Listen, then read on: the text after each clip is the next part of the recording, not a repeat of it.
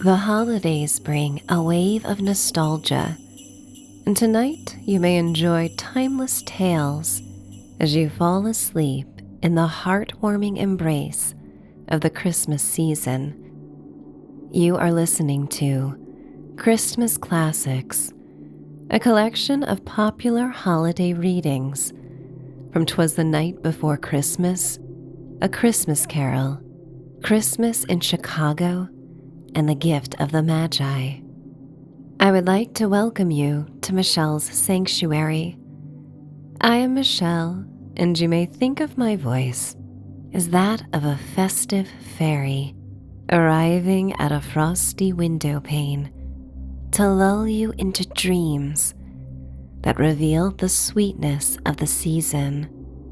As you settle into your bed, exchanging holiday stressors for seasonal relief, let every night offer the gift of repose.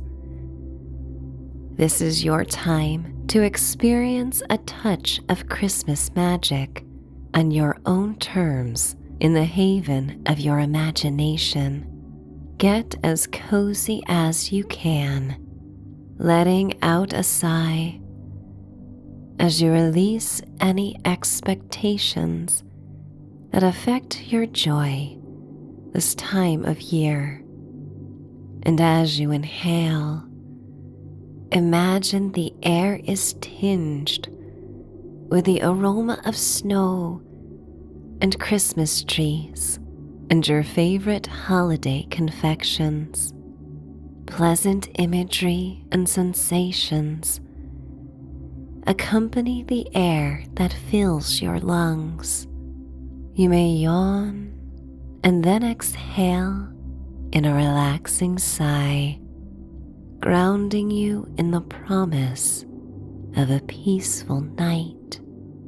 Inhale again, letting this breath transport you to your ideal setting to listen to these stories, to a cozy cottage in an old village, or a chalet atop a snowy mountain, the royal suite of an ancient castle in a snow-dusted countryside. As you exhale, feel the warmth of a fire and the softest, plushest blanket around you as you come to stillness and prepare to embark on a wintry expedition. As your breath returns to normal, remember you may drift to sleep at any point you like, and you may let your inner child soar on the festive promises and dreams each tale unfolds. It's time for the stories to begin. 'Twas the Night Before Christmas, A Visit from St. Nicholas by Clement C. Moore. 'Twas the night before Christmas, when all through the house not a creature was stirring, not even a mouse. The stockings were hung by the chimney with care, in hopes that St. Nicholas soon would be there. The children were nestled all snug in their beds, while visions of sugar plums danced in their heads, and Mamma in her kerchief and I in my cap had just settled our brains for a long winter's nap, when out on the lawn there arose such a clatter. I sprang from the bed to see what was the matter. Away to the window I flew like a flash, tore open the shutters, and threw up the sash. The moon of the breast of the new fallen snow gave the luster of midday to objects below, when what to my wondering eyes should appear but a miniature sleigh and 8 tiny reindeer, with a little old driver so lively and quick. I knew in a moment it must be Saint Nick. More rapid than eagles, his coursers they came, and he whistled and shouted and called them by name. Now Dasher, now Dancer, now Prancer and Vixen, on Comet, on Cupid, on Donner and Blitzen, to the top of the porch, to the top of the wall. Now dash away, dash away, dash away all. As dry leaves that before the wild hurricane fly, when they meet with an obstacle, mount to the sky. So up to the housetop the coursers they flew, with a sleigh full of toys, and St. Nicholas too. And then in a twinkling I heard on the roof the prancing and pawing of each little hoof. As I drew in my head and was turning around, down the chimney St. Nicholas came with a bound. He was dressed all in fur, from his head to his foot, and his clothes were all tarnished with ashes and soot. A bundle of toys he had flung on his back, and he looked like a peddler just opening his pack. His eyes, how they twinkled, his dimples, how merry. His cheeks were like roses, his nose like a cherry. His droll little mouth was drawn up like a bow, and the beard of his chin as white as the snow. The stump of a pipe he held tight in his teeth, and the smoke it encircled his head like a wreath. He had a broad face and a little round belly that shook when he laughed like a bowl full of jelly. He was chubby and plump, a right jolly old elf, and I laughed when I saw him, in spite of myself. A wink of his eye and a twist of his head soon gave me to know I had nothing to dread. He spoke not a word, but went straight to his work, and filled all the stockings, then turned with a jerk, and laying his finger aside of his nose, and giving a nod, of the chimney he rose. He sprang to his sleigh, to his team gave a whistle, and away they all flew like the down of a thistle. But I heard him exclaim, ere he drove out of sight, "Happy Christmas to all, and to all a good night." A Christmas Carol by Charles Dickens. Preface.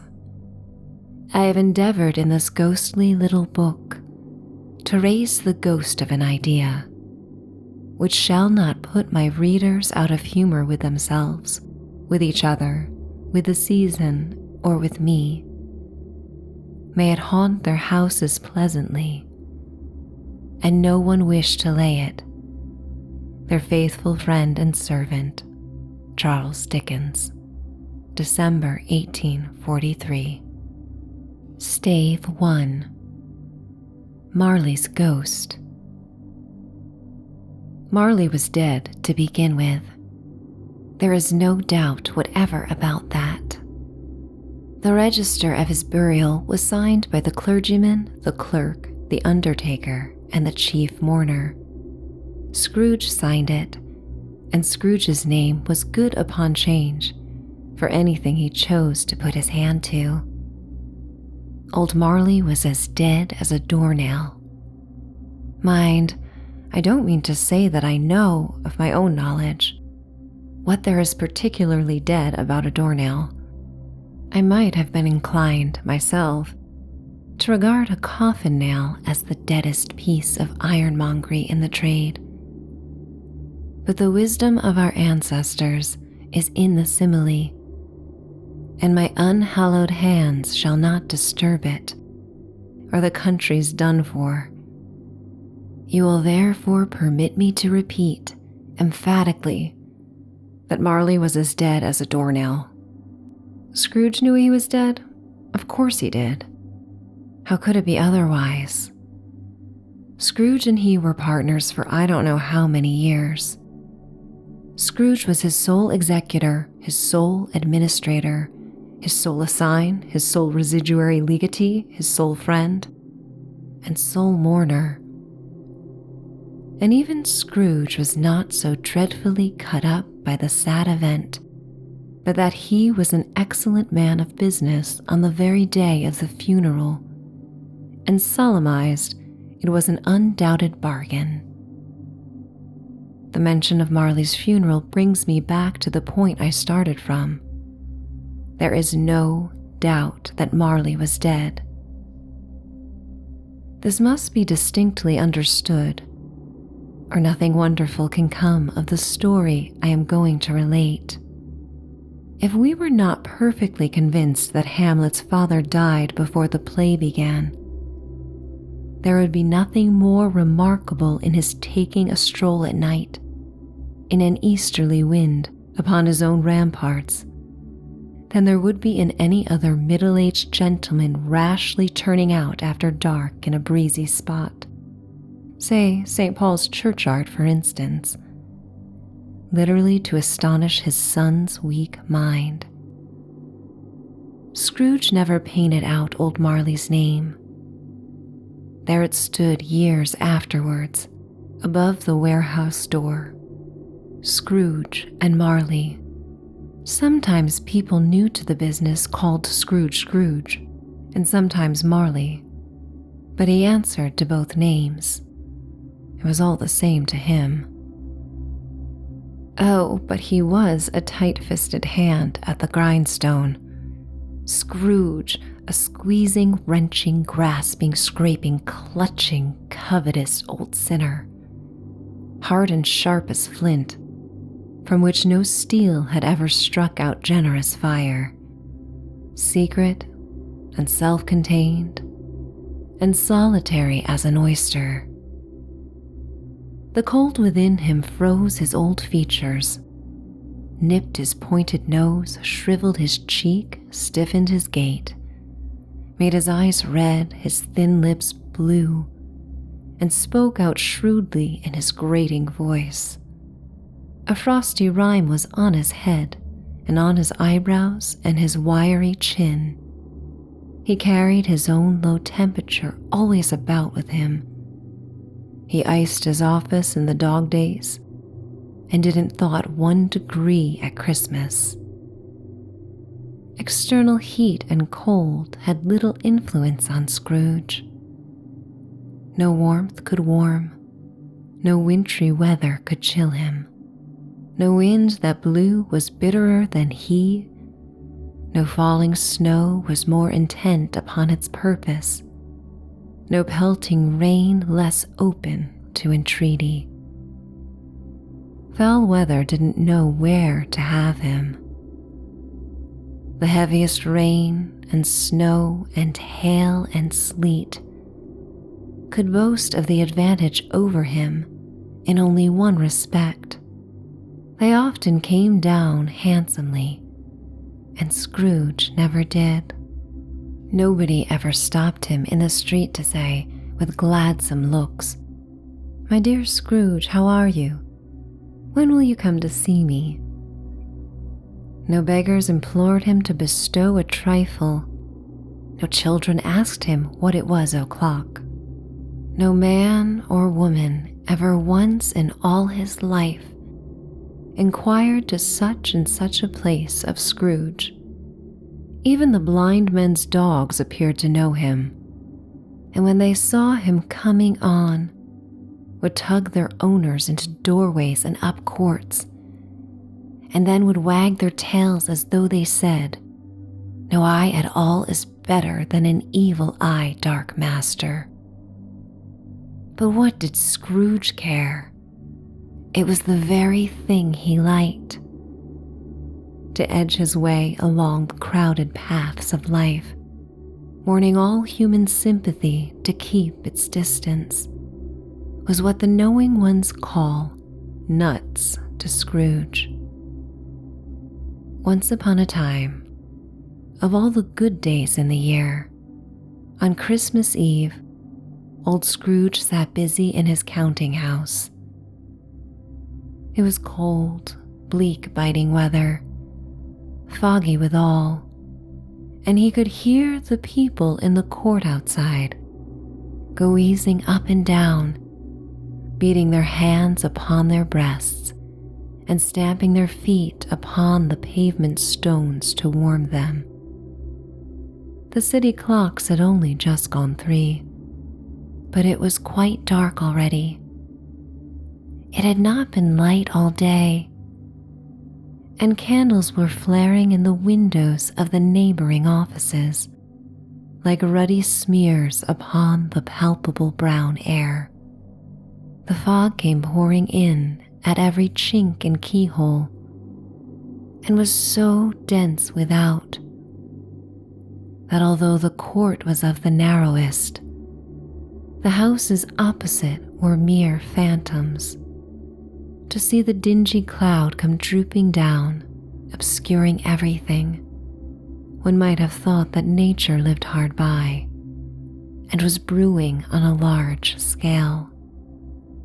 The door of Scrooge's counting house was open so that he might keep his eye upon his clerk, who in a dismal little cell beyond, a sort of tank, was copying letters. Scrooge had a very small fire, but the clerk's fire was so very much smaller that it looked like one coal. But he couldn't replenish it, for Scrooge kept the coal box in his own room, and so surely as the clerk came in with a shovel, the master predicted that it would be necessary for them to part.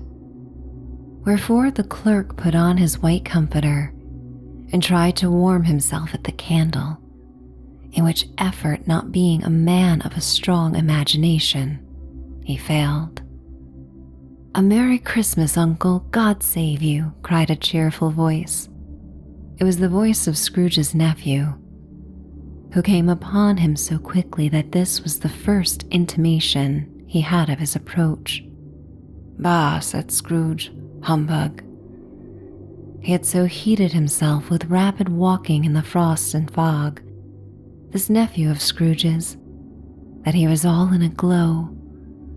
His face was ruddy and handsome, his eyes sparkled, and his breath smoked again. "Christmas a humbug, Uncle," said Scrooge's nephew. "You don't mean that, I am sure." "I do," said Scrooge. "Merry Christmas. What right have you to be merry? What reason have you to be merry?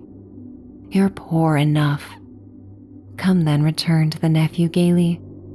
"What right have you to be dismal? What reason have you to be morose? You're rich enough." Scrooge, having no better answer ready on the spur of the moment, said "Bah" again and followed it up with "humbug." "Don't be cross, Uncle," said the nephew. "What else can I be?" returned his uncle. "When I live in such a world of fools as this, Merry Christmas, out upon Merry Christmas. What's Christmas time to you but a time for paying bills without money? A time for finding yourself a year older, but not an hour richer? A time for balancing your books, and having every item in 'em through a round dozen of months presented dead against you? If I could work my will, said Scrooge indignantly. "Every idiot who goes about with Merry Christmas on his lips should be boiled with his own pudding and buried with a stake of holly through his heart. He should." "Uncle," pleaded the nephew. "Nephew," returned the uncle sternly, "keep Christmas in your own way, and let me keep it in mine." "Keep it," repeated Scrooge's nephew, "but you don't keep it." "Let me leave it alone then," said Scrooge. "Much good may it do you, much good it has ever done you." "There are many things from which I might have derived good, by which I have not profited, I dare say," returned the nephew. "Christmas among the rest. But I am sure I have always thought of Christmas time, when it has come round, apart from the veneration due to its sacred name and origin. If anything belonging to it can be apart from that, it's a good time. A kind, forgiving, charitable, pleasant time. The only time I know of. In the long calendar of the year when men and women seem by one consent to open their shut-up hearts freely, and to think of people below them as if they really were fellow passengers to the grave, and not another race of creatures bound on other journeys. And therefore, Uncle, though it has never put a scrap of gold or silver in my pocket, I believe that it has done me good, and will do me good, and I say, God bless it." The clerk in the tank involuntarily applauded. Becoming immediately sensible of the impropriety, he poked the fire and extinguished the last frail spark forever. "Let me hear another sound from you," said Scrooge, "and you'll keep your Christmas by losing your situation. You're quite a powerful speaker, sir," he added, turning to his nephew. "I wonder you don't go into Parliament." "Don't be angry, Uncle. Come, dine with us tomorrow." Scrooge said he would see him. Yes, indeed he did. He went the whole length of the expression, and said that he would see him in that extremity first. "But why?" cried Scrooge's nephew. "Why?" "Why did you get married?" said Scrooge. "Because I fell in love." "Because you fell in love," growled Scrooge, as if that were the only one thing in the world more ridiculous than a Merry Christmas. "Good afternoon." "Nay, Uncle, but you never came to see me before that happened. Why give it as a reason for not coming now?" "Good afternoon," said Scrooge. "I want nothing from you. I ask nothing of you. Why cannot we be friends?" "Good afternoon," said Scrooge. "I am sorry with all my heart to find you so resolute. We have never had any quarrel to which I have been a party, but I have made the trial in homage to Christmas, and I'll keep my Christmas humor to the last. So a Merry Christmas, Uncle." "Good afternoon," said Scrooge. "And a Happy New Year." "Good afternoon," said Scrooge. His nephew left the room without an angry word, notwithstanding. He stopped at the outer door to bestow the greetings of the season on the clerk, who, cold as he was warmer than Scrooge, for he returned them cordially. "There's another fellow," muttered Scrooge, who overheard him. "My clerk, with 15 shillings a week and a wife and family, talking about a Merry Christmas. I'll retire to Bedlam." This lunatic, in letting Scrooge's nephew out, had let 2 other people in. They were portly gentlemen, pleasant to behold, and now stood with their hats off in Scrooge's office. They had books and papers in their hands and bowed to him. "Scrooge and Marley's, I believe," said one of the gentlemen, referring to his list. "Have I the pleasure of addressing Mr. Scrooge or Mr. Marley?" Mr. Marley has been dead these 7 years, Scrooge replied. He died 7 years ago this very night. We have no doubt his liberality is well represented by his surviving partner, said the gentleman, presenting his credentials. It certainly was, for they had been two kindred spirits.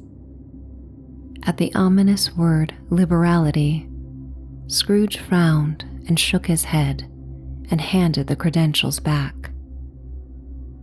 At this festive season of the year, Mr. Scrooge, said the gentleman, taking up a pen, it is more than usually desirable that we should make some slight provision for the poor and destitute who suffer greatly at the present time. Many thousands are in want of common necessities. Hundreds of thousands are in want of common comfort, sir. Are there no prisons? Asked Scrooge. Plenty of prisons, said the gentleman, laying down the pen again. And the union workhouses? Demanded Scrooge. Are they still in operation? They are, still, returned the gentleman. I wish I could say they were not. The treadmill and the poor law are in full vigor, then, said Scrooge. Both very busy, sir. Oh, I was afraid from what you said at first that something had occurred to stop them in their useful course, said Scrooge.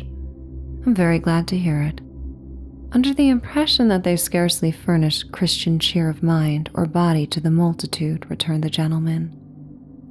A few of us are endeavoring to raise a fund to buy the poor some meat and drink and means of warmth. We choose this time because it is a time of all others when want is keenly felt and abundance rejoices. What shall I put you down for? Nothing, Scrooge replied. You wish to be anonymous. I wish to be left alone, said Scrooge. Since you ask me what I wish, gentlemen, that is my answer. I don't make merry myself at Christmas, and I don't afford to make idle people merry. I help to support the establishments I have mentioned. They cost enough, and those who are badly off must go there. Many can't go there, and many would rather die. If they would rather die, said Scrooge, they had better do it and decrease the surplus population. Besides, excuse me, I don't know that. But you might know it, observed the gentleman. It's not my business, Scrooge returned. It's enough for a man to understand his own business and not to interfere with other people's. Mine occupies me constantly. Good afternoon, gentlemen. Seeing clearly that it would be useless to pursue their point, the gentleman withdrew. Scrooge resumed his labors with an improved opinion of himself and in a more facetious temper than was usual with him. Meanwhile, the fog and darkness thickened so that people ran about with flaring links, proffering their services to go before horses and carriages and conduct them on their way. The ancient tower of a church, whose gruff old bell was always peeping slyly down at Scrooge out of a Gothic window in the wall, became visible and struck the hours and quarters in the clouds with tremulous vibrations afterwards, as if its teeth were chattering in its frozen head up there. The cold became intense. In the main street at the corner of the court, some laborers were repairing the gas pipes and had lighted a great fire in a brazier round which a party of ragged men and boys were gathered, warming their hands and winking their eyes before the blaze and rapture, the water plug being left in solitude, its overflowings sullenly congealed and turned to misanthropic ice. The brightness of the shops where holly sprigs and berries crackled in the lamp heat of the windows made pale faces ruddy as they passed. Poulterers' and grocers' trades became a splendid joke, a glorious pageant with which it was next to impossible to believe that such dull principles as bargain and sale had anything to do. The Lord Mayor in the stronghold of the mighty mansion gave orders to his 50 cooks and butlers to keep Christmas as a Lord Mayor's household should, and even the little tailor, whom he had fined 5 shillings on the previous Monday for being drunk and bloodthirsty in the streets, stirred up tomorrow's pudding in his garret, while his lean wife and the baby sallied out to buy the beef. Foggier yet and colder, piercing, searching, biting cold. If the good St. Dunstan had but nipped the evil spirit's nose with a touch of such weather as that, instead of using his familiar weapons, then indeed he would have roared to lusty purpose. The owner of one scant young nose, gnawed and mumbled by the hungry cold as bones are gnawed by dogs, stooped down at Scrooge's keyhole to regale him with a Christmas carol. But at the first sound of "God bless you, merry gentlemen, may nothing you dismay," Scrooge seized the ruler with such energy of action that the singer fled in terror, leaving the keyhole to the fog and even more congenial frost. At length the hour of shutting up the counting-house arrived. With an ill-will Scrooge dismounted from his stool and tacitly admitted the fact to the expectant clerk in the tank, who instantly snuffed his candle out and put on his hat. "You'll want all day tomorrow, I suppose," said Scrooge. "If quite convenient, sir." "It's not convenient," said Scrooge, "and it's not fair. If I was to stop 1/2 for it, you'd think yourself ill-used, I'll be bound." The clerk smiled faintly. "And yet," said Scrooge, "you don't think me ill-used when I pay a day's wages for no work." The clerk observed that it was only once a year.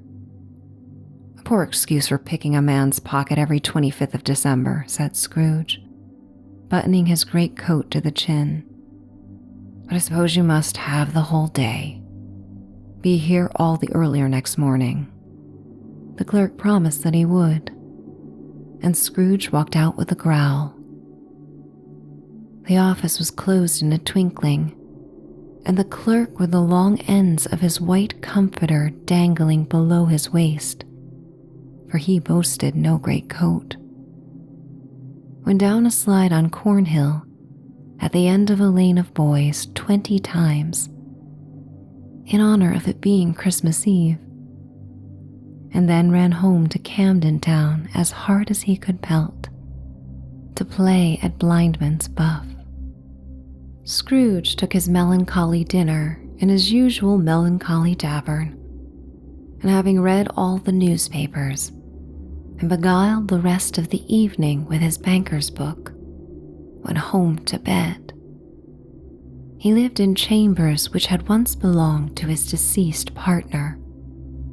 They were a gloomy suite of rooms, in a lowering pile of building up a yard, where it had so little business to be, that one could scarcely help fancying it must have run there when it was a young house, playing at hide-and-seek with other houses, and forgotten the way out again. It was old enough now and dreary enough, for nobody lived in it but Scrooge, the other rooms being all let out as offices. The yard was so dark that even Scrooge, who knew its every stone, was fain to grope with his hands. The fog and frost so hung about the black old gateway of the house that it seemed as if the genius of the weather sat in mournful meditation on the threshold. Now, it is a fact that there was nothing at all particular about the knocker on the door, except that it was very large. It is also a fact that Scrooge had seen it night and morning during his whole residence in that place. Also that Scrooge had as little of what is called fancy about him as any man in the city of London, even including, which is a bold word, the corporation, alderman, and livery. Let it also be borne in mind that Scrooge had not bestowed one thought on Marley since his last mention of his 7 years dead partner that afternoon, and then let any man explain to me, if he can, how it happened that Scrooge, having his key in the lock of the door, saw in the knocker, without its undergoing any intermediate process of change, not a knocker, but Marley's face. Marley's face. It was not an impenetrable shadow as the other objects in the yard were, but had a dismal light about it, like a bad lobster in a dark cellar. It was not angry or ferocious, but looked at Scrooge as Marley used to look, with ghostly spectacles turned up on its ghostly forehead. The hair was curiously stirred, as if by breath or hot air, and though the eyes were wide open, they were perfectly motionless. That and its livid color made it horrible, but its horror seemed to be in spite of the face and beyond its control, rather than a part of its own expression. As Scrooge looked fixedly at this phenomenon, it was a knocker again. To say that he was not startled, or that his blood was not conscious of a terrible sensation to which it had been a stranger from infancy, would be untrue. But he put his hand upon the key he had relinquished, turned it sturdily, walked in and lighted his candle. He did pause with a moment's irresolution before he shut the door, and he did look cautiously behind it first, as if he half expected to be terrified with the sight of Marley's pigtails sticking out into the hall. But there was nothing on the back of the door except the screws and nuts that held the knocker on, so he said pooh-pooh and closed it with a bang. The sound resounded through the house like thunder. Every room above and every cask in the wine merchant's cellars below appeared to have a separate peal of echoes of its own. Scrooge was not a man to be frightened by echoes. He fastened the door and walked across the hall and up the stairs, slowly too, trimming his candle as he went. You may talk vaguely about driving a coach and six up a good old flight of stairs, or through a bad young Act of Parliament, but I mean to say you might have got a hearse up that staircase and taken it broadwise, with a splinter bar towards the wall and the door towards the balustrades, and done it easy. There was plenty of width for that and room to spare, which is perhaps the reason why Scrooge thought he saw a locomotive hearse going on before him in the gloom. Half a dozen gas lamps out of the street wouldn't have lighted the entry too well, so you may suppose that it was pretty dark with Scrooge's dip. Up Scrooge went, not caring a button for that. Darkness is cheap, and Scrooge liked it. But before he shut his heavy door, he walked through his rooms to see that all was right. He had just enough recollection of the face to desire to do that. Sitting room, bedroom, lumber room, all as they should be. Nobody under the table, nobody under the sofa, a small fire in the grate, spoon and basin ready, and the little saucepan of gruel. Scrooge had a cold in his head, upon the hob. Nobody under the bed, nobody in the closet, nobody in his dressing gown, which was hanging up in a suspicious attitude against the wall. Lumber room as usual. Old fire guard, old shoes, 2 fish baskets, washing stand on 3 legs, and a poker. Quite satisfied, he closed his door and locked himself in, double locked himself in, which was not his custom, thus secured against surprise. He took off his cravat, put on his dressing gown and slippers and his nightcap, and sat down before the fire to take his gruel. It was a very low fire indeed, nothing on such a bitter night.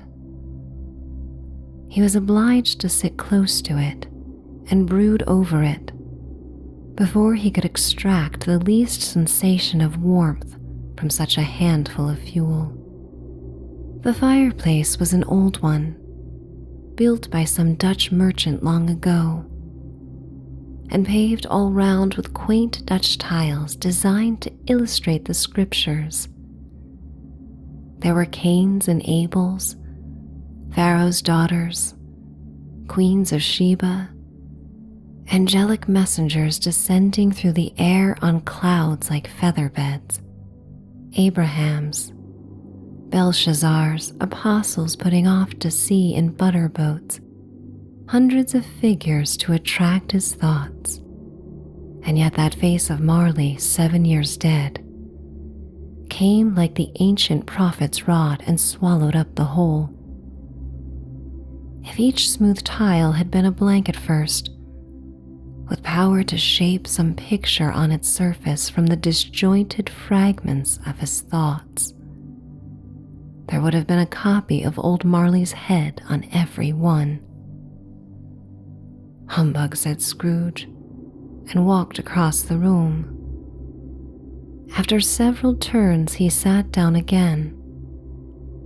As he threw his head back in the chair, his glance happened to rest upon a bell, a disused bell that hung in the room and communicated for some purpose now forgotten with a chamber in the highest story of the building. It was with great astonishment and with a strange, inexplicable dread that as he looked, he saw this bell begin to swing.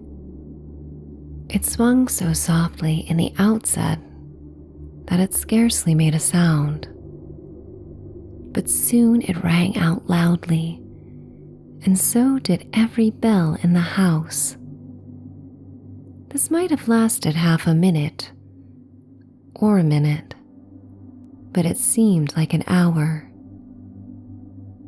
The bells ceased as they had begun together. They were succeeded by a clanking noise deep down below, as if some person were dragging a heavy chain over the casks in the wine merchant's cellar.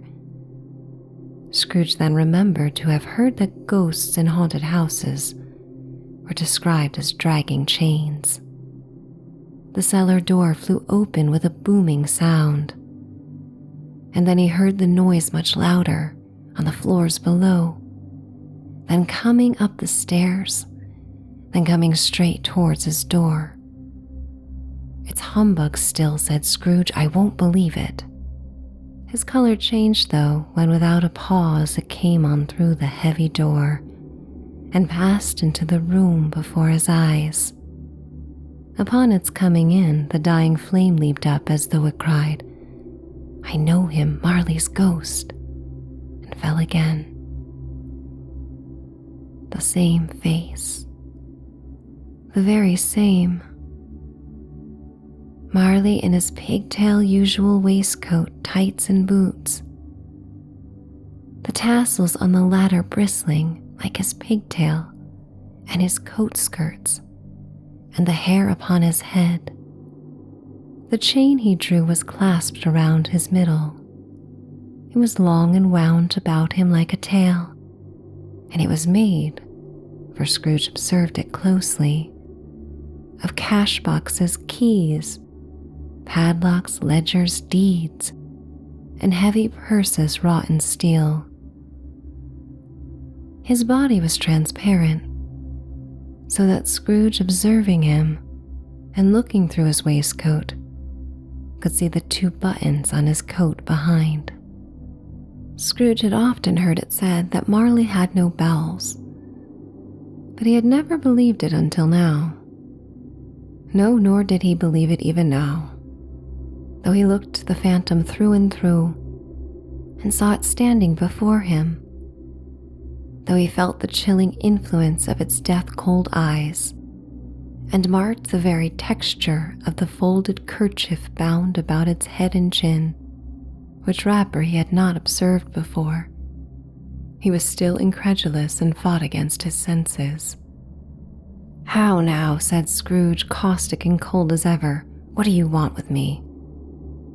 "Much," Marley's voice, no doubt about it. "Who are you?" "Ask me who I was." "Who were you then?" said Scrooge, raising his voice. "You're particular for a shade."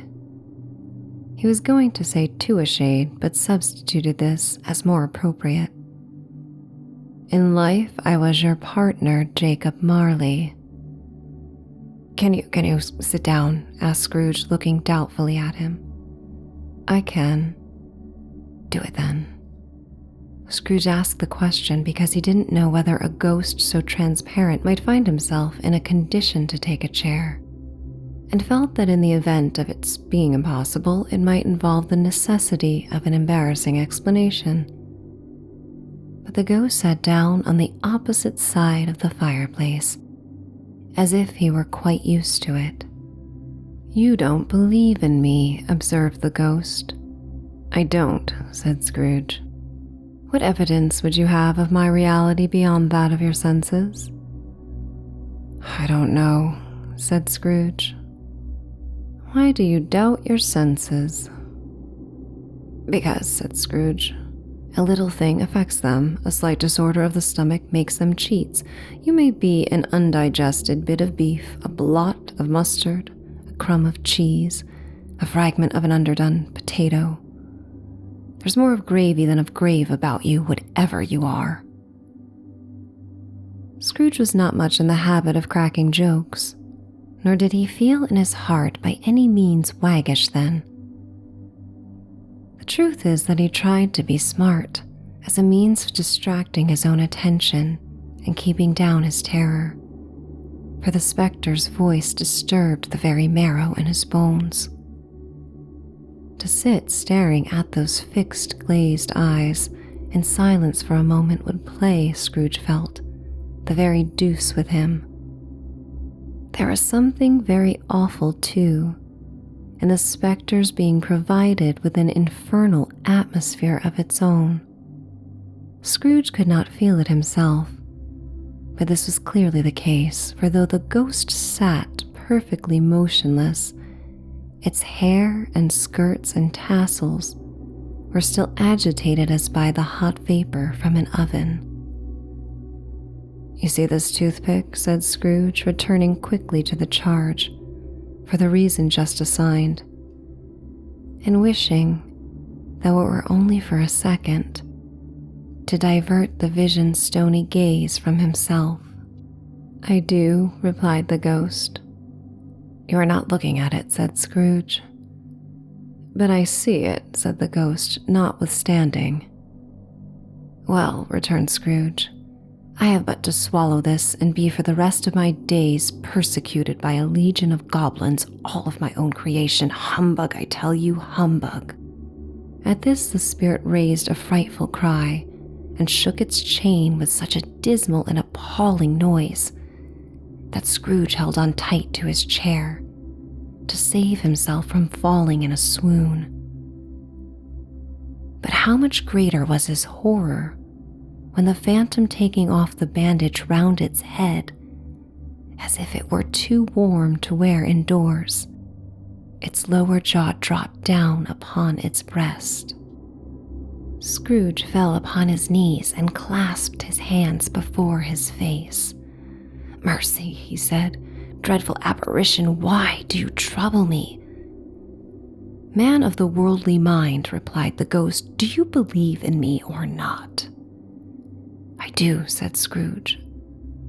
"I must. But why do spirits walk the earth, and why do they come to me?" "It is required of every man," the ghost returned, "that the spirit within them should walk abroad among his fellow man and travel far and wide.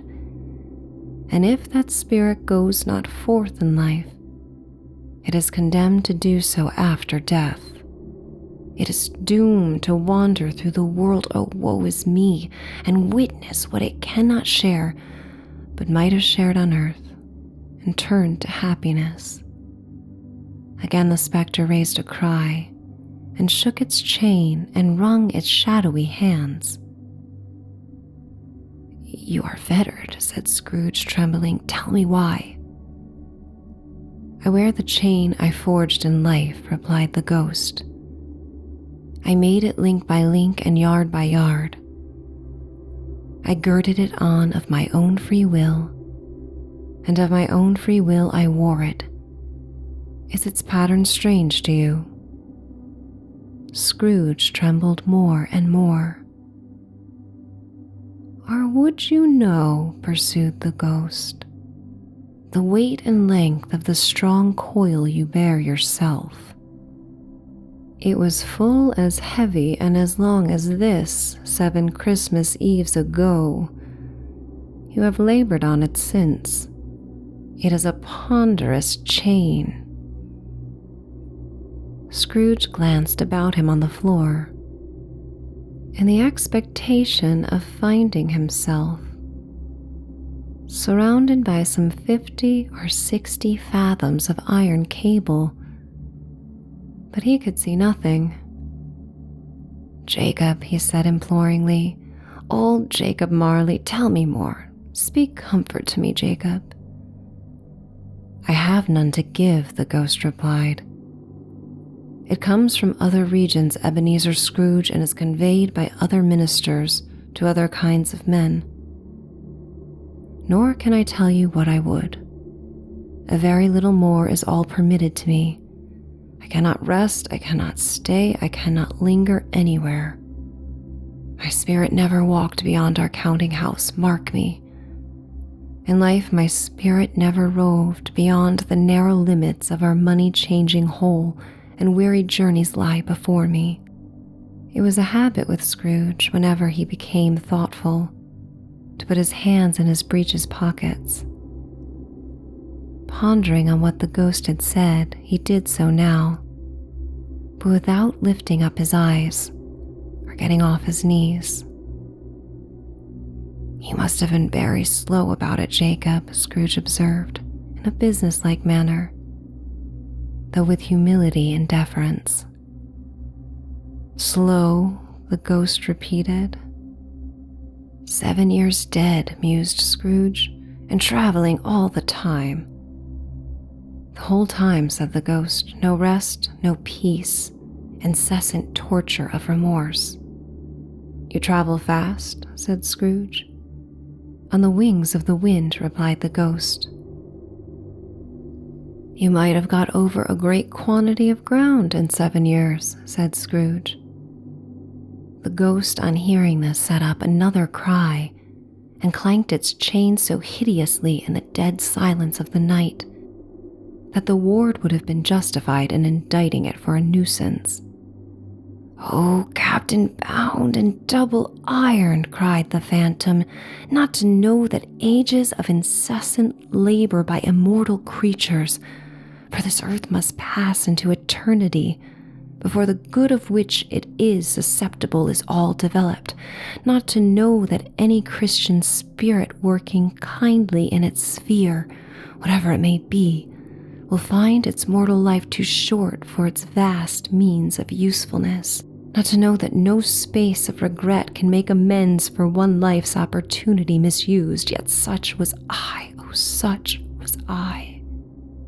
"But you are always a good man of business, Jacob," faltered Scrooge, who now began to apply this to himself.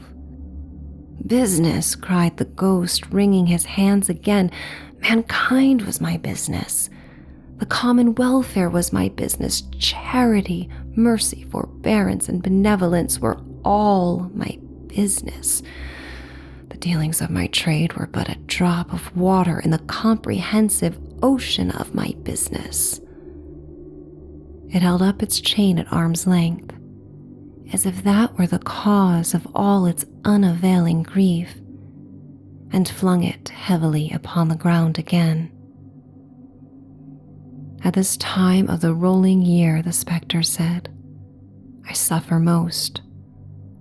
Why did I walk through crowds of fellow beings with my eyes turned down, and never raise them to that blessed star which led the wise men to a poor abode? Were there no poor homes to which its light would have conducted me? Scrooge was very much dismayed to hear the spectre going on at this rate, and began to quake exceedingly. Hear me, cried the ghost, my time is nearly gone. I will, said Scrooge. But don't be hard upon me, don't be flowery, Jacob, pray. How it is that I appear before you in a shape that you can see I may not tell. I have sat invisible beside you many and many a day. It was not an agreeable idea. Scrooge shivered and wiped the perspiration from his brow. That is no light part of my penance, pursued the ghost. I am here tonight to warn you that you have yet a chance and a hope of escaping my fate. A chance and hope of my procuring Ebenezer. You are always a good friend to me, said Scrooge. Thank ye. You will be haunted, resumed the ghost, by 3 spirits. Scrooge's countenance fell almost as low as the ghost's had done. Is that the chance and hope you mentioned, Jacob? He demanded. It is. I think I'd rather not, said Scrooge. Without their visit, said the ghost, you cannot hope to shun the path I tread. Expect the first tomorrow, when the bell tolls 1. Couldn't I take them all at once and have it over, Jacob? Hinted Scrooge. Expect the second on the next night at the same hour, the third upon the next night when the last stroke of 12 has ceased to vibrate. Look to see me no more, and look that for your own sake you remember what has passed between us. When it had said these words, the spectre took its wrapper from the table and bound it round its head as before. Scrooge knew this by the smart sound its teeth made when the jaws were brought together by the bandage. He ventured to raise his eyes again and found a supernatural visitor confronting him in an erect attitude, with its chain wound over and about its arm. The apparition walked backward from him, and at every step it took, the window raised itself a little, so that when the spectre reached it, it was wide open. It beckoned Scrooge to approach, which he did. When they were within 2 paces of each other, Marley's ghost held up its hand, warning him to come no nearer. Scrooge stopped, not so much in obedience as in surprise and fear, for on the raising of the hand he became sensible of confused noises in the air, incoherent sounds of lamentation and regret, wailings inexpressibly sorrowful and self-accusatory. The spectre, after listening for a moment, joined in the mournful dirge and floated out upon the bleak dark night. Scrooge followed to the window, desperate in his curiosity. He looked out. The air was filled with phantoms wandering hither and thither in restless haste and moaning as they went. Every one of them wore chains like Marley's ghost, Some few, they might be guilty governments, were linked together. None were free. Many had been personally known to Scrooge in their lives. He had been quite familiar with one old ghost in a white waistcoat with a monstrous iron safe attached to its ankle, who cried piteously at being unable to assist a wretched woman with an infant whom it saw below upon a doorstep. The misery with them all was clearly that they sought to interfere for good in human manners and had lost the power forever. Whether these creatures faded into mist or mist enshrouded them, he could not tell. But they and their spirit voices faded together, and the night became as it had been when he walked home. Scrooge closed the window and examined the door by which the ghost had entered. It was double locked, as he had locked it with his own hands, and the bolts were undisturbed. He tried to say humbug, but stopped at the first syllable, and being from the emotion he had undergone, or the fatigues of the day, or his glimpse of the invisible world, or the dull conversation of the ghost, or the lateness of the hour, much in need of repose, went straight to bed without undressing, and fell asleep upon the instant. Stave 2, the first of the three spirits. When Scrooge awoke, it was so dark that looking out of bed, he could scarcely distinguish the transparent window from the opaque walls of his chamber.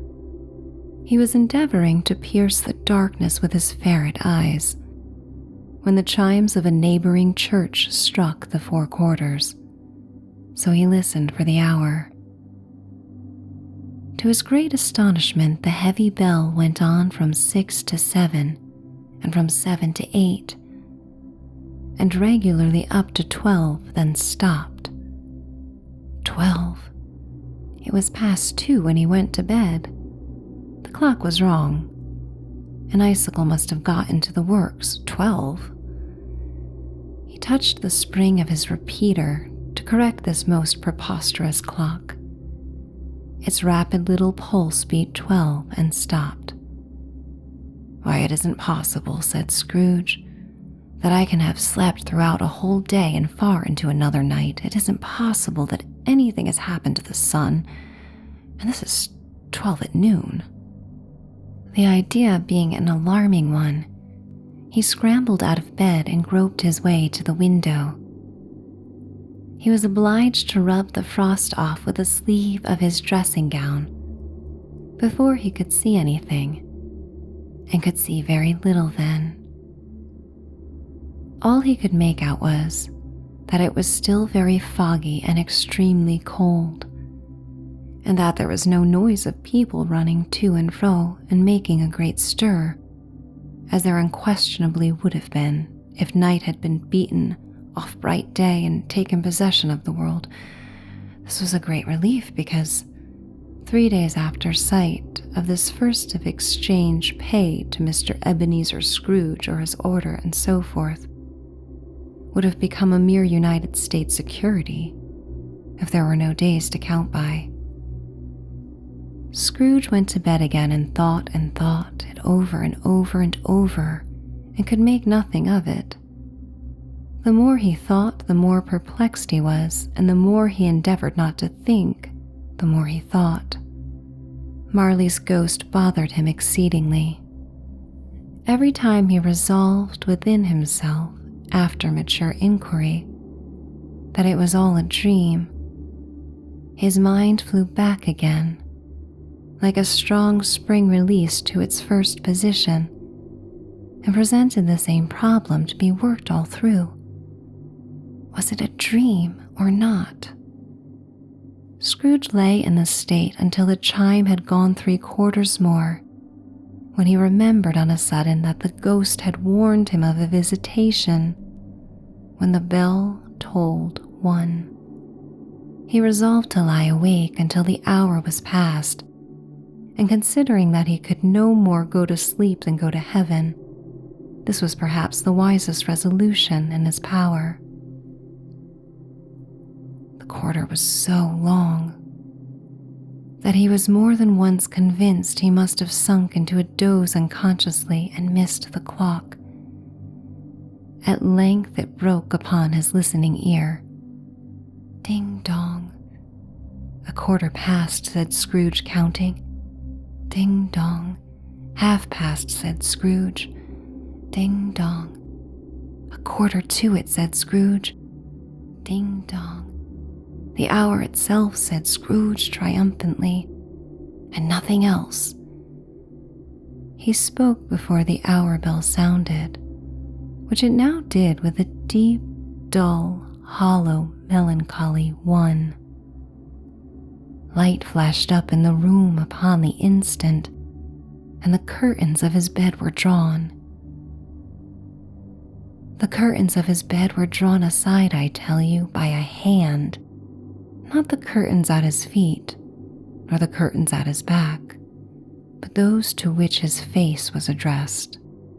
The curtains of his bed were drawn aside, and Scrooge, starting up into a half-recumbent attitude, found himself face to face with the unearthly visitor who drew them, as close to it as I am now to you, and I am standing in the spirit at your elbow. It was a strange figure, like a child, yet not so like a child as like an old man, viewed from some supernatural medium, which gave him the appearance of having receded from the view and being diminished to a child's proportions.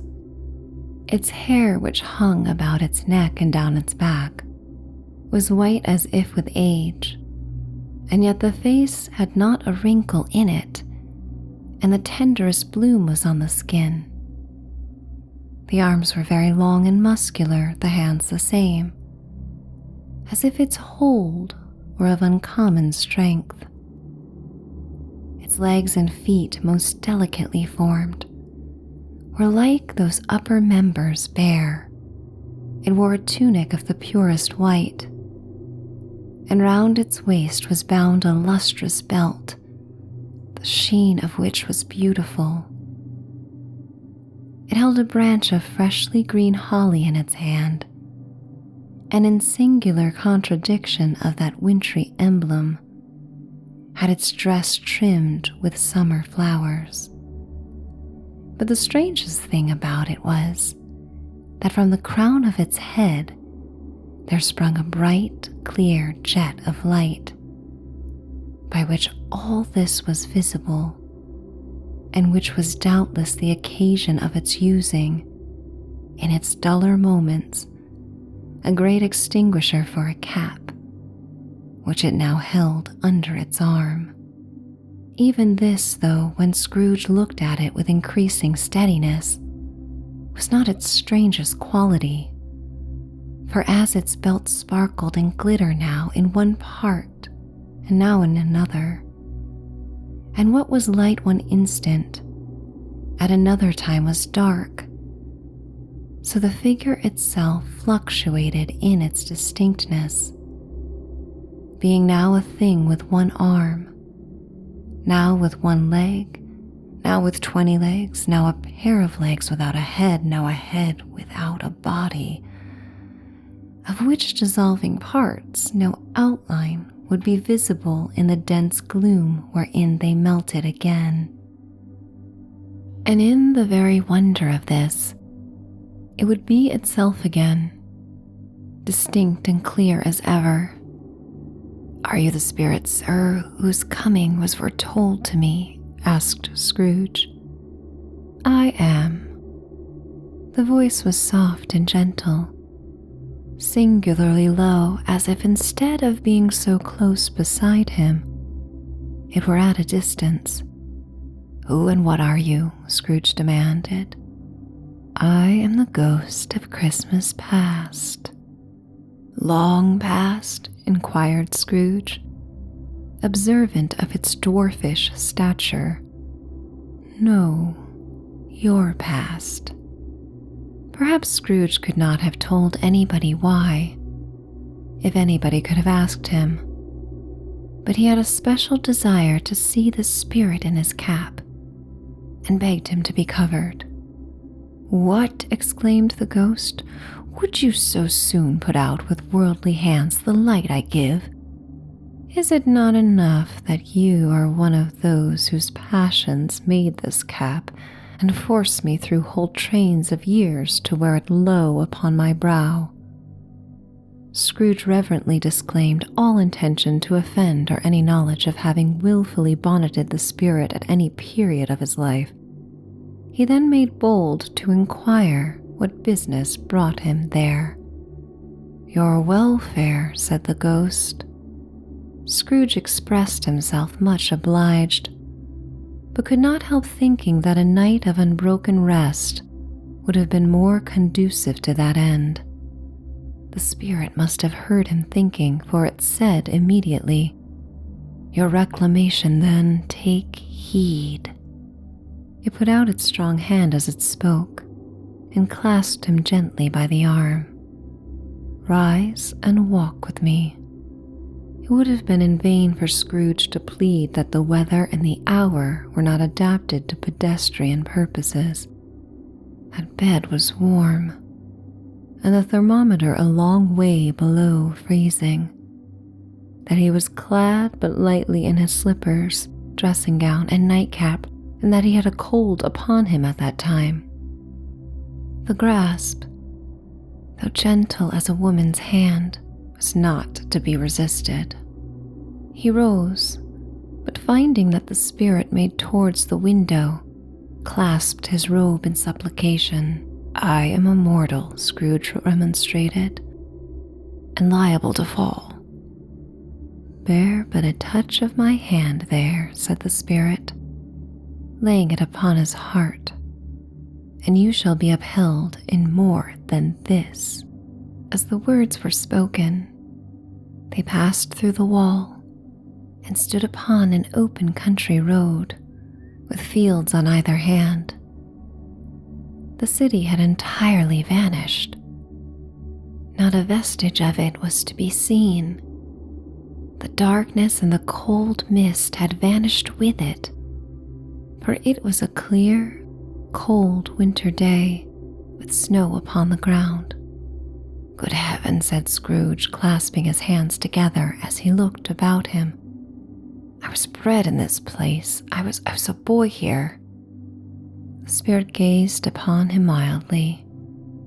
Its gentle touch, though it had been light and instantaneous, appeared still present to the old man's sense of feeling.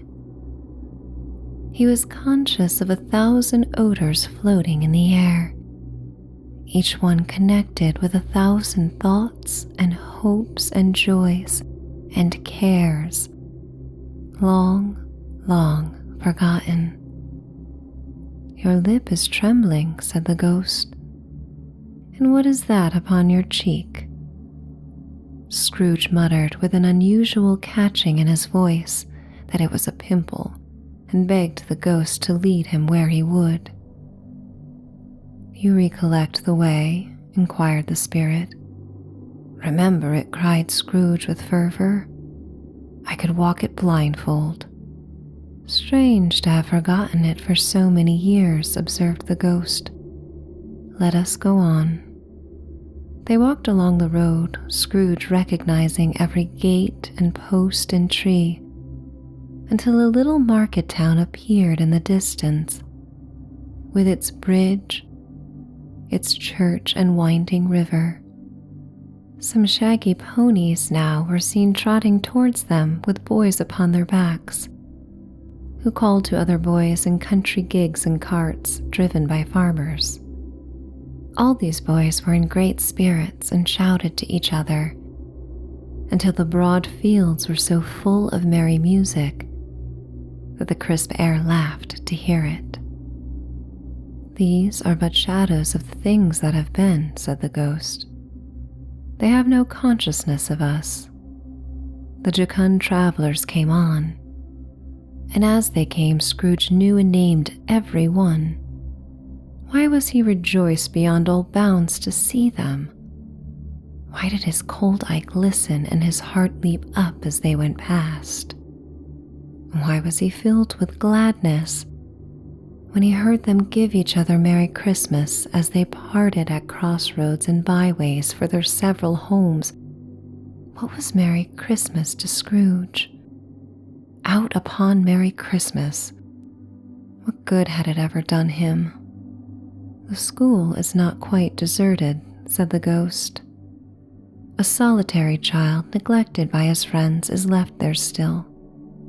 Scrooge said he knew it, and he sobbed. They left the high road by a well-remembered lane and soon approached a mansion of dull red brick with a little weathercock-surmounted cupola on the roof and a bell hanging from it. It was a large house, but one of broken fortunes, for the spacious offices were little used. Their walls were damp and mossy, their windows broken, and their gates decayed. Fowls clucked and strutted in the stables, and the coach houses and sheds were overrun with grass. Nor was it more retentive of its ancient state within, for entering the dreary hall and glancing through the open doors of many rooms, they found them poorly furnished, cold, and vast. There was an earthy savor in the air, a chilly bareness in the place, which associated itself somehow with too much getting up by candlelight and not too much to eat. They went, the ghost and Scrooge, across the hall to a door at the back of the house. It opened before them and disclosed a long, bare, melancholy room, made barer still by lines of plain deal forms and desks. At one of these a lonely boy was reading near a feeble fire, and Scrooge sat down upon a form and wept to see his poor forgotten self as he used to be.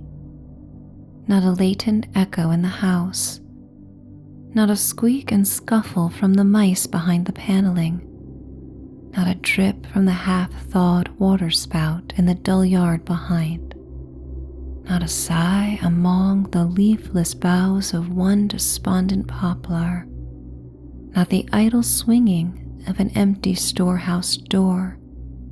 No, not a clicking in the fire, but fell upon the heart of Scrooge with a softening influence and gave a freer passage to his tears. The spirit touched him on the arm and pointed to his younger self, intent upon his reading.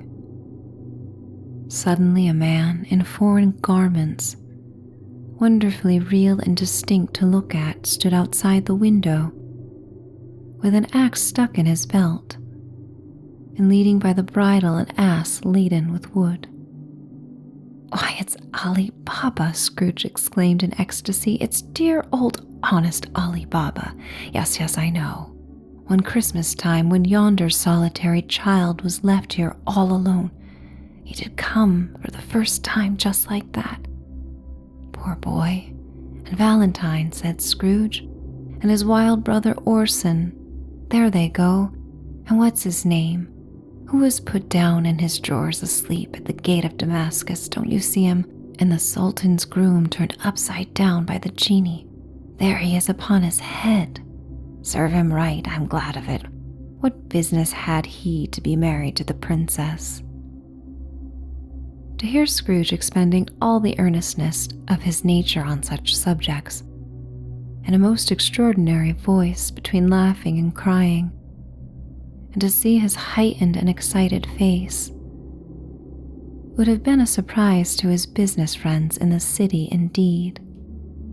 "There's the parrot," cried Scrooge. green body and yellow tail, with a thing like a lettuce growing out of the top of his head. There he is. Poor Robin Crusoe, he called him when he came home again after sailing round the island. Poor Robin Crusoe, where have you been, Robin Crusoe? The man thought he was dreaming, but he wasn't. It was the parrot, you know. There goes Friday running for his life to the little creek. Hello, whoop, halloo. Then with a rapidity of transition very foreign to his usual character, he said, in pity for his former self, poor boy, and cried again. I wish, Scrooge muttered, putting his hand in his pocket and looking about him after drying his eyes with his cuff. But it's too late now. What is the matter? Asked the spirit. Nothing, said Scrooge. Nothing. There was a boy singing a Christmas carol at my door last night. I should like to have given him something, that's all. The ghost smiled thoughtfully and waved its hand, saying as it did so, Let us see another Christmas. Scrooge's former self grew larger at the words, and the room became a little darker and more dirty. The panels shrunk, the windows cracked. Fragments of plaster fell out of the ceiling, and the naked laths were shown instead. But how all this was brought about, Scrooge knew no more than you do. He only knew that it was quite correct, that everything had happened so, that there he was alone again, when all the other boys had gone home for the jolly holidays. He was not reading now, but walking up and down despairingly. Scrooge looked at the ghost, and with a mournful shaking of his head, glanced anxiously towards the door. It opened, and a little girl much younger than the boy came darting in, and putting her arms around his neck and often kissing him, addressed him as her dear, dear brother. I have come to bring you home, dear brother, said the child, clapping her tiny hands and bending down to laugh. To bring you home, home, home. Home, little Fran? Returned the boy. Yes, said the child, brimful of glee. Home for good and all. Home forever and ever. Father is so much kinder than he used to be, that home's like heaven. He spoke so gently to me one dear night when I was going to bed, that I was not afraid to ask him once more if you might come home, and he said, yes, you should, and sent me in a coach to bring you. And you are to be a man, said the child, opening her eyes, and are never going to come back here. But first, we're to be together all the Christmas long, and have the merriest in all the world. You are quite a woman, little Fran, exclaimed the boy. She clapped her hands and laughed, and tried to touch his head, but being too little laughed again and stood on tiptoe to embrace him. Then she began to drag him, in her childish eagerness, towards the door, and he, nothing loth to go, accompanied her. A terrible voice in the hall cried, Bring down Master Scrooge's box there. And in the hall appeared the schoolmaster himself, who glared on Master Scrooge with a ferocious condescension, and threw him into a dreadful state of mind by shaking hands with him. He then conveyed him and his sister into the veriest old well of a shivering best parlor that ever was seen, where the maps upon the wall and the celestial and terrestrial globes in the windows were waxy with cold.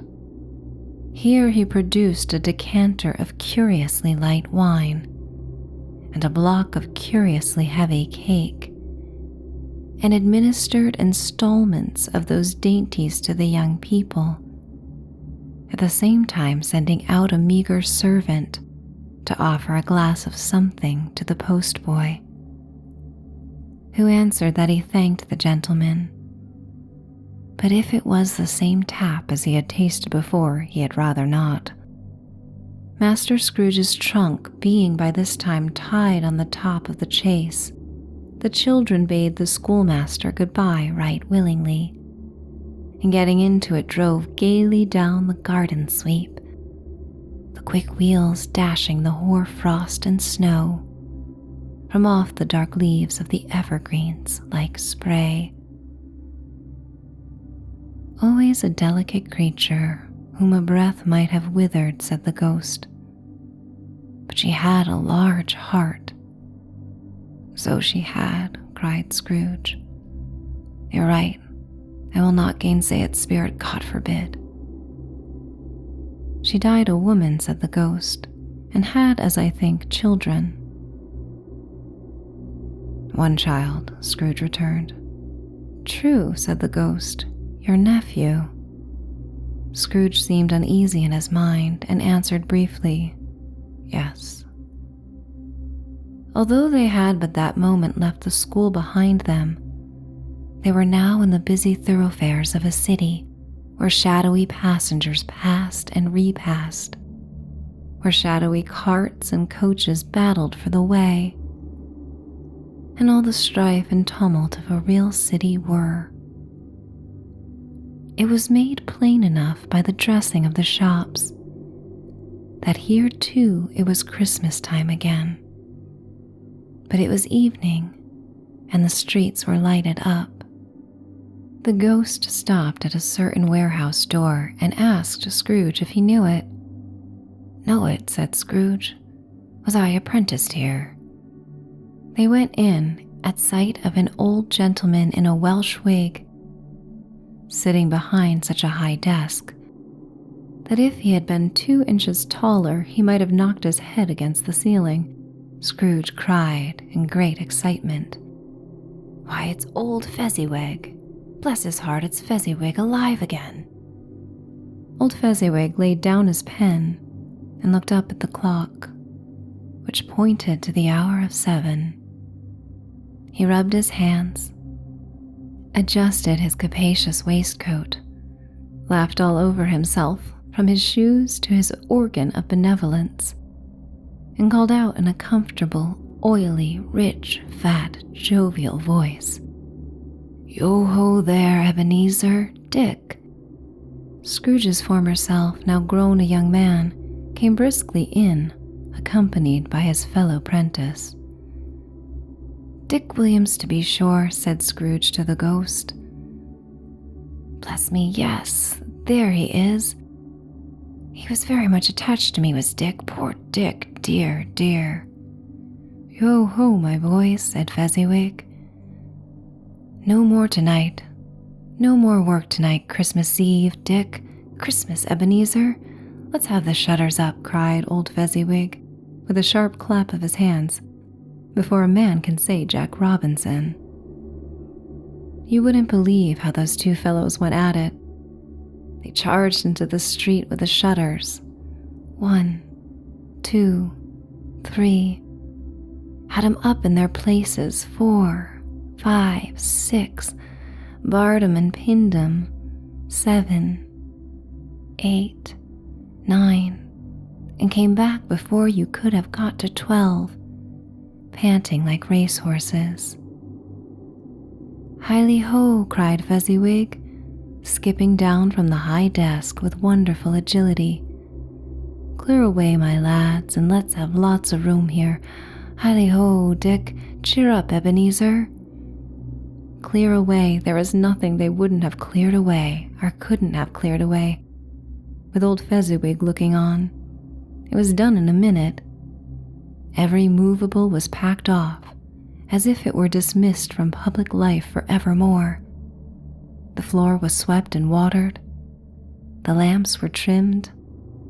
Fuel was heaped upon the fire, and the warehouse was as snug and warm and dry and bright a ballroom as you would desire to see upon a winter's night. It came a fiddler with a music book, and went up to the lofty desk and made an orchestra of it, and tuned like 50 stomach aches. In came Mrs. Fezziwig, one vast substantial smile. In came the 3 Miss Fezziwigs, beaming and lovable. In came the 6 young followers whose hearts they broke. In came all the young men and women employed in the business. In came the housemaid with her cousin, the baker.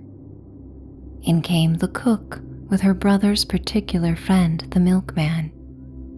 In came the boy from over the way, who was suspected of not having board enough from his master, trying to hide himself behind the girl from next door but one, who was proved to have had her ears pulled by her mistress. In they all came, one after another, some shyly, some boldly, some gracefully, some awkwardly, some pushing, some pulling. In they all came, anyhow and everyhow. Away they all went, 20 couple at once, hands half round and back again the other way, down the middle and up again, round and round in various stages of affectionate grouping. Old top couple always turning up in the wrong place, new top couple starting off again as soon as they got there. All top couples at last, and not a bottom one to help them. When this result was brought about, old Fezziwig, clapping his hands to stop the dance, cried out, "Well done," and the fiddler plunged his hot face into a pot of porter, especially provided for that purpose. But scorning rest upon his reappearance, he instantly began again, though there were no dancers yet, as if the other fiddler had been carried home exhausted on a shutter, and he were a brand new man resolved to beat him out of sight or perish. There were more dances and there were forfeits, and more dances and there was cake, and there was negus, and there was a great piece of cold roast, and there was a great piece of cold boiled, and there were mince pies and plenty of beer. But the great effect of the evening came after the roast and boiled, when the fiddler, an artful dog mind, the sort of man who knew his business better than you or I could have told it him, struck up Sir Roger de Coverley. Then old Fezziwig stood out to dance with Mrs. Fezziwig, top couple too, with a good stiff piece of work cut out for them. 3 or 4 and 20 pair of partners, people who were not to be trifled with, people who would dance and had no notion of walking. But if they had been twice as many, 4 times, old, Fezziwig would have been a match for them, and so would Mrs. Fezziwig. As to her, she was worthy to be his partner in every sense of the term. If that's not high praise, tell me higher, and I'll use it. A positive light appeared to issue from Fezziwig's calves. They shone in every part of the dance like moons. You couldn't have predicted at any given time what would have become of them next. And when old Fezziwig and Mrs. Fezziwig had gone all through the dance, advance and retire, both hands to your partner, bow and curtsy, corkscrew, thread the needle, and back again to your place, Fezziwig cut so deftly that he appeared to wink with his legs, and came upon his feet again without a stagger. When the clock struck 11, this domestic ball broke up. Mr. and Mrs. Fezziwig took their stations, one on either side of the door, and shaking hands with every person individually as he or she went out, wished him or her a Merry Christmas. When everybody had retired but the 2 prentices, they did the same to them, and thus the cheerful voices died away, and the lads were left to their beds, which were under a counter in the back shop. During the whole of this time, Scrooge had acted like a man out of his wits. His heart and soul were in the scene and with his former self. He corroborated everything, remembered everything, enjoyed everything, and underwent the strangest agitation. It was not until now, when the bright faces of his former self and Dick were turned from them, that he remembered the ghost and became conscious that it was looking full upon him, while the light upon its head burnt very clear. "A small matter," said the ghost, "to make these silly folk so full of gratitude." "Small," echoed Scrooge. The spirit signed to him to listen to the two apprentices, who were pouring out their hearts in praise of Fezziwig, and when he had done so said, "Why, is it not? He has spent but a few pounds of your mortal money, 3 or 4 perhaps. Is that so much that he deserves this praise?" "It isn't that," said Scrooge, heated by the remark, and speaking unconsciously like his former, not latter self. "It isn't that, spirit. He has the power to render us happy or unhappy, to make our service light or burdensome, a pleasure or a toil. Say that his power lies in words and looks, and things so slight and insignificant that it is impossible to add and count him up. What then? The happiness he gives is quite as great as if it cost a fortune." He felt the spirit's glance and stopped. "What is the matter?" asked the ghost. "Nothing particular," said Scrooge. "Something, I think," the ghost insisted. "No," said Scrooge. "No, I would like to be able to say a word or two to my clerk just now. That's all." His former self turned down the lamps as he gave utterance to the wish, and Scrooge and the ghost again stood side by side in the open air. "My time grows short," observed the spirit. "Quick." This was not addressed to Scrooge, or to anyone whom he could see, but it produced an immediate effect. For again Scrooge saw himself. He was older now, a man in the prime of his life. His face had not the harsh and rigid lines of later years, but it had begun to wear the signs of care and avarice. There was an eager, greedy, restless motion in the eye, which showed the passion that had taken root, and where the shadow of the growing tree would fall. He was not alone, but sat by the side of a fair young girl in a mourning dress, in whose eyes there were tears, which sparkled in the light that shone out of the ghost of Christmas past. "It matters little," she said softly. "To you, very little. Another idol has displaced me, and if it can cheer and comfort you in time to come, as I would have tried to do, I have no just cause to grieve." "What idol replaced you?" he rejoined. "A golden one." "This is the even-handed dealing of the world," he said. "There is nothing on which it is so hard as poverty, and there is nothing it professes to condemn with such severity as the pursuit of wealth." "You fear the world too much," she answered gently. "All your other hopes have merged into the hope of being beyond the chance of its sordid reproach. I have seen your nobler aspirations fall off one by one, until the master passion, gain, engrosses you. Have I not?" "What then?" he retorted. "Even if I have grown so much wiser, what then? I am not changed towards you." She shook her head. "Am I? Our contract is an old one.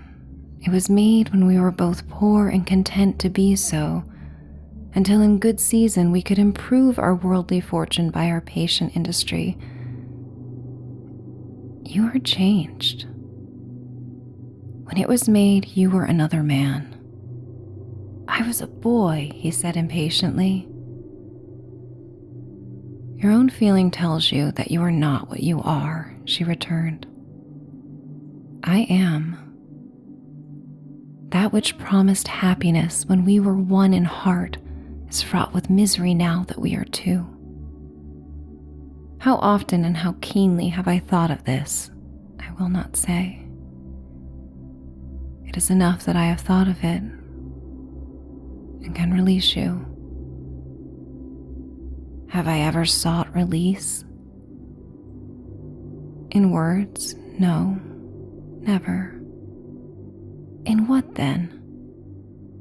In a changed nature, in an altered spirit, in another atmosphere of life, another hope as its great end, in everything that made my love of any worth or value in your sight. If this had never been between us, said the girl, looking mildly but with steadiness upon him, tell me, would you seek me out and try to win me now? Ah, no. He seemed to yield to the justice of this supposition in spite of himself, but he said with a struggle, you think not. I would gladly think otherwise if I could, she answered. Heaven knows, when I have learned a truth like this, I know how strong and irresistible it must be. But if you were free today, tomorrow, yesterday, can I even believe that you would choose a dowerless girl, you who in your very confidence with her weigh everything by gain, or choosing her if for a moment you were false enough to your one guiding principle to do so? Do I not know that your repentance and regret would surely follow? I do. And I release you with a full heart for the love of him you once were. He was about to speak, but with her head turned from him, she resumed. The memory of what is past half makes me hope you will have pain in this. A very, very brief time, and you will dismiss the recollection of it gladly as an unprofitable dream, from which it happened well that you awoke. May you be happy in the life you have chosen. She left him and they parted. Spirit, said Scrooge, show me no more, conduct me home. Why do you delight to torture me? One shadow more, exclaimed the ghost. No more, cried Scrooge, no more. I don't wish to see it, show me no more.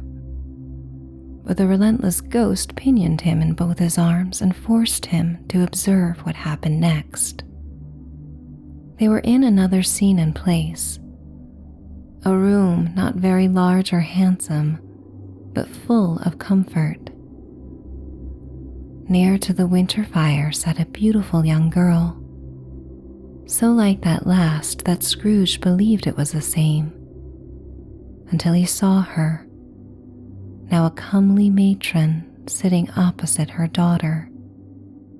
The noise in this room was perfectly tumultuous, for there were more children there than Scrooge in his agitated state of mind could count. And unlike the celebrated herd in the poem, they were not 40 children conducting themselves like one, but every child was conducting itself like 40. The consequences were uproarious beyond belief, but no one seemed to care. On the contrary, the mother and daughter laughed heartily and enjoyed it very much, and the latter soon beginning to mingle in the sports, got pillaged by the young brigands most ruthlessly. What would I not have given to be one of them? Though I never could have been so rude, no, I wouldn't for the wealth of all the world have crushed that braided hair and torn it down. And for the precious little shoe, I wouldn't have plucked it off, God bless my soul, to save my life. As to measuring her waist in sport as they did, bold young brood, I couldn't have done it. I should have expected my arm to have grown round it for a punishment and never come straight again. And yet I should have dearly liked, I own, to have touched her lips, to have questioned her, that she might have opened them, to have looked upon the lashes of her downcast eyes and never raised a blush, to have let loose waves of hair, an inch of which would be a keepsake beyond price. In short, I should have liked, I do confess, to have had the lightest license of a child, and yet to have been man enough to know its value. But now a knocking at the door was heard, and such a rush immediately ensued that she with laughing face and plundered dress was borne towards it, the center of a flushed and boisterous group, just in time to greet the father, who came home attended by a man laden with Christmas toys and presents. Then the shouting and the struggling and the onslaught that was made of the defenseless porter, the scaling him with chairs for ladders to dive into his pockets, despoil him of brown paper parcels, hold on tight to his cravat, hug him round his neck, pummel his back, and kick his legs in irrepressible affection. The shouts of wonder and delight with which the development of every package was received, the terrible announcement that the baby had been taken in the act of putting a doll's frying pan into his mouth, and was more than suspected of having swallowed a fictitious turkey glued on a wooden platter, the immense relief of finding this a false alarm, the joy and gratitude and ecstasy, they are all indescribable alike. It is enough that by degrees the children and their emotions got out of the parlor, and by one stair at a time, up to the top of the house, where they went to bed and so subsided. And now Scrooge looked on more attentively than ever, and when the master of the house, having his daughter leaning fondly on him, sat down with her and her mother at his own fireside, and when he thought that such another creature, quite as graceful and as full of promise, might have called him father, and been a springtime in the haggard winter of his life, his sight grew very dim indeed. "Belle," said the husband, turning to his wife with a smile, "I saw an old friend of yours this afternoon." "Who was it?" "Guess." "How can I? Don't I know?" she added in the same breath, laughing as he laughed. "Mr. Scrooge." Mr. Scrooge it was. I passed his office window, and as it was not shut up and he had a candle inside, I could scarcely help seeing him. His partner lies upon the point of death, I hear, and there he sat alone. Quite alone in the world, I do believe. "Spirit," said Scrooge in a broken voice, "remove me from this place." "I told you there were shadows of the things that have been," said the ghost. "That they are what they are. Do not blame me." "Remove me," Scrooge exclaimed. "I cannot bear it." He turned upon the ghost, and seeing that it looked upon him with a face, in which in some strange way there were fragments of all the faces it had shown him, wrestled with it. "Leave me, take me back, haunt me no longer. In the struggle, if that can be called a struggle, in which the ghost with no visible resistance on its own part was undisturbed by any effort of its adversary, Scrooge observed that its light was burning high and bright, and dimly connecting that with its influence over him, he seized the extinguisher cap and by a sudden action pressed it down upon its head. The spirit dropped beneath it, so that the extinguisher covered its whole form. But though Scrooge pressed it down with all his force, he could not hide the light, which streamed from under it in an unbroken flood upon the ground. He was conscious of being exhausted and overcome by an irresistible drowsiness, and further of being in his own bedroom. He gave the cap a parting squeeze in which his hand relaxed, and barely had time to reel to bed before he sank into a heavy sleep. Stave 3, the second of the three spirits. Awaking in the middle of a prodigiously tough snore, and sitting up in bed to get his thoughts together, Scrooge had no occasion to be told that the bell was again upon the stroke of 1. He felt that he was restored to consciousness in the right nick of time, for the especial purpose of holding a conference with the second messenger dispatched to him through Jacob Marley's intervention. But finding that he turned uncomfortably cold when he began to wonder which of his curtains this new spectre would draw back, he put them every one aside with his own hands, and lying down again, established a sharp lookout all around the bed. For he wished to challenge the spirit on the moment of its appearance, and did not wish to be taken by surprise and made nervous. Gentlemen of the free and easy sort, who plume themselves on being acquainted with a move or two, and being usually equal to the time of day, express the wide range of their capacity for adventure by observing that they are good for anything, from pitch and toss to manslaughter, between which opposite extremes, no doubt, there lies a tolerably wide and comprehensive range of subjects.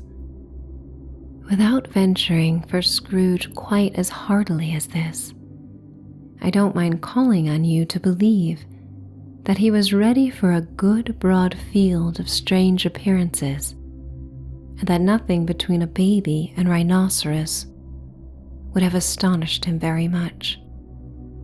Now, being prepared for almost anything, he was not by any means prepared for nothing, and consequently when the bell struck 1 and no shape appeared, he was taken with a violent fit of trembling. 5 minutes, 10 minutes, a quarter of an hour went by, yet nothing came.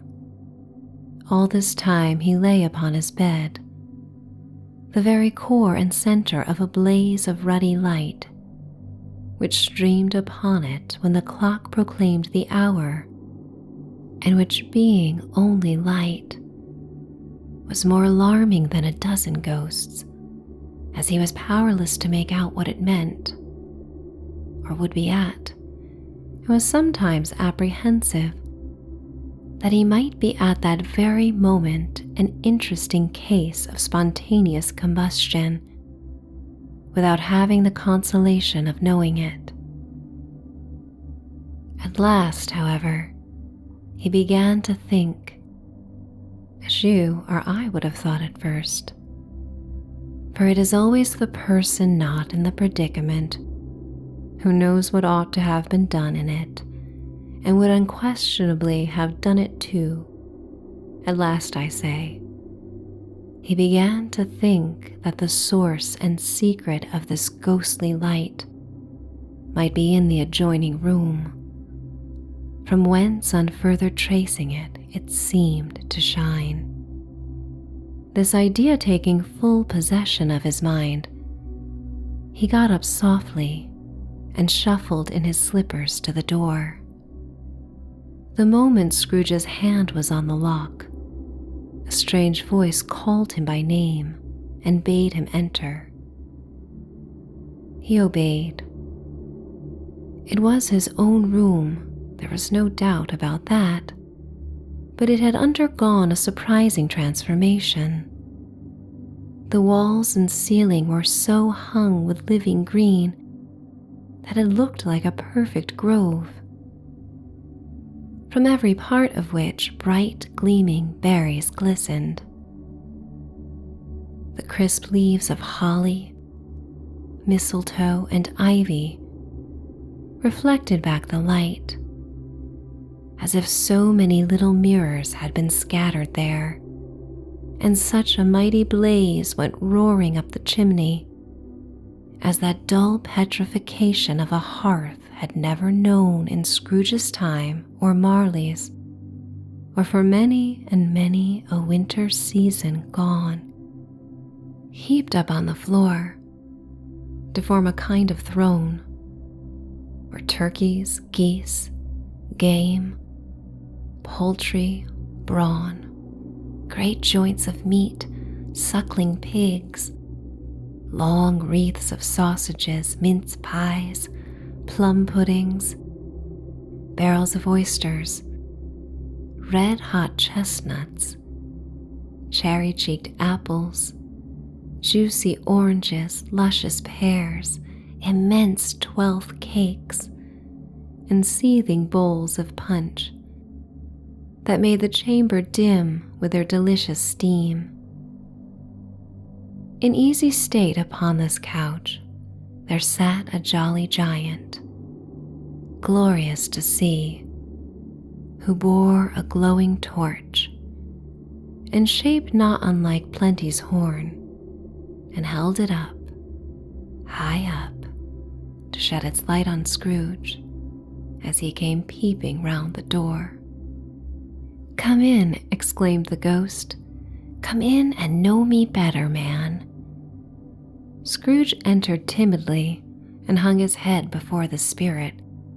He was not the dogged Scrooge he had been, and though the spirit's eyes were clear and kind, he did not like to meet them. "I am the ghost of Christmas present," said the spirit. "Look upon me." Scrooge reverently did so.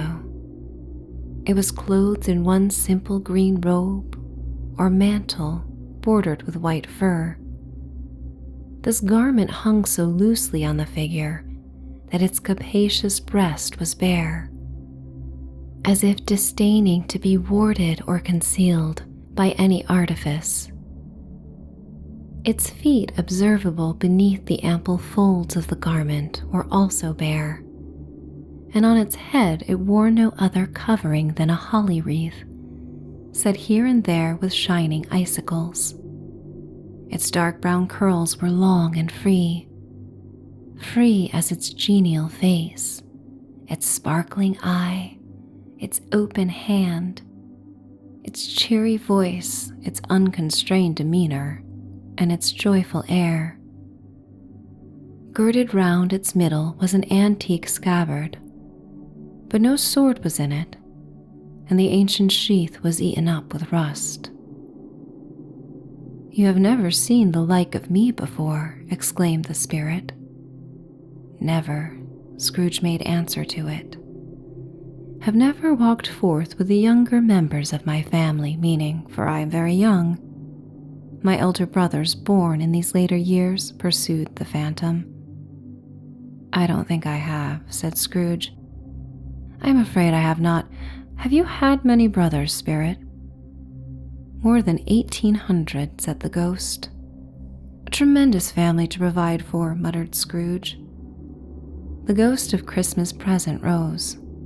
"Spirit," said Scrooge submissively, conduct me where you will. I went forth last night on compulsion, and I learnt a lesson which is working now. Tonight, if you have aught to teach me, let me profit by it. Touch my robe."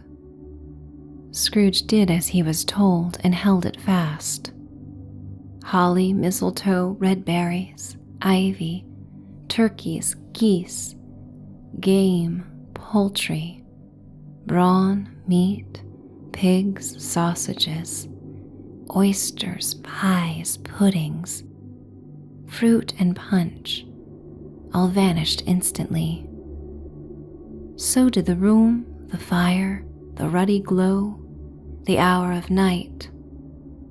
And they stood in the city streets on Christmas morning where, for the weather was severe, the people made a rough but brisk and not unpleasant kind of music, and scraping the snow from the pavement in front of their dwellings, and from the tops of their houses, whence it was mad delight to the boys to see it come plumping down into the road below, and splitting into artificial little snowstorms.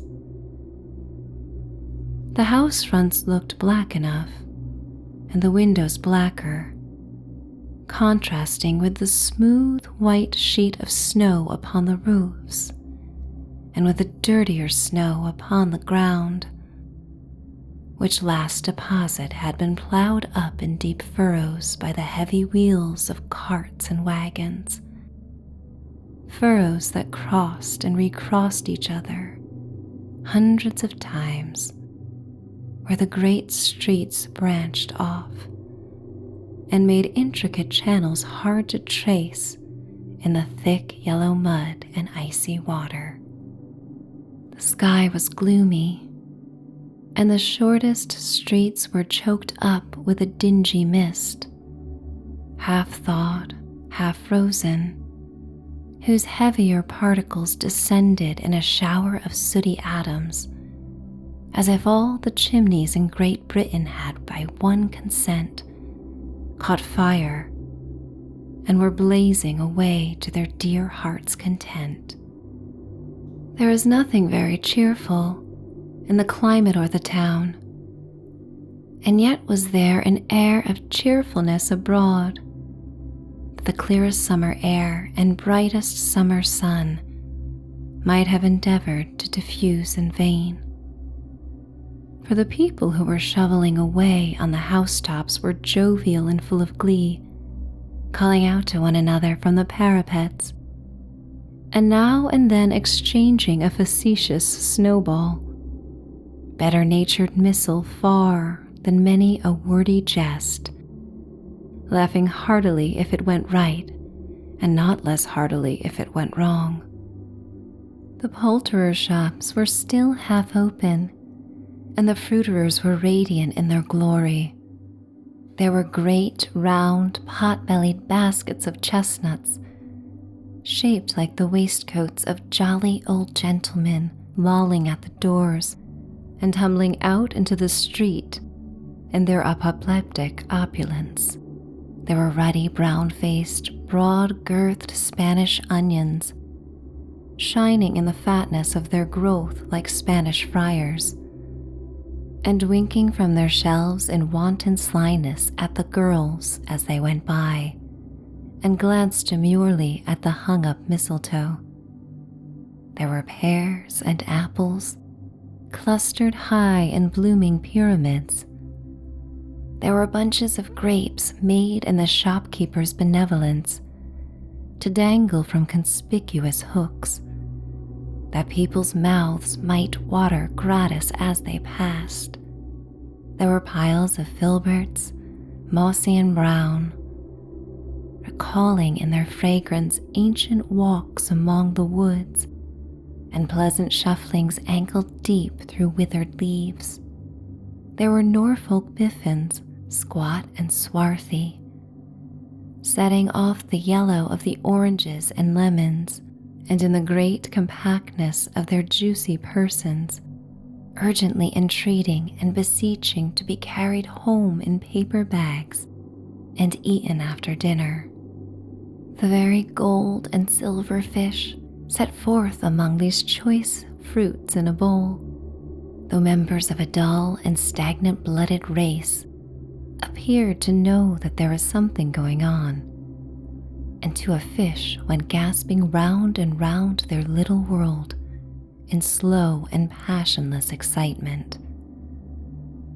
The grocers, oh the grocers, nearly closed, with perhaps 2 shutters down or 1, but through those gaps such glimpses. It was not alone that the scales descending on the counter made a merry sound, or that the twine and roller parted company so briskly, or that the canisters were rattled up and down like juggling tricks, or even that the blended scents of tea and coffee were so grateful to the nose, or even that the raisins were so plentiful and rare, the almonds so extremely white, the sticks of cinnamon so long and straight, the other spices so delicious, the candied fruits so caked and spotted with molten sugar as to make the coldest lookers-on feel faint and subsequently bilious. Nor was it that the figs were moist and pulpy, or that the French plums blushed in modest tartness from their highly decorated boxes, or that everything was good to eat and in its Christmas dress, but the customers were all so hurried and so eager in the hopeful promise of the day that they tumbled up against each other at the door, crashing their wicker baskets wildly, and left their purchases upon the counter, and came running back to fetch them, and committed hundreds of the like mistakes in the best humor possible, while the grocer and his people were so frank and fresh that the polished hearts with which they fastened their aprons behind might have been their own, worn outside for general inspection, and for Christmas daws to peck at if they chose. But soon the steeples called good people all, to church and chapel, and away they came, flocking through the streets in their best clothes and with their gayest faces. And at the same time there emerged from scores of by-streets, lanes, and nameless turnings innumerable people, carrying their dinners to the bakers' shops. The sight of these poor revelers appeared to interest the spirit very much, for he stood with Scrooge beside him in a baker's doorway, and taking off the covers as their bearers passed, sprinkled incense on their dinners from his torch. And it was a very uncommon kind of torch, for once or twice when there were angry words between some diner carriers who had jostled each other, he shed a few drops of water on them from it, and their good humor was restored directly. For they said it was a shame to quarrel upon Christmas Day, and so it was. God love it, so it was. In time, the bells ceased, and the bakers were shut up, and yet there was a genial shadowing forth of all these dinners and the progress of their cooking, in the thawed blotch of wet above each baker's oven, where the pavement smoked as if its stones were cooking too. "Is there a peculiar flavor in what you sprinkle from your torch?" asked Scrooge. "There is, my own." "Would it apply to any kind of dinner on this day?" asked Scrooge. "To any kindly given, to a poor one most." "Why to a poor one most?" asked Scrooge. "Because it needs it most." "Spirit," said Scrooge after a moment's thought, "I wonder you, of all these beings in the many worlds about us, should desire to cramp these people's opportunities of innocent enjoyment. "Aye," cried the spirit, "you would deprive them of their means of dining every 7th day, often the only day on which they can be said to dine at all," said Scrooge, "wouldn't you?" "Aye," cried the spirit. "You seek to close these places on the 7th day," said Scrooge, "and it comes to the same thing." "I seek," exclaimed the spirit. "Forgive me if I am wrong. It has been done in your name, or at least in that of your family," said Scrooge. "There are some upon this earth of yours," returned the spirit, "who lay claim to know us, and who do their deeds of passion, pride, ill will, hatred, envy, bigotry, and selfishness in our name, who are as strange to us and all our kith and kin as if they had ever lived. Remember that, and charge their doings on themselves, not us." Scrooge promised that he would, and they went on, invisible as they had been before, into the suburbs of the town. It was a remarkable quality of the ghost, which Scrooge had observed at the baker's, that notwithstanding his gigantic size, he could accommodate himself to any place with ease, and that he stood beneath a low roof quite as gracefully and like a supernatural creature as it was possible he could have done in any lofty hall. And perhaps it was the pleasure the good spirit had in showing off this power of his, or else it was his own kind, generous, hearty nature, and his sympathy with all poor men, that led him straight to Scrooge's clerk's. For there he went and took Scrooge with him, holding to his robe, and on the threshold of the door the spirit smiled and stopped to bless Bob Cratchit's dwelling with the sprinkling of his torch. Think of that. Bob had but 15 bob a week himself. He pocketed on Saturdays but 15 copies of his Christian name, and yet the ghost of Christmas present blessed his 4-roomed house. Then up rose Mrs. Cratchit, Cratchit's wife, dressed out but poorly in a twice-turned gown, but brave in ribbons, which are cheap and make a goodly show for 6d. And she laid the cloth, assisted by Belinda Cratchit, second of her daughters, also brave in ribbons, while Master Peter Cratchit plunged a fork into the saucepan of potatoes, and getting the corners of his monstrous shirt collar, Bob's private property conferred upon his son and heir in honor of the day, into his mouth, rejoiced to find himself so gallantly attired, and yearned to show his linen in the fashionable parks.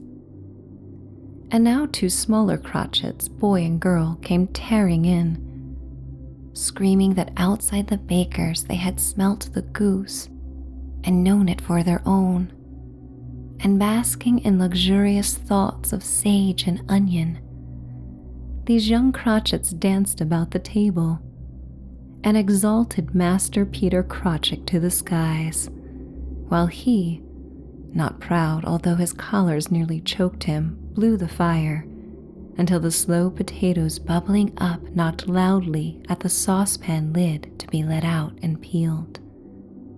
"What has ever got your precious father, then?" said Mrs. Cratchit. "And your brother, Tiny Tim? And Martha warn't as late last Christmas Day by half an hour." "Here's Martha, mother," said a girl, appearing as she spoke. "Here's Martha, mother," cried 2 young Cratchits. "Hurrah, there's such a goose, Martha." "Why, bless your heart alive, my dear, how late you are," said Mrs. Cratchit, kissing her a dozen times, and taking off her shawl and bonnet for her with officious zeal. "We'd a deal of work to finish up last night," replied the girl, "and had to clear away this morning, mother." "Well, "Never mind so long as you are come," said Mrs. Cratchit. "Sit ye down before the fire, my dear, and have a warm Lord bless ye." "No, no, there's father coming," cried the two young Cratchits, who were everywhere at once. "Hide, Martha, hide." So Martha hid herself, and in came little Bob, the father, with at least 3 feet of comforter exclusive of the fringe hanging down before him, and his threadbare clothes darned up and brushed to look seasonable, and Tiny Tim upon his shoulder. Alas for Tiny Tim, he bore a little crutch, and had his limbs supported by an iron frame. "Why, where's our Martha?" cried Bob Cratchit, looking round. "Not coming," said Mrs. Cratchit. "Not coming," said Bob, with a sudden declension in his high spirits, for he had been Tim's blood horse all the way from church, and had come home rampant. "Not coming upon Christmas Day." Martha didn't like to see him disappointed, if it were only in joke, so she came out prematurely from behind the closet door and ran into his arms, while the two young Cratchits hustled Tiny Tim and bore him off into the wash-house, that he might hear the pudding singing in the copper.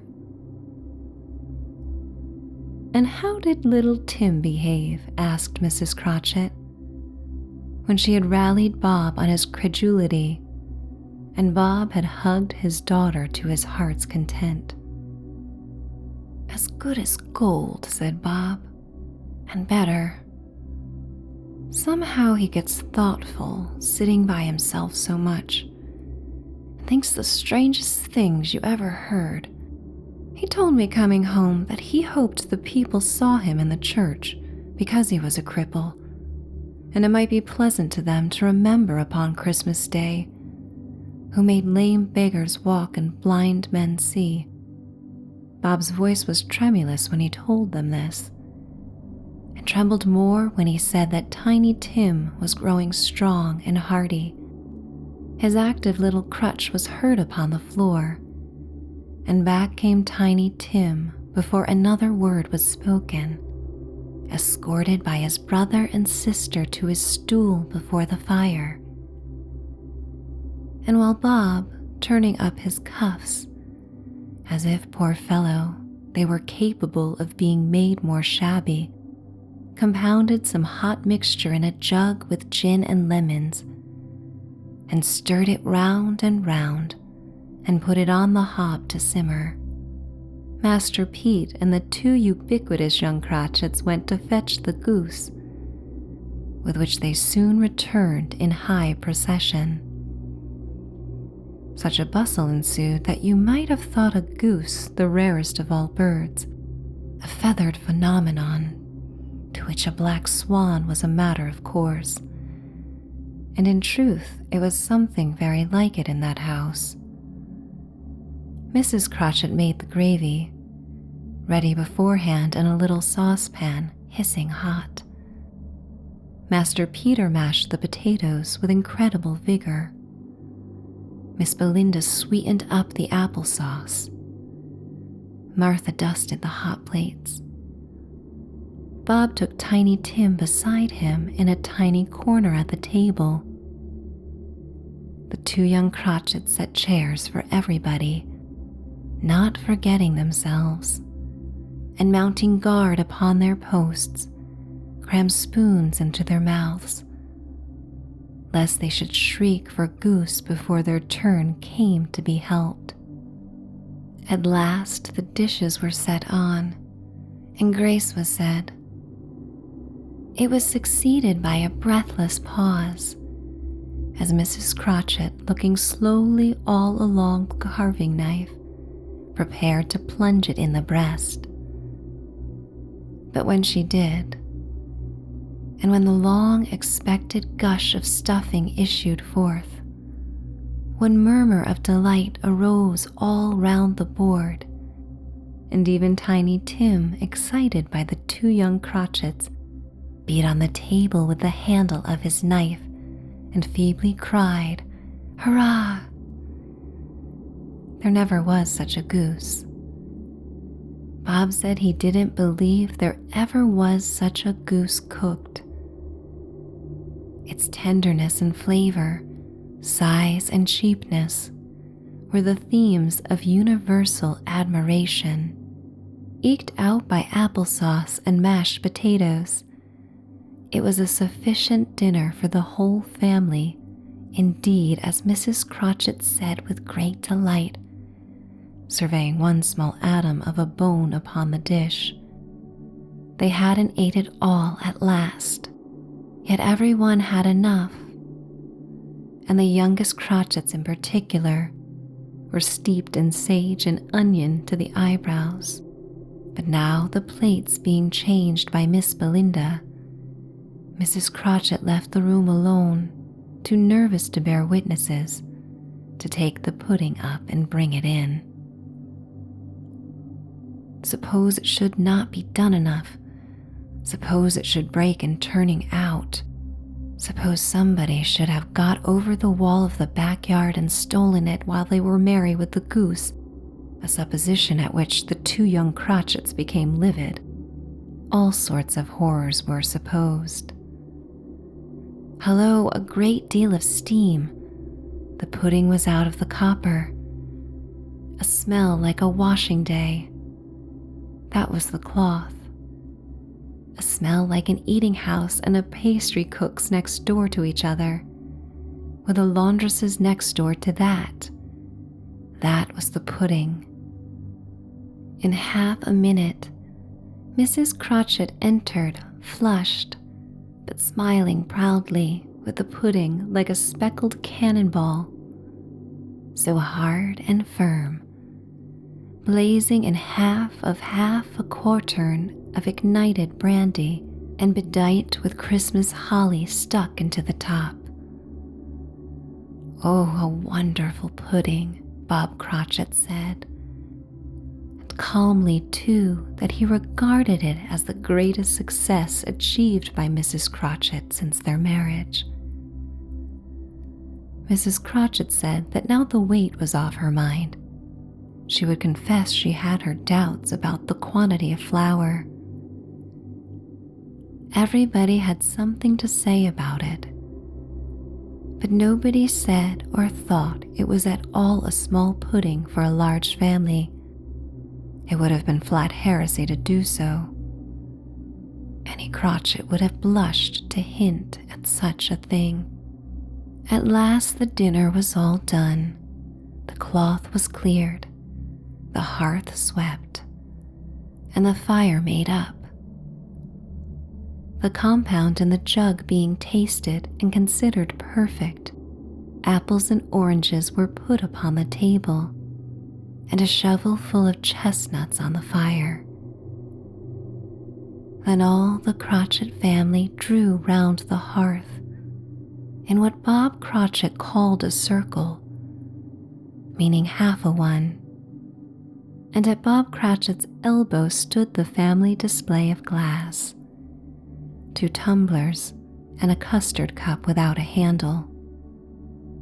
These held the hot stuff from the jug, however, as well as golden goblets would have done, and Bob served it out with beaming looks, while the chestnuts of the fire sputtered and cracked noisily. Then Bob proposed, "A Merry Christmas to us all, my dears. God bless us," which all the family re-echoed. "God bless us every one," said Tiny Tim, the last of all. He sat very close to his father's side upon his little stool.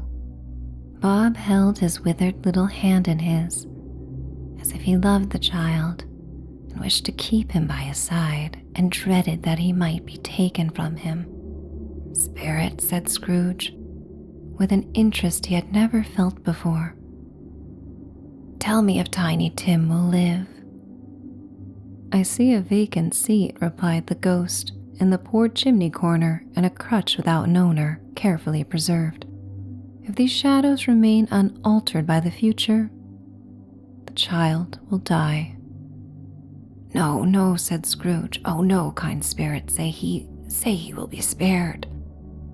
"If these shadows remain unaltered by the future, none other of my race," returned the ghost, "will find him here. What then? If he be like to die, he had better do it and decrease the surplus population." Scrooge hung his head to hear his own words quoted by the spirit, and was overcome with penitence and grief. "Man," said the ghost, "if man you be in heart, not adamant, forbear that wicked cant until you have discovered what the surplus is and where it is. Will you decide what men shall live, what men shall die?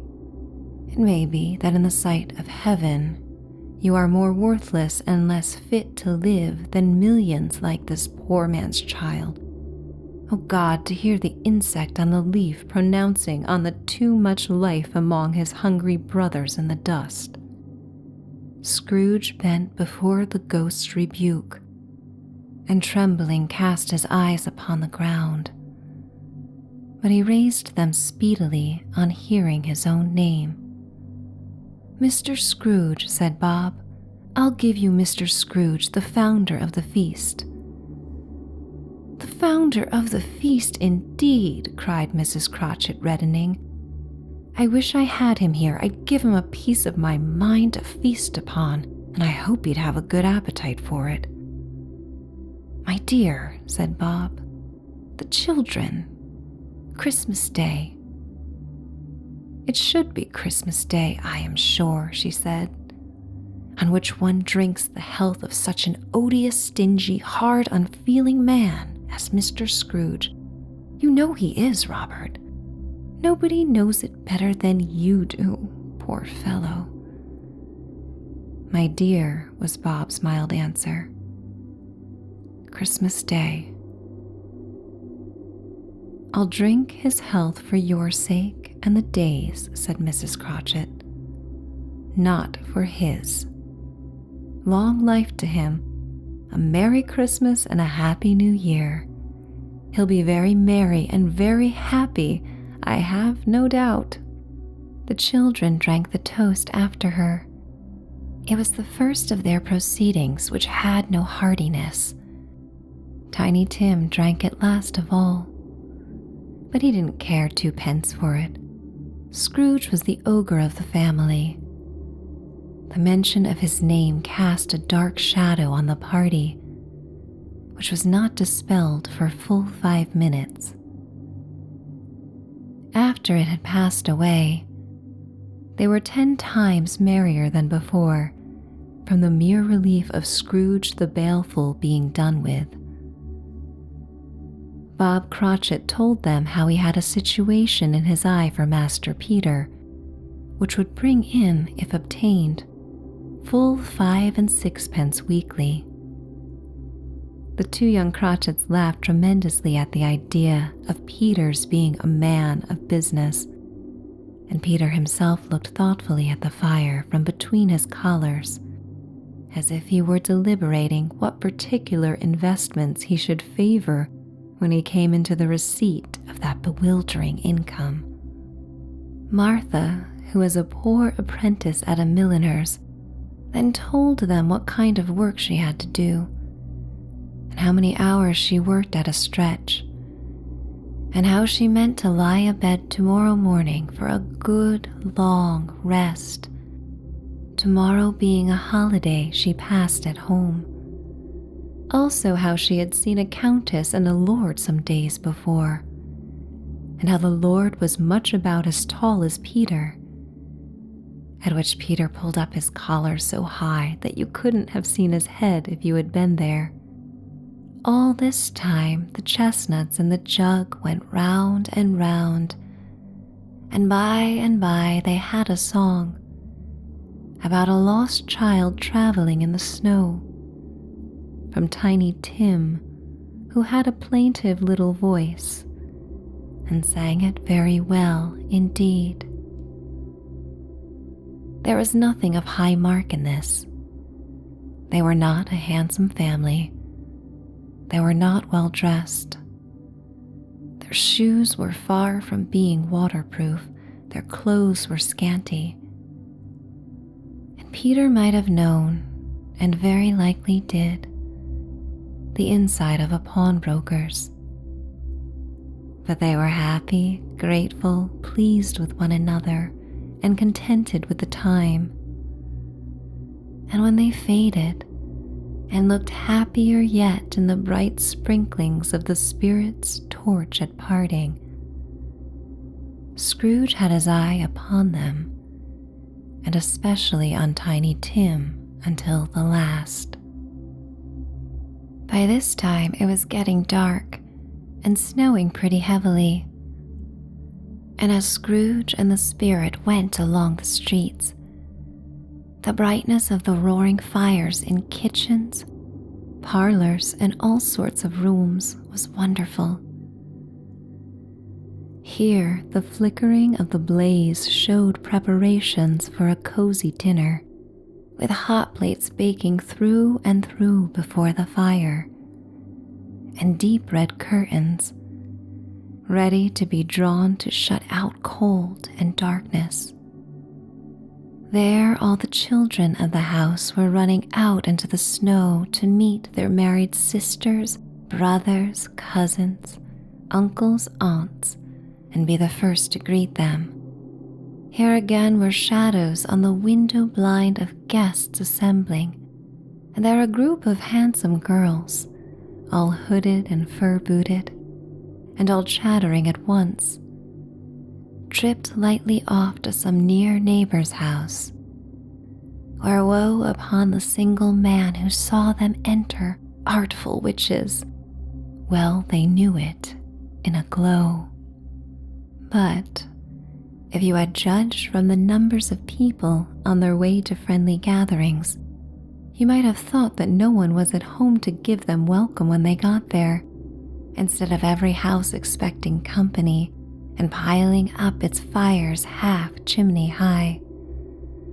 Blessings on it, how the ghost exulted, how it bared its breadth of breast and opened its capacious palm and floated on, outpouring with a generous hand its bright and harmless mirth on everything within its reach. The very lamplighter who ran on before, dotting the dusky street with specks of light, and who was dressed to spend the evening somewhere, laughed out loudly as the Spirit passed, though little kenned the lamplighter that he had any company but Christmas. And now, without a word of warning from the ghost, they stood upon a bleak and desert moor, where monstrous masses of rude stone were cast about, as though it were the burial place of giants, and water spread itself wheresoever it listed or would have done so, but for the frost that held it prisoner. And nothing grew but moss and furze and coarse rank grass. Down in the west the setting sun had left a streak of fiery red, which glared upon the desolation for an instant like a sullen eye, and frowning lower, lower, lower yet, was lost in the thick gloom of darkest night. "What place is this?" asked Scrooge. "A place where miners live who labor in the bowels of the earth," returned the Spirit. "But they know me, see?" A light shone from the window of a hut, and swiftly they advanced towards it. Passing through the wall of mud and stone, they found a cheerful company assembled round a glowing fire. An old man and woman, with their children and their children's children and another generation beyond that, all decked out gaily in their holiday attire. The old man, in a voice that seldom rose above the howling of the wind upon the barren waste, was singing them a Christmas song. It had been a very old song when he was a boy, and from time to time they all joined in the chorus. So surely as they raised their voices, the old man got quite blithe and loud, and so surely as they stopped, his vigor sank again. The spirit did not tarry here, but bade Scrooge hold his robe, and passing on above the moor, sped whither? Not to sea, to sea. To Scrooge's horror, looking back, he saw the last of the land, a frightful range of rocks behind them, and his ears were deafened by the thundering of water as it rolled and roared and raged among the dreadful caverns it had worn, and fiercely tried to undermine the earth. Built upon a dismal reef of sunken rocks, some league or so from shore, on which the waters chafed and dashed, the wild year through, there stood a solitary lighthouse. Great heaps of seaweed clung to its base, and storm birds born of the wind, one might suppose, as seaweed of the water rose and fell about it, like the waves they skimmed. But even here, 2 men who watched the light had made a fire, that through the loophole in the thick stone wall shed out a ray of brightness on the awful sea. Joining their horny hands over the rough table at which they sat, they wished each other Merry Christmas in their can of grog, and one of them, the elder too, with his face all damaged and scarred with hard weather, as the figurehead of an old ship might be, struck up a sturdy song that was like a gale in itself. Again the ghost sped on, above the black and heaving sea, on, until being far away, as he told Scrooge from any shore, they lighted on a ship. They stood beside the helmsman at the wheel, the lookout in the bow, the officers who had the watch, dark ghostly figures in their several stations.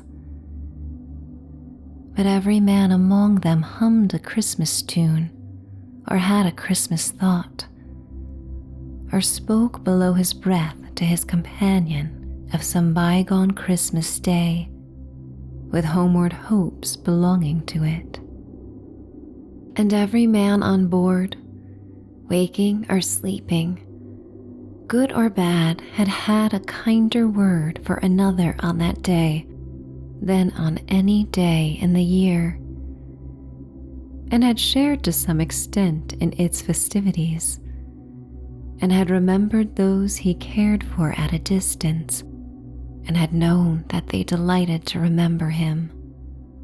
It was a great surprise to Scrooge, while listening to the moaning of the wind, and thinking what a solemn thing it was to move on through the lonely darkness over an unknown abyss, whose depths were secrets as profound as death. It was a great surprise to Scrooge, while thus engaged, to hear a hearty laugh. It was a much greater surprise to Scrooge to recognize it as his own nephew's, and to find himself in a bright, dry, gleaming room, with the spirit standing smiling by his side, and looking at that same nephew with approving affability. "Ha ha," laughed Scrooge's nephew. "Ha ha ha. If you should happen by any unlikely chance to know a man more blessed in a laugh than Scrooge's nephew, all I can say is, I should like to know him too. Introduce him to me, and I'll cultivate his acquaintance. It is a fair, even-handed, noble adjustment of things that while there is infection and disease and sorrow, there is nothing in the world so irresistibly contagious as laughter and good humor.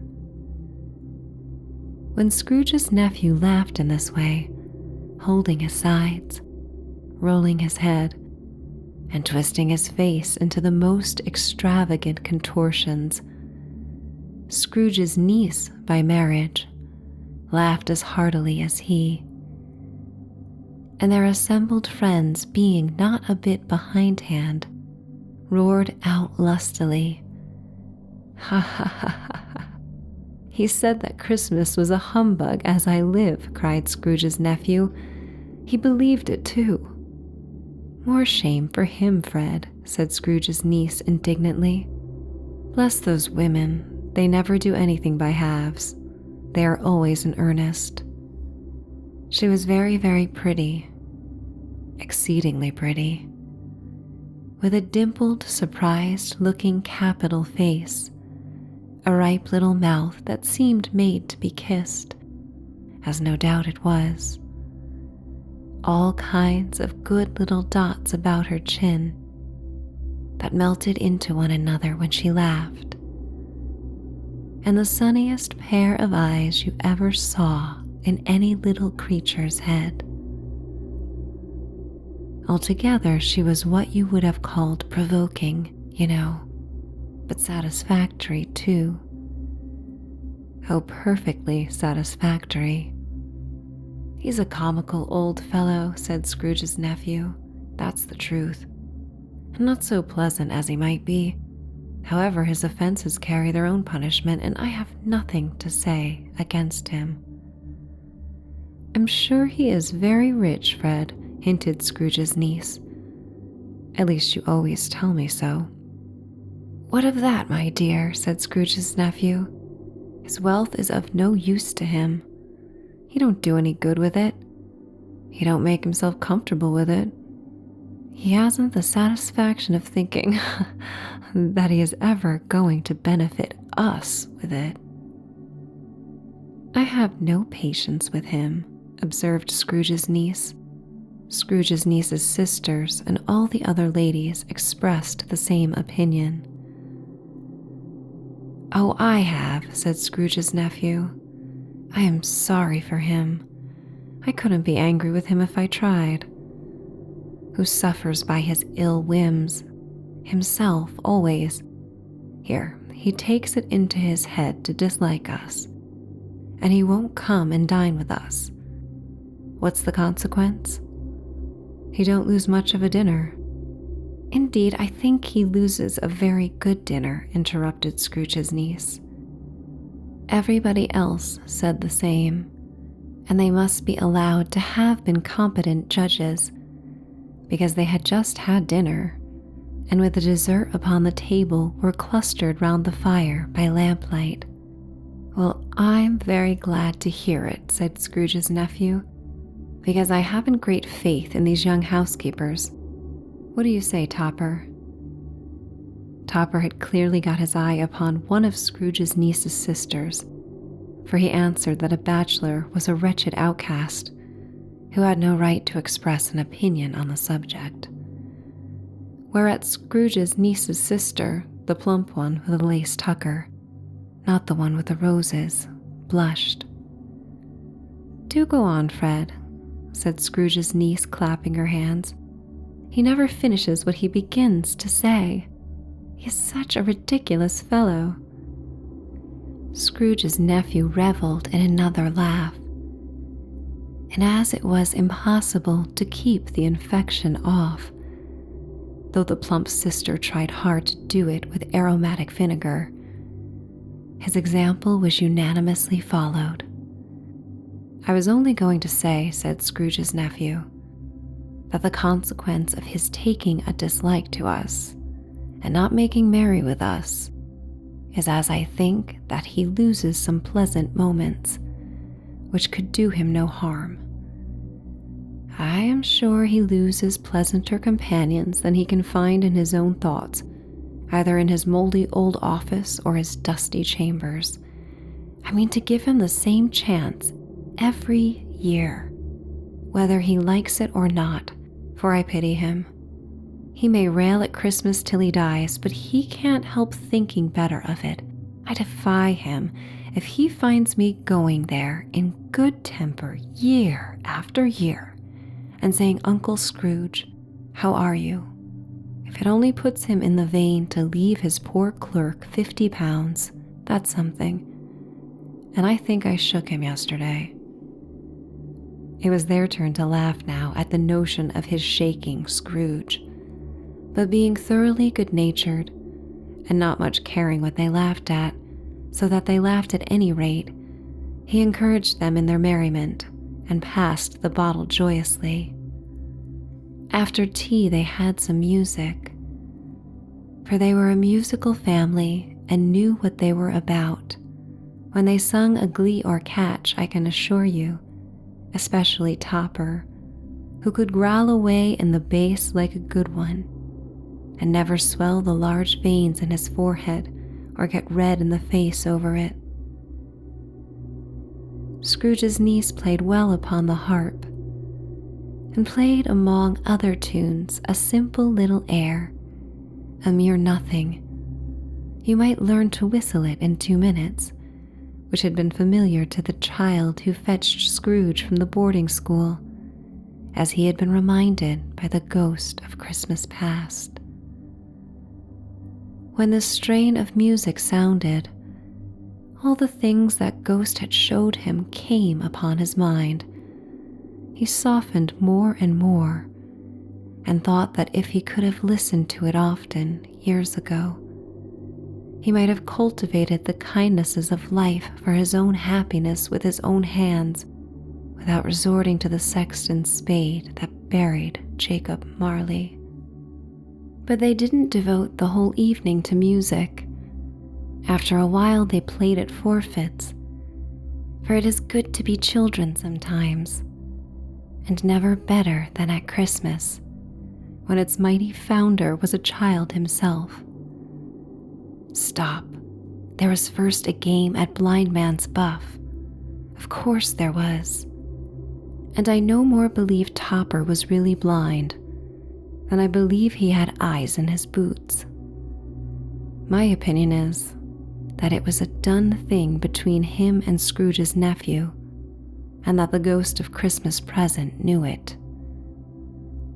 The way he went after that plump sister in the lace tucker, with an outrage on the credulity of human nature, knocking down the fire irons, tumbling over the chairs, bumping against the piano, smothering himself among the curtains wherever she went. There went he.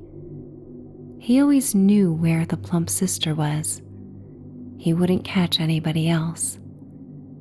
If you had fallen up against him, as some of them did, on purpose, he would have made a feint of endeavoring to seize you, which would have been an affront to your understanding, and would instantly have sidled off in the direction of the plump sister. She often cried out that it wasn't fair, and it really was not. But when at last he caught her, when in spite of all her silken rustlings and her rapid flutterings past him, he got her into a corner whence there was no escape, and then his conduct was the most execrable, for his pretending not to know her, his pretending that it was necessary to touch her headdress, and further to assure himself of her identity by pressing a certain ring upon her finger, and a certain chain about her neck was vile, monstrous. No doubt she told him her opinion of it. When another blind man being in office, they were so very confidential together behind the curtains. Scrooge's niece was not one of the blind man's buff party, but was made comfortable with a large chair and a footstool in a snug corner, where the ghost and Scrooge were close behind her. But she joined in the forfeits, and loved her love to admiration with all the letters of the alphabet. Likewise at the game of how, when and where she was very great, and to the secret joy of Scrooge's nephew, beat her sisters hollow, though they were sharp girls too, as Topper could have told you.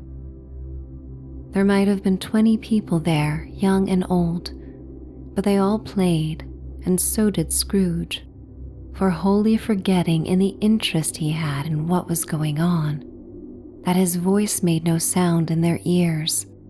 He sometimes came out with his guess quite loud, and very often guessed quite right too, for the sharpest needle, best Whitechapel warranted not to cut in the eye, was not sharper than Scrooge, blunt as he took it in his head to be.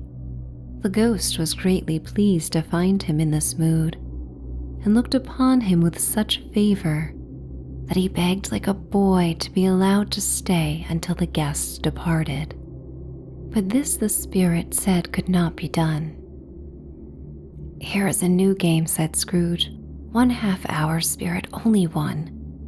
It was a game called Yes and No, where Scrooge's nephew had to think of something, and the rest must find out what, he only answering to their questions yes or no, as the case was.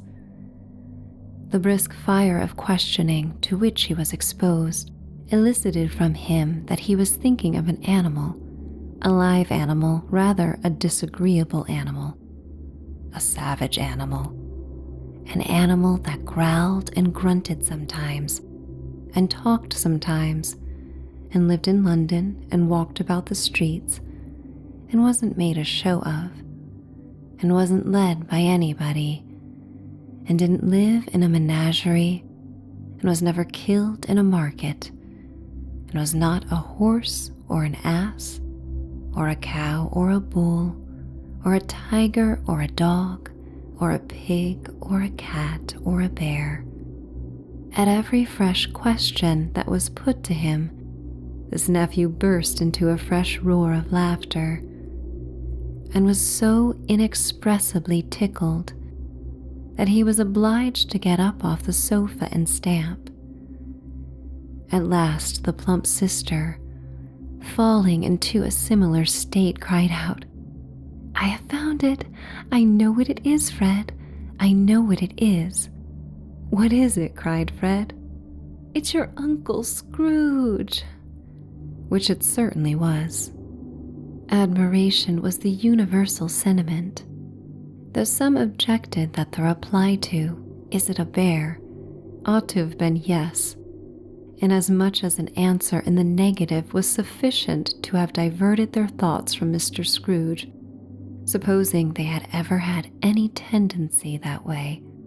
"He has given us plenty of merriment, I am sure," said Fred, "and it would be ungrateful not to drink to his health. Here is a glass of mulled wine ready to our hand at the moment, and I say Uncle Scrooge."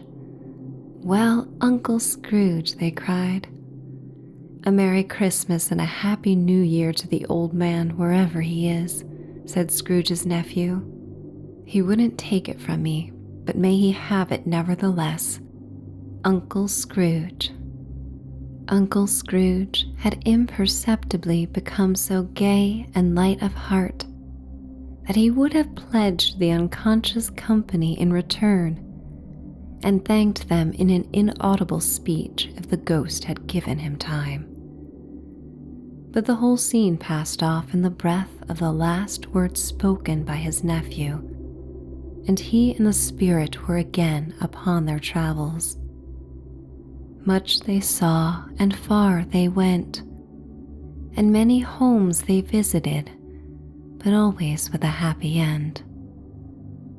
The spirits stood beside sick beds and they were cheerful, on foreign lands and they were close at home, by struggling men and they were patient in their greater hope, by poverty and it was rich, in almshouse, hospital, and jail, in misery's every refuge, where vain man in his little brief authority had not made fast the door and barred the spirit out, he left his blessing and taught Scrooge his precepts. It was a long night, if it were only a night, but Scrooge had his doubts of this, because the Christmas holidays appeared to be condensed into the space of time they passed together. It was strange, too, that while Scrooge remained unaltered in his outward form, the ghost grew older, clearly older. Scrooge had observed this change, but never spoke of it until they left a children's 12th night party. When looking at the spirit as they stood together in an open place, he noticed that its hair was gray. "Are spirits' lives so short?" asked Scrooge. "My life upon this globe is very brief," replied the ghost. "It ends tonight." "Tonight!" cried Scrooge. "Tonight at midnight. Hark, the time is drawing near." The chimes were ringing the 3/4 past 11 at that moment. "Forgive me if I am not justified in what I ask," said Scrooge, looking intently at the spirit's robe, "but I see something strange and not belonging to yourself protruding from your skirts. Is it a foot or a claw?" "It might be a claw, for the flesh there is upon it," was the spirit's sorrowful reply. "Look here." From the foldings of its robe, it brought 2 children, wretched, abject, frightful, hideous, miserable. They knelt down at its feet and clung upon the outside of its garment. "Oh, man, look here! Look down here!" exclaimed the ghost. They were a boy and girl, yellow, meager, ragged, scowling, wolfish, but prostrate too in their humility. Where graceful youth should have filled their features out and touched them with its freshest tints, a stale and shriveled hand like that of age had pinched and twisted them and pulled them into shreds. Where angels might have sat enthroned, devils lurked and glared out menacing. No change, no degradation, no perversion of humanity in any grade. Through all the mysteries of wonderful creation, has monsters half so horrible and dread. Scrooge started back appalled. Having them shown to him in this way, he tried to say they were fine children, but the words choked themselves. Rather than be parties to a lie of such enormous magnitude. "Spirit, are they yours?" Scrooge could say no more. "They are man's," said the spirit, looking down upon them, "and they cling to me, appealing from their fathers. This boy is ignorance, this girl is want. Beware them both and all of their degree. But most of all beware this boy, for on his brow I see that written which is doom, unless the writing be erased." "Deny it," cried the spirit, stretching out its hand towards the city. "Slander those who tell it ye. Admit it for your facetious purposes and make it worse, and bide the end. Have they no refuge or resource?" cried Scrooge. "Are there no prisons?" said the spirit, turning on him for the last time with his own words. "Are there no workhouses?" The bell struck 12. Scrooge looked about him for the ghost and saw it not. As the last stroke ceased to vibrate, he remembered the prediction of old Jacob Marley, and lifting up his eyes beheld a solemn phantom, draped and hooded, coming like a mist along the ground towards him. Stave 4. The last of the spirits. The phantom slowly, gravely, silently approached. When it came near him, Scrooge bent down upon his knee for in the very air through which the spirit moved, it seemed to scatter gloom and mystery. It was shrouded in a deep black garment, which concealed its head, its face, its form, and left nothing of it visible save one outstretched hand. But for this it would have been difficult to detach its figure from the night and separate it from the darkness by which it was surrounded. He felt that it was tall and stately when it came beside him, and that its mysterious presence filled him with a solemn dread. He knew no more, for the spirit neither spoke nor moved. "I am in the presence of the ghost of Christmas yet to come," said Scrooge. The spirit answered not, but pointed onward with its hand. "You are about to show me shadows of the things that have not happened, but will happen in the time before us," Scrooge pursued. "Is that so, spirit?" The upper portion of the garment was contracted for an instant in its folds, as if the spirit had inclined its head. That was the only answer he received. Although well used to ghostly company by this time, Scrooge feared the silent shape so much that his legs trembled beneath him, and he found that he could hardly stand when he prepared to follow it. The spirit paused a moment, as observing his condition and giving him time to recover.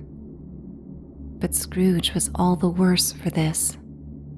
It thrilled him with a vague, uncertain horror to know that behind the dusky shroud there were ghostly eyes intently fixed upon him, while he, though he stretched his own to the utmost, could see nothing but a spectral hand and one great heap of black. "Ghost of the future," he exclaimed, "I fear you more than any spectre I have seen. But as I know your purpose is to do me good, and as I hope to live to be another man from what I was, I am prepared to bear you company and do it with a thankful heart. Will you not speak to me?" It gave him no reply. The hand was pointed straight before them. "Lead on," said Scrooge. "Lead on, the night is waning fast, and it is precious time to me, I know.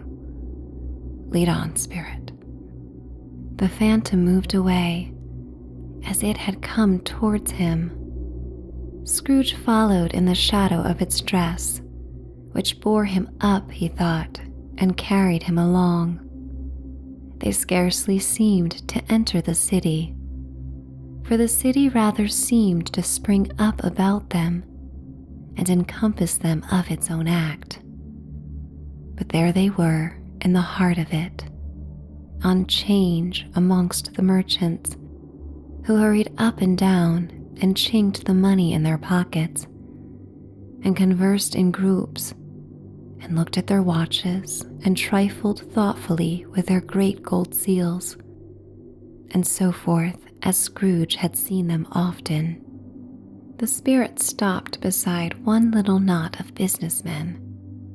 Observing that the hand was pointed to them, Scrooge advanced to listen to their talk. "No," said a great fat man with a monstrous chin. "I don't know much about it either way. I only know he's dead." "When did he die?" inquired another. "Last night, I believe." "Why, what was the matter with him?" asked a third, taking a vast quantity of snuff out of a very large snuff box. "I thought he'd never die." "God knows," said the first with a yawn. "What has he done with his money?" asked a red-faced gentleman with a pendulous excrescence on the end of his nose that shook like the gills of a turkey cock. "I haven't heard," said the man with the large chin, yawning again. "Left it to his company, perhaps. He hasn't left it to me, that's all I know." This pleasantry was received with a general laugh. "It's likely to be a very cheap funeral," said the same speaker. "For upon my life, I don't know of anybody to go to it. Suppose we make up a party and volunteer." "I don't mind going if a lunch is provided," observed the gentleman with the excrescence on his nose. "But I must be fed if I make one." Another laugh. "Well, I am the most disinterested among you, after all," said the first speaker, "for I never wear black gloves and I never eat lunch. But I'll offer to go if anybody else will. When I come to think of it, I'm not at all sure that I wasn't his most particular friend, for we used to stop and speak whenever we met. Bye-bye." Speakers and listeners strolled away and mixed with other groups. Scrooge knew the men and looked towards the spirit for an explanation. The phantom glided on into a street. Its finger pointed to two persons meeting. Scrooge listened again, thinking that the explanation might lie here. He knew these men also perfectly. They were men of business, very wealthy and of great importance.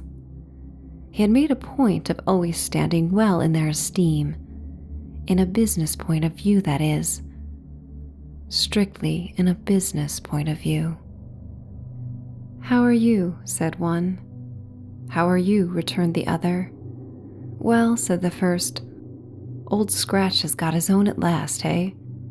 "So I am told," returned the second. "Cold, isn't it?" "Seasonable for Christmas time. You're not a skater, I suppose."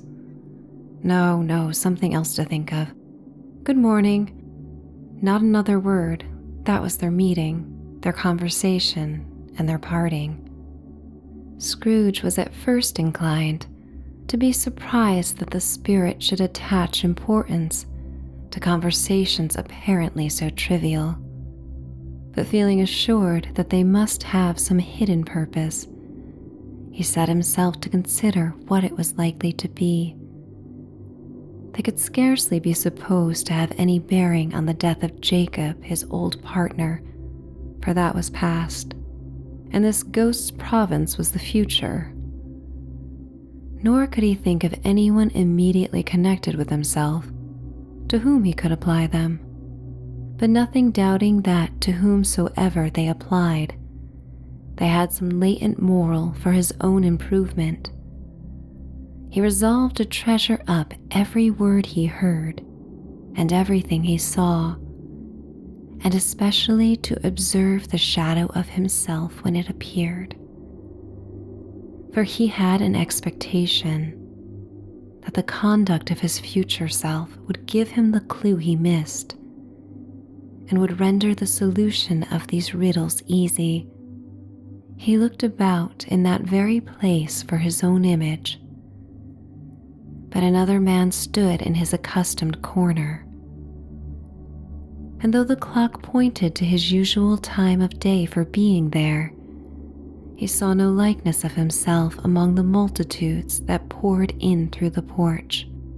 It gave him little surprise, however, for he had been revolving in his mind a change of life, and thought and hoped he saw his newborn resolutions carried out in this. Quiet and dark, beside him stood the phantom with its outstretched hand. When he roused himself from his thoughtful quest, he fancied from the turn of the hand and its situation in reference to himself that the unseen eyes were looking at him keenly. It made him shudder and feel very cold. They left the busy scene and went into an obscure part of the town, where Scrooge had never penetrated before, although he recognized its situation and its bad repute. The ways were foul and narrow, the shops and houses wretched, the people half naked, drunken, slipshod, ugly. Alleys and archways, like so many cesspools, disgorged their offenses of smell and dirt and life upon the straggling streets, and the whole quarter reeked with crime, with filth and misery. Far in this den of infamous resort, there was a low-browed beetling shop below a penthouse roof where iron, old rags, bottles, bones, and greasy offal were bought. Upon the floor within were piled up heaps of rusty keys, nails, chains, hinges, files, scales, weights, and refuse iron of all kinds. Secrets that few would like to scrutinize were bred and hidden in mountains of unseemly rags, masses of corrupted fat, and sepulchres of bones.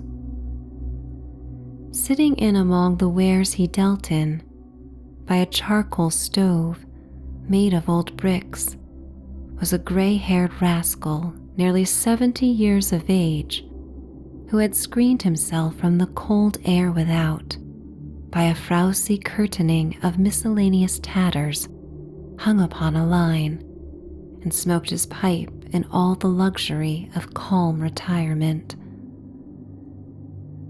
Scrooge and the Phantom came into the presence of this man, just as a woman with a heavy bundle slunk into the shop. But she had scarcely entered when another woman similarly laden came in too, and she was closely followed by a man in faded black, who was no less startled by the sight of him than they had been upon the recognition of each other. After a short period of blank astonishment, in which the old man with the pipe had joined them, they all three burst into a laugh. "Let the charwoman alone to be the first," cried she who had entered first. "Let the laundress alone to be the second, and let the undertaker's man alone to be the third. Look here, old Joe, here's a chance, if we haven't all three met here without meaning it." "You couldn't have met in a better place," said old Joe, removing his pipe from his mouth. "Come into the parlor. You were made free of it long ago, you know, and the other two ain't strangers. Stop till I shut the door of the shop. Ah, how it squeaks. There ain't such a rusty bit of metal in the place as its own hinges, I believe, and I'm sure there's no such old bones here as mine. We're all suitable to our calling. We're well matched. Come into the parlor." The parlor was the space behind the screen of rags. The old man raked the fire together with an old stair rod, and having trimmed his smoky lamp, for it was night, with the stem of his pipe, put it in his mouth again.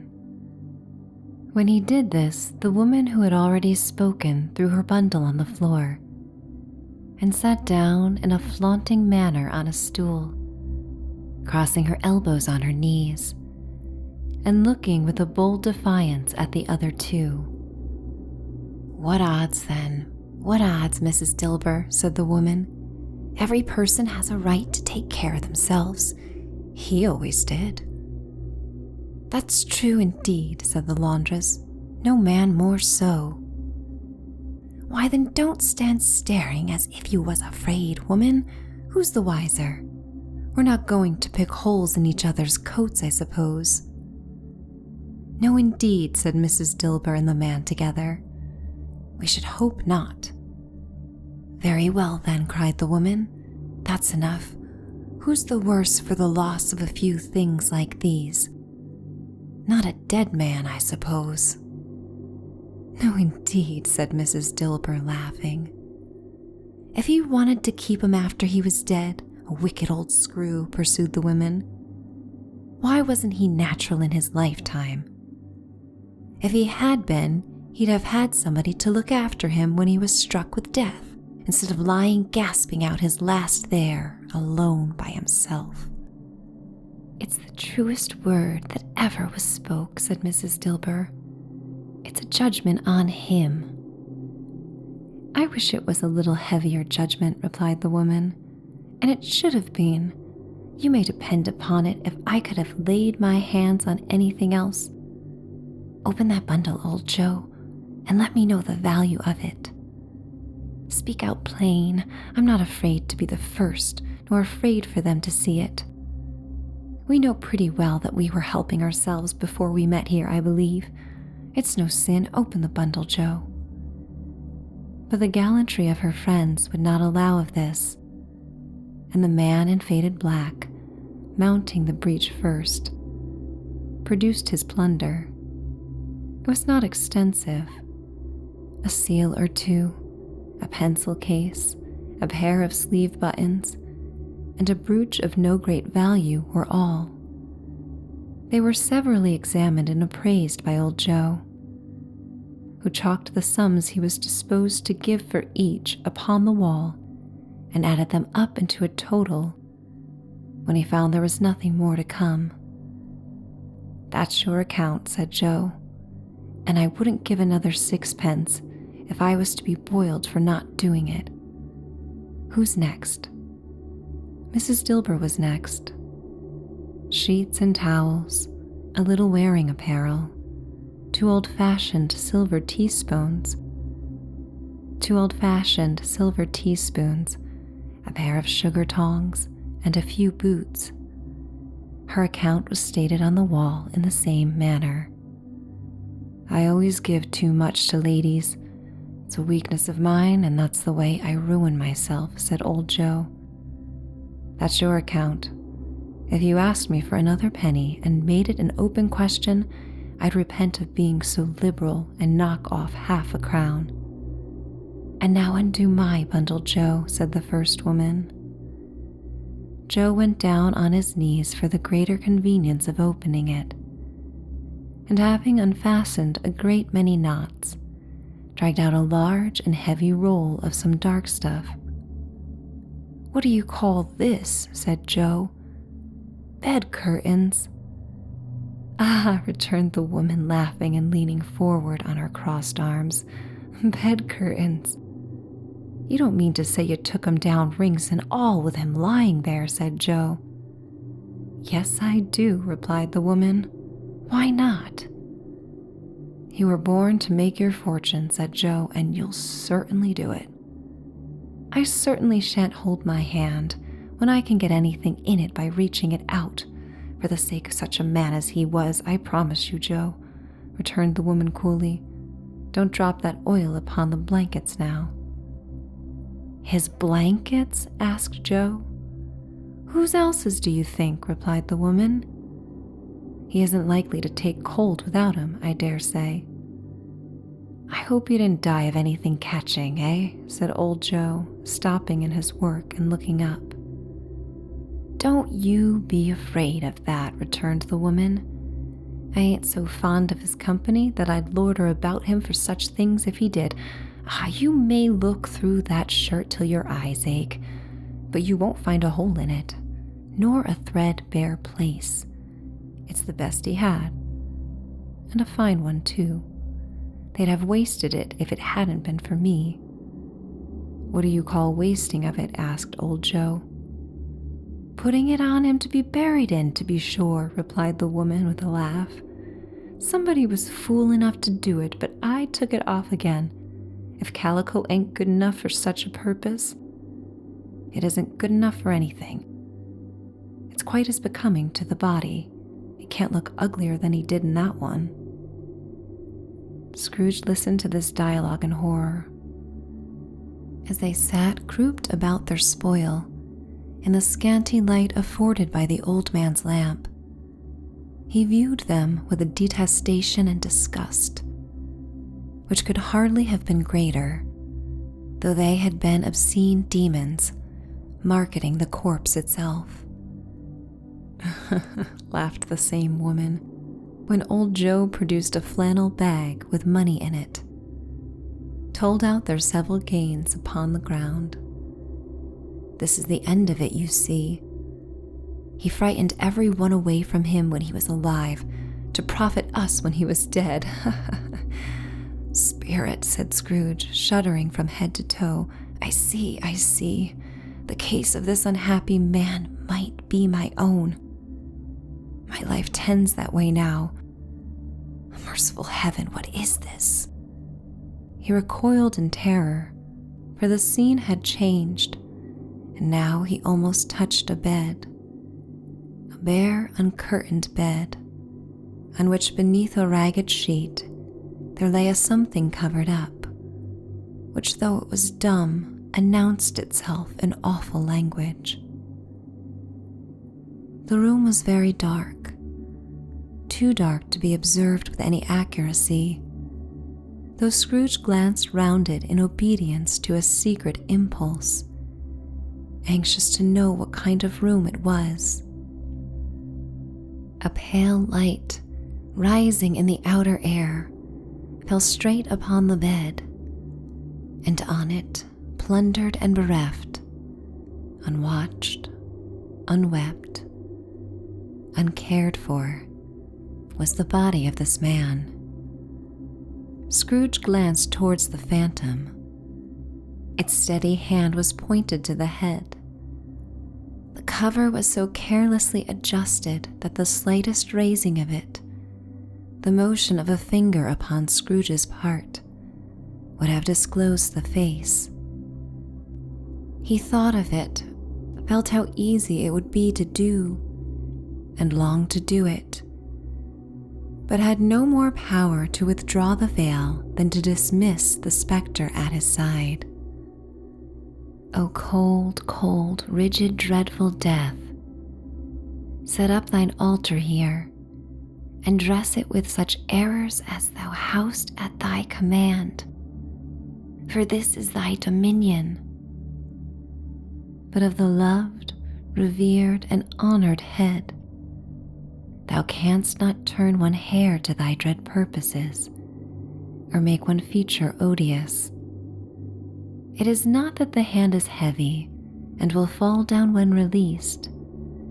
It is not that the heart and pulse are still, but that the hand was open, generous, and true, the heart brave, warm, and tender, and the pulse a man's.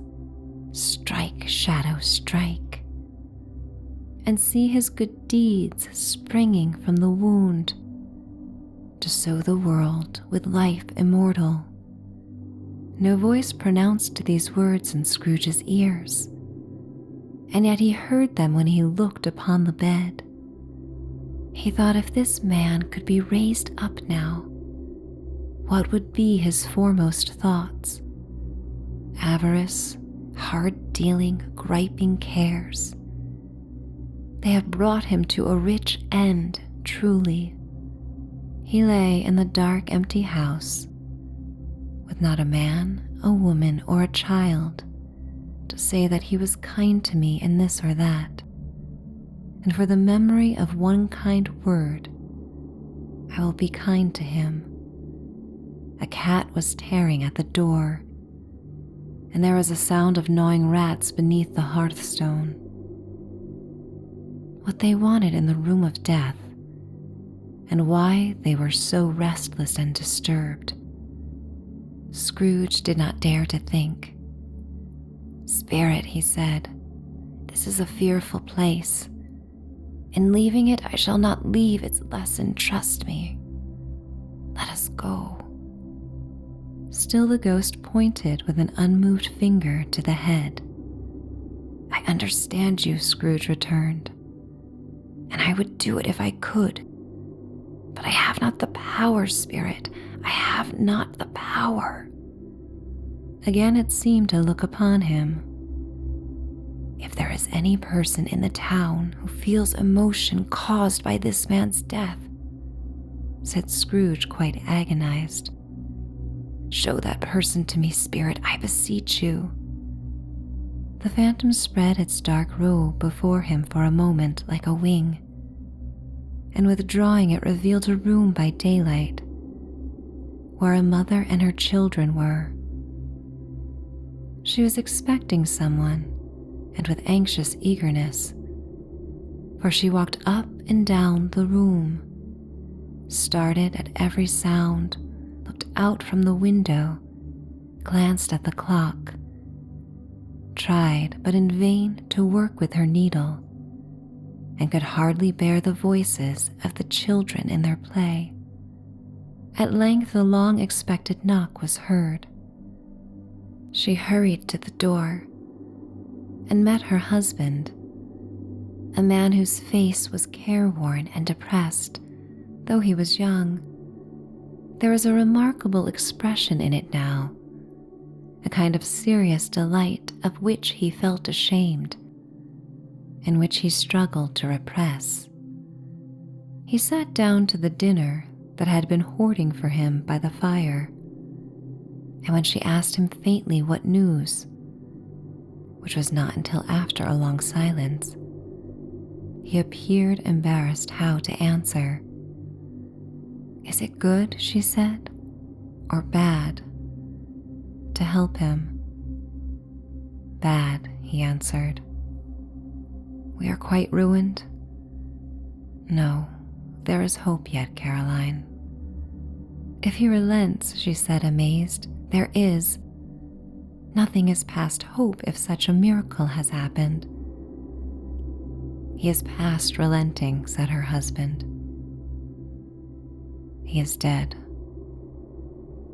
She was a mild and patient creature if her face spoke truth, but she was thankful in her soul to hear it, and she said so with clasped hands.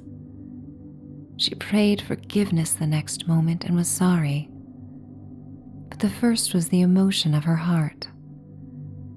What the half-drunken woman whom I told you of last night said to me when I tried to see him and obtain a week's delay, and what I thought was a mere excuse to avoid me, turns out to have been quite true. He was not only very ill, but dying then. To whom will our debt be transferred?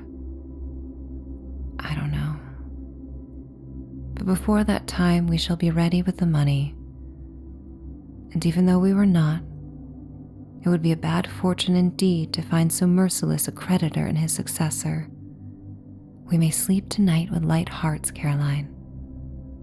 Yes, soften it as they would, their hearts were lighter.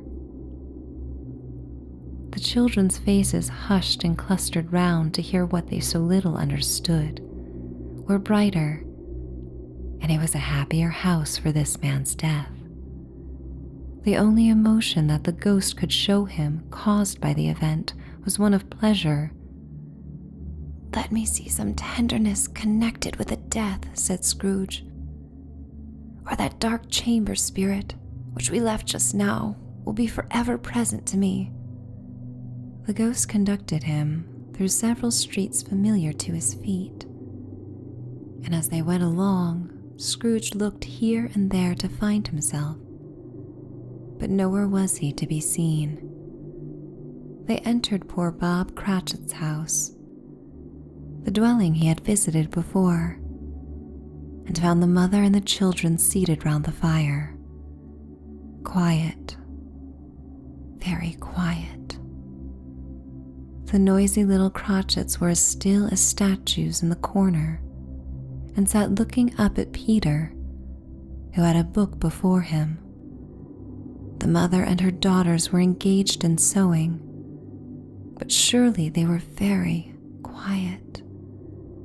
And he took a child and set him in the midst of them. Where had Scrooge heard these words? He had not dreamed them.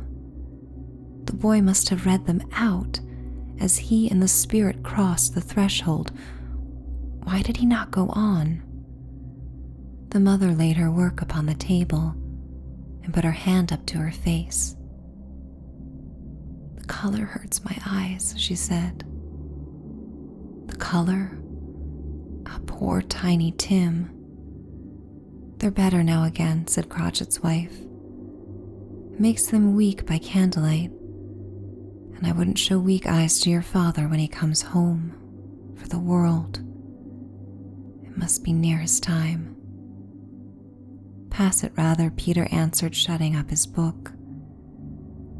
But I think he has walked a little slower than he used. These few last evenings, Mother. They were very quiet again.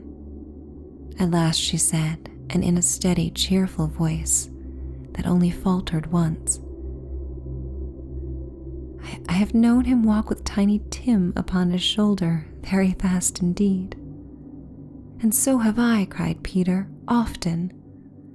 And so have I, exclaimed another. So had all. But he was very light to carry, she resumed, intent upon her work. And his father loved him so that it was no trouble. No trouble. And there is your father at the door. She hurried out to meet him, and little Bob and his comforter, he had need of it, poor fellow, came in. His tea was ready for him on the hob, and they all tried who should help him to it most. Then the two young crotchets got upon his knees and laid, each child a little cheek, against his face, as if they said, "Don't mind it, Father, don't be grieved." Bob was very cheerful with them, and spoke pleasantly to all the family. He looked at the work upon the table and praised the industry and speed of Mrs. Cratchit and the girls. They would be done long before Sunday, he said. Sunday? You went today then, Robert, said his wife. Yes, my dear, returned Bob. I wish you could have gone. It would have done you good to see how green a place it is. But you'll see it often. I promised him that I would walk there on a Sunday. My little child, said Bob. My little child. He broke down all at once. He couldn't help it. If he could have helped it, he and his child would have been farther apart, perhaps, than they were. He left the room and went upstairs into the room above, which was lighted cheerfully and hung with Christmas. There was a chair set close beside the child, and there were signs of someone having been there lately. Poor Bob sat down in it, and when he had thought a little and composed himself, he kissed the little face. He was reconciled to what had happened, and went down again quite happy. They drew about the fire and talked, the girls and mother working still.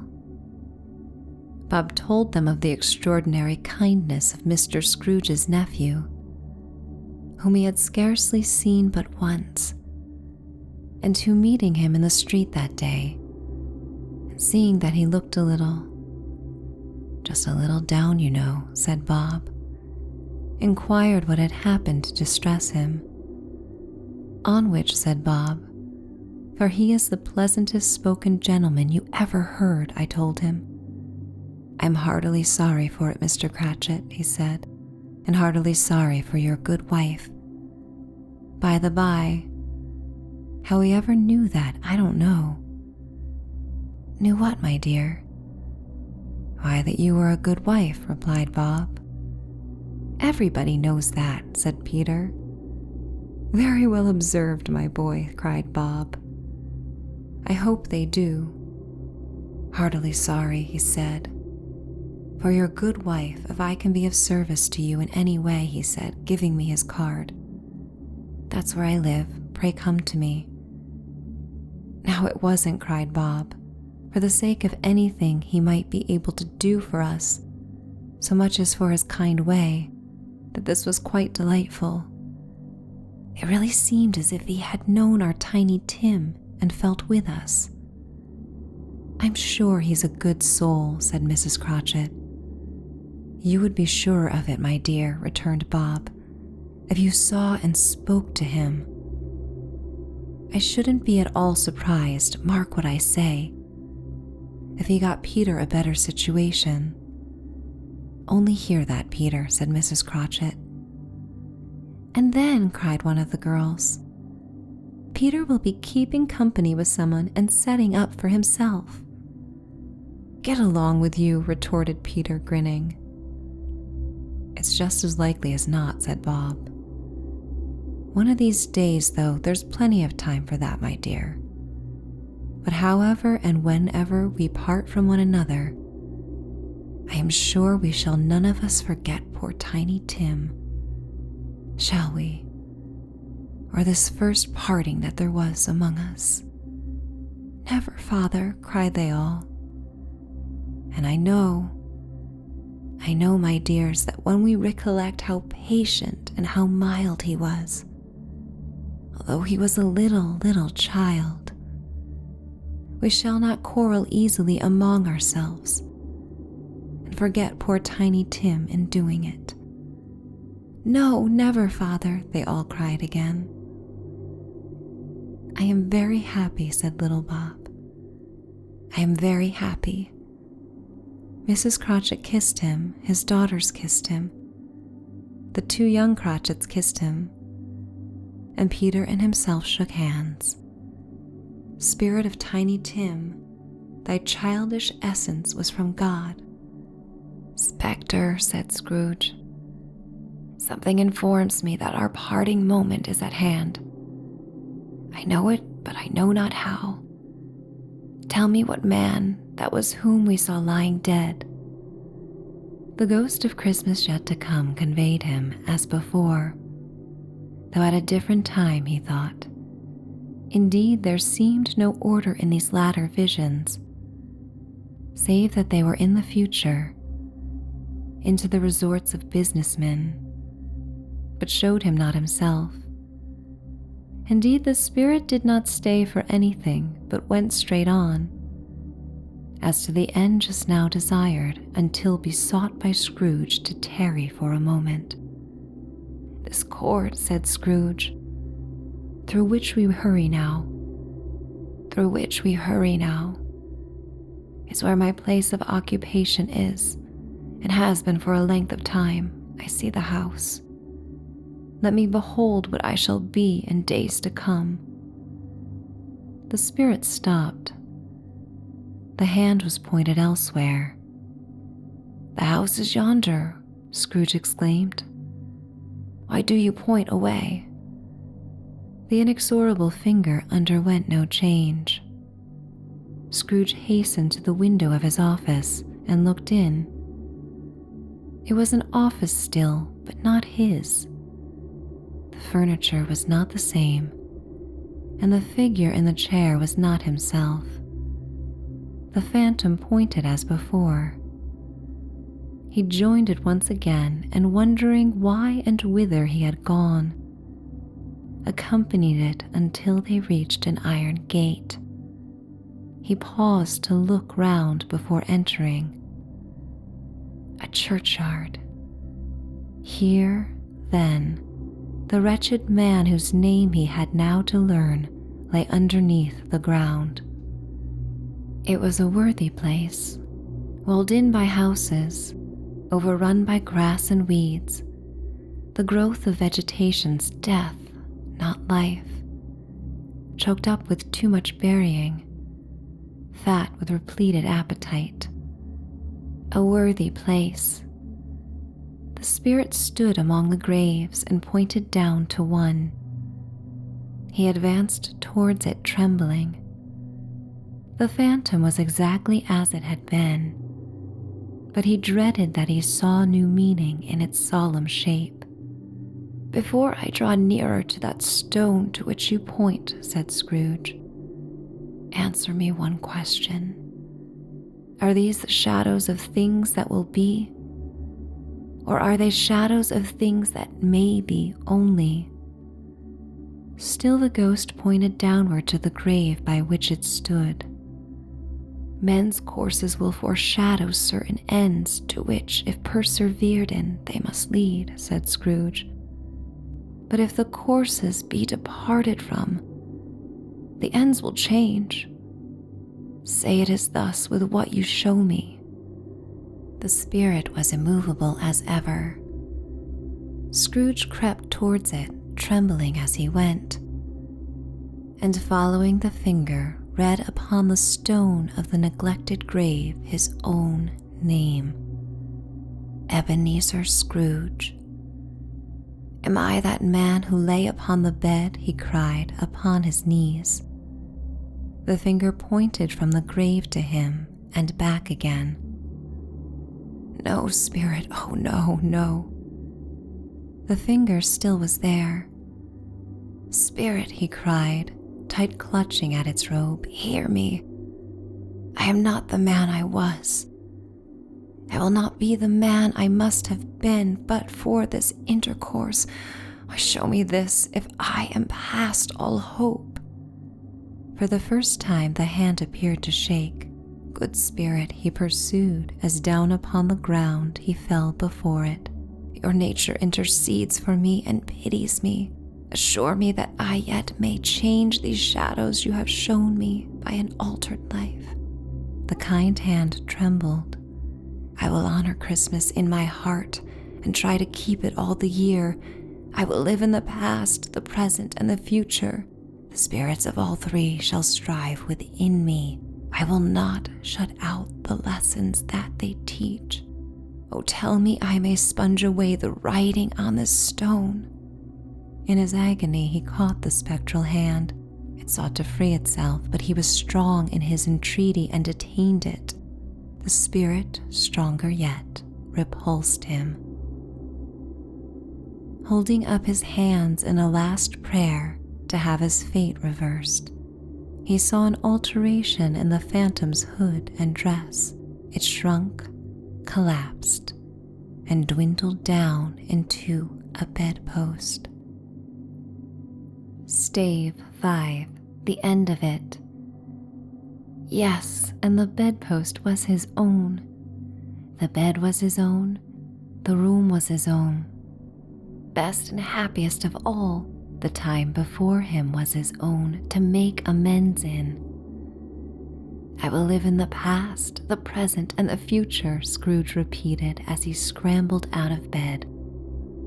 "The spirits of all three shall strive within me. O Jacob Marley, heaven, and the Christmas time be praised for this. I say it on my knees, old Jacob, on my knees." He was so fluttered and so glowing with his good intentions that his broken voice would scarcely answer to his call. He had been sobbing violently in his conflict with the spirit, and his face was wet with tears. "They are not torn down," cried Scrooge, holding one of his bed curtains in his hands. "They are not torn down, rings and all. They are here, I am here. The shadows of the things that would have been may be dispelled. They will be, I know they will." His hands were busy with his garments all this time, turning them inside out, putting them on upside down, tearing them, mislaying them, making them parties to every kind of extravagance. "I don't know what to do," cried Scrooge, laughing and crying in the same breath, and making a perfect Laocoon of himself with his stockings. "I am light as a feather. I am as happy as an angel. I am as merry as a schoolboy. I am as giddy as a drunken man. A Merry Christmas to everybody. A Happy New Year to all the world. Hallo here, whoop, hallo." He had frisked into the sitting room and was now standing there, perfectly winded. "There's the saucepan that the gruel was in," cried Scrooge, starting off again and going round the fireplace. "There's the door by which the ghost of Jacob Marley entered. There's the corner where the ghost of Christmas present sat. There's the window where I saw the wandering spirits. It's all right, it's all true, it all happened, ha ha ha." Really, for a man who had been out of practice for so many years, it was a splendid laugh. A most illustrious laugh. The father of a long, long line of brilliant laughs. I don't know what day of the month it is, said Scrooge. I don't know how long I've been among the spirits. I don't know anything. I'm quite a baby. Never mind, I don't care. I'd rather be a baby. Hello, whoop, hello here. He was checked in his transports by the churches ringing out the lustiest peals he had ever heard. Clash, clang, hammer, ding, dong, bell. Bell, ding, dong, hammer, clang, crash. Oh, glorious, glorious. Running to the window, he opened it and put out his head. No fog, no mist, clear, bright, jovial, stirring, cold, piping for the blood to dance to. Golden sunlight, heavenly sky, sweet fresh air, merry bells, oh glorious, glorious. What's today? Cried Scrooge, calling downward to a boy in Sunday clothes, who perhaps had loitered in to look about him. Eh? Returned the boy with all his might of wonder. What's today, my fine fellow? Said Scrooge. Today, replied the boy. Why, Christmas Day. It's Christmas Day, said Scrooge to himself. I haven't missed it. The spirits have done it all in one night. They can do anything they like. Of course they can. Of course they can. Hello, my fine fellow. Hello, returned the boy. Do you know the poulterers in the next street but one at the corner? Scrooge inquired. I should hope I did, replied the lad. An intelligent boy, said Scrooge. A remarkable boy. Do you know whether they've sold the prize turkey that was hanging up there? Not the little prize turkey, the big one. What? The one as big as me? Returned the boy. What a delightful boy, said Scrooge. It's a pleasure to talk to him. Yes, my buck. It's hanging there now, replied the boy. Is it? Said Scrooge. Go and buy it. Walker, exclaimed the boy. No, no, said Scrooge. I am in earnest. Go and buy it and tell him to bring it here, that I may give them the direction where to take it. Come back with a man and I'll give you a shilling. Come back with him in less than 5 minutes, and I'll give you half a crown. The boy was off like a shot. He must have had a steady hand at a trigger who could have got a shot off half so fast. I'll send it to Bob Cratchit's, whispered Scrooge, rubbing his hands and splitting with a laugh. He shan't know who sends it. It's twice the size of Tiny Tim. Joe Miller never made such a joke as sending it to Bob's will be. The hand in which he wrote the address was not a steady one, but write it he did somehow, and went downstairs to open the street door, ready for the coming of the poulterer's man. As he stood there waiting his arrival, the knocker caught his eye. I shall love it as long as I live, cried Scrooge, patting it with his hand. I scarcely ever looked at it before. What an honest expression it has in its face. It's a wonderful knocker. Here's the turkey. Hello. Whoop. How are you? Merry Christmas. It was a turkey. He never could have stood upon his legs, that bird. He would have snapped him short off in a minute, like sticks of sealing wax. Why, it's impossible to carry that to Camden Town, said Scrooge. You must have a cab.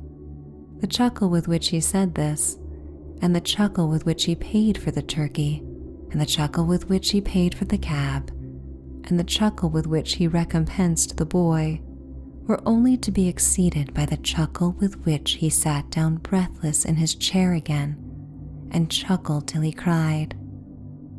Shaving was not an easy task, for his hand continued to shake very much, and shaving requires attention even when you don't dance while you are at it.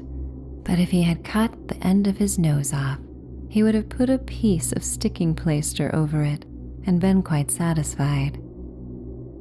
He dressed himself all in his best, and at last got out into the streets.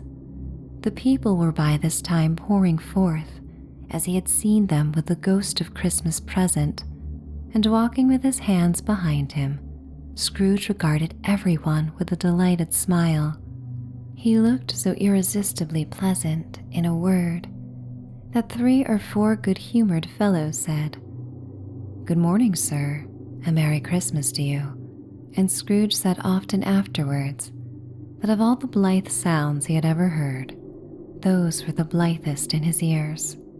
He had not gone far when, coming on towards him, he beheld the portly gentleman who had walked into his counting-house the day before and said, "Scrooge and Marley's, I believe."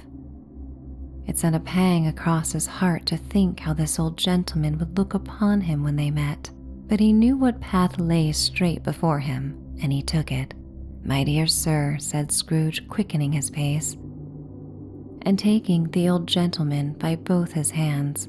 "How do you do? I hope you succeeded yesterday. It was very kind of you. A Merry Christmas to you, sir." "Mr. Scrooge?" "Yes," said Scrooge, "that is my name, and I fear it may not be pleasant to you. Allow me to ask your pardon, and will you have the goodness—" Here Scrooge whispered in his ear. "Lord bless me," cried the gentleman, as if his breath were taken away. "My dear Mr. Scrooge, are you serious?" "If you please," said Scrooge, "not a farthing less. A great many back payments are included in it, I assure you. Will you do me that favor?" "My dear sir," said the other, shaking hands with him, "I don't know what to say to such money." "Don't say anything, please," retorted Scrooge. "Come and see me. Will you come and see me?" "I will," cried the old gentleman, and it was clear he meant to do it.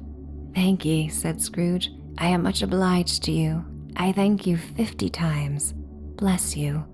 He went to church and walked about the streets, and watched the people hurrying to and fro, and patted children on the head, and questioned beggars, and looked down into the kitchens of houses, and up to the windows, and found that everything could yield him pleasure.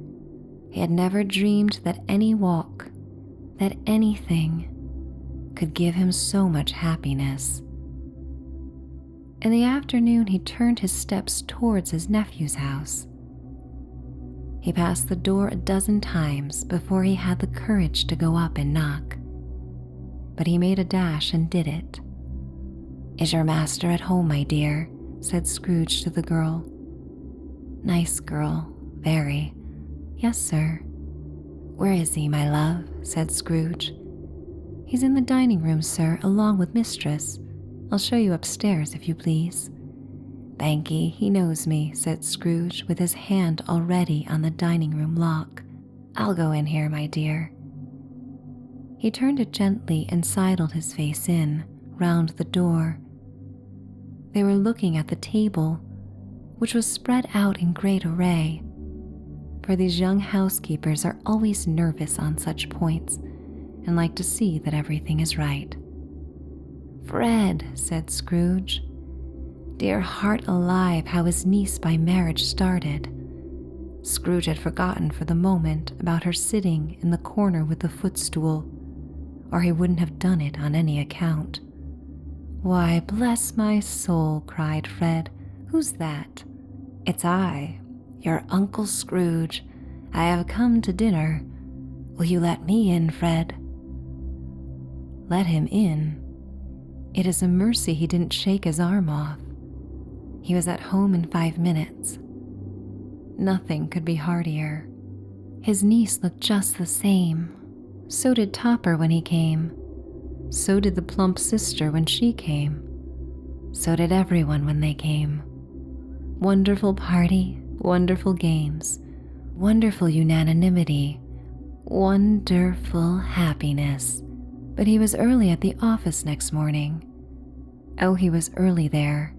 If he could only be there first and catch Bob Cratchit coming late. That was the thing he had set his heart upon. And he did it, yes he did. The clock struck 9. No Bob. 1/4 past. No Bob. He was full 18 minutes and a half behind his time. Scrooge sat with his door wide open, that he might see him come into the tank. His hat was off before he opened the door. His comforter, too. He was on his stool in a jiffy, driving away with his pen, as if he were trying to overtake 9 o'clock. "Hello," growled Scrooge in his accustomed voice, as near as he could to feign it. "What do you mean by coming here at this time of day?" "I am very sorry, sir," said Bob. "I am behind my time." "You are?" repeated Scrooge. "Yes, I think you are. Step this way, sir, if you please." "It's only once a year, sir," pleaded Bob, appearing from the tank. "It shall not be repeated. I was making rather merry yesterday, sir." "Now I'll tell you what, my friend," said Scrooge. "I am not going to stand this sort of thing any longer, and therefore," he continued, leaping from his stool, and giving Bob such a dig in the waistcoat that he staggered back into the tank again, "and therefore I am about to raise your salary." Bob trembled and got a little nearer to the ruler. He had a momentary idea of knocking Scrooge down with it, holding him, and calling to the people in the court for help and a straight waistcoat. "A Merry Christmas, Bob," said Scrooge with an earnestness that could not be mistaken, as he clapped him on the back. "A merrier Christmas, Bob, my good fellow, than I have given you for many a year. I'll raise your salary and endeavor to assist your struggling family, and we will discuss your affairs this very afternoon over a Christmas bowl of smoking bishop, Bob. Make up the fires and buy another coal. Scuttle before you dot another I, Bob Cratchit." Scrooge was better than his word. He did it all, and infinitely more. And to Tiny Tim, who did not die, he was a second father. He became as good a friend, as good a master, and as good a man as the good old city knew, or any other good old city, town, or borough in the good old world.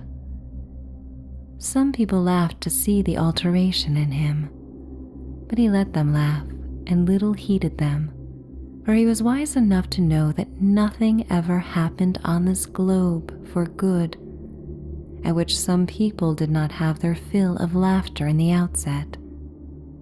And knowing that such as these would be blind anyway, he thought it was quite as well that they should wrinkle up their eyes and grins as have the malady in less attractive forms. His own heart laughed, and that was quite enough for him. He had no further intercourse with spirits, but lived upon the total abstinence principle ever after, and it was always said of him that he knew how to keep Christmas well, if any man alive possessed the knowledge. May that be truly said of us, and all of us. And so, as Tiny Tim observed, God bless us, every one. Christmas in Chicago by Fanny Butcher. A flare of lights. A giant tree tapering up and up until it seems to melt into the sky, except that the glittering star which crowns it puts to shame the gentle glimmerings in the background of the blue-black heavens. Spangles, like a circus rider's dress, flutter in the swish of air, blaze out in the footlight glare of the barrage of lights which are turned on the tree. The family Christmas tree, giganticized to a tree for the family of the great city. And underneath, thousands upon thousands of human beings tramping about in the snow, listening to a band, watching the fluttering bangles of the spectacular tree. A river of motors slowly flowing past the picture, slowly, whether they will or no, for there is no hurrying in the mass that drives down to see the tree. In the melee that worms about beneath the tree, there are men and women from the four corners of the earth. There are faces molded in such fantastically different casts that you cannot but wonder how mankind can be all one mankind. There are voices thick with the gutturals of Middle Europe, soft with the sunshine of the South, and heavy with the interminable consonants of the North. There is a medley of sound, human voices of all the tones of the earth's surface, doing that peculiarly unmusical feat of all talking at once, and being heightened rather than subdued by the din of the band trying to be heard in a bellowing of that gentle lullaby, Silent Night. And the overtone is always the honking of impatient motorists or gaily inclined ones who feel that the best way to express approval in modern life is to make as loud and raucous a noise as possible. And all over the city, in its endless miles of boulevards and parks, little brothers of the great tree are glittering against the sky. And underneath those others, as underneath the great tree itself, mankind swishes and huddles and gazes and talks. Miles and miles apart they are, from the steel mills on the south, painting the sky a flame red, to the fastnesses of suburban sobriety and sedateness on the north, from the vast new bungalow-studded southwest to the factory-dotted northwest, merging into two flat buildings and interurban real estate plots.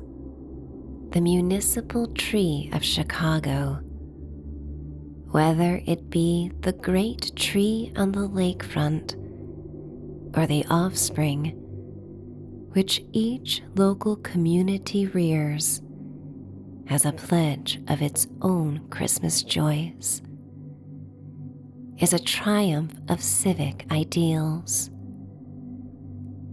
It is a symbol to the thousands who are strangers, if not in fact, at least in that pitifully intense way in which mankind can be alone in the millions that make a great city, that the city is human. And it has been such a short time that the city has been human, that it has had time to be anything but a growing, hungry, physically developing giant of a child. Out of its rompers, Chicago is now and present at the great moment of decorating the Christmas tree of the children. There is something adolescent and very charming and very naive about this Christmassy Chicago. It has just reached the time when it feels that the world is taking some notice of it, when it feels its first thrills of conquest, when it cleans out its pockets, throws away the broken knife blades and the slightly worn wads of gum and the marbles, and substitutes the picture of the chorus girl and the pocket comb. It is washing behind its ears, and it can blush with gorgeous naivete at the thought of making a social faux pas. It is terribly self-conscious, and like all growing youth, it still has its cosmic dreams. Chicago's delight in its Christmas tree is at the same time the delight of the child in any glittering, gaudily lighted scene, and the delight of the youth who remembers his baby days and his passionate belief in Santa Claus, and sees in the great tree a moment to the few years that have intervened. There is romance in that thought, within the memory of many men and women who walk beneath the great tree, within the lifetime of one of the thousands of trees that have been brought to the making of the great tree and its lesser relatives. The spot did not exist at all, where now the gigantic realization of a dream of a Christmas tree stands. It was a wave on its way to lap a sandy shore, or caught in the fastnesses of ice. And the shore, when it reached, was a spot where children picnicked in summer, where horses were brought to the water's edge for a drink, where wagons were washed, where the water itself was dipped up in buckets and carried into the little houses of the village. It was a spot where bemuffled children slid back and forth in winter, cautiously keeping inshore, the spot where the great tree stood the first time it was made, before the outlying communities had their separate celebrations on the land just east of Madison Street and north of the Art Institute. Was in the very early days a public burying ground. Rude storms from the east frequently gnawed at the earth until it had given up its hidden coffins, battered them into fragments, and left scattered remains on the shore when the calm came.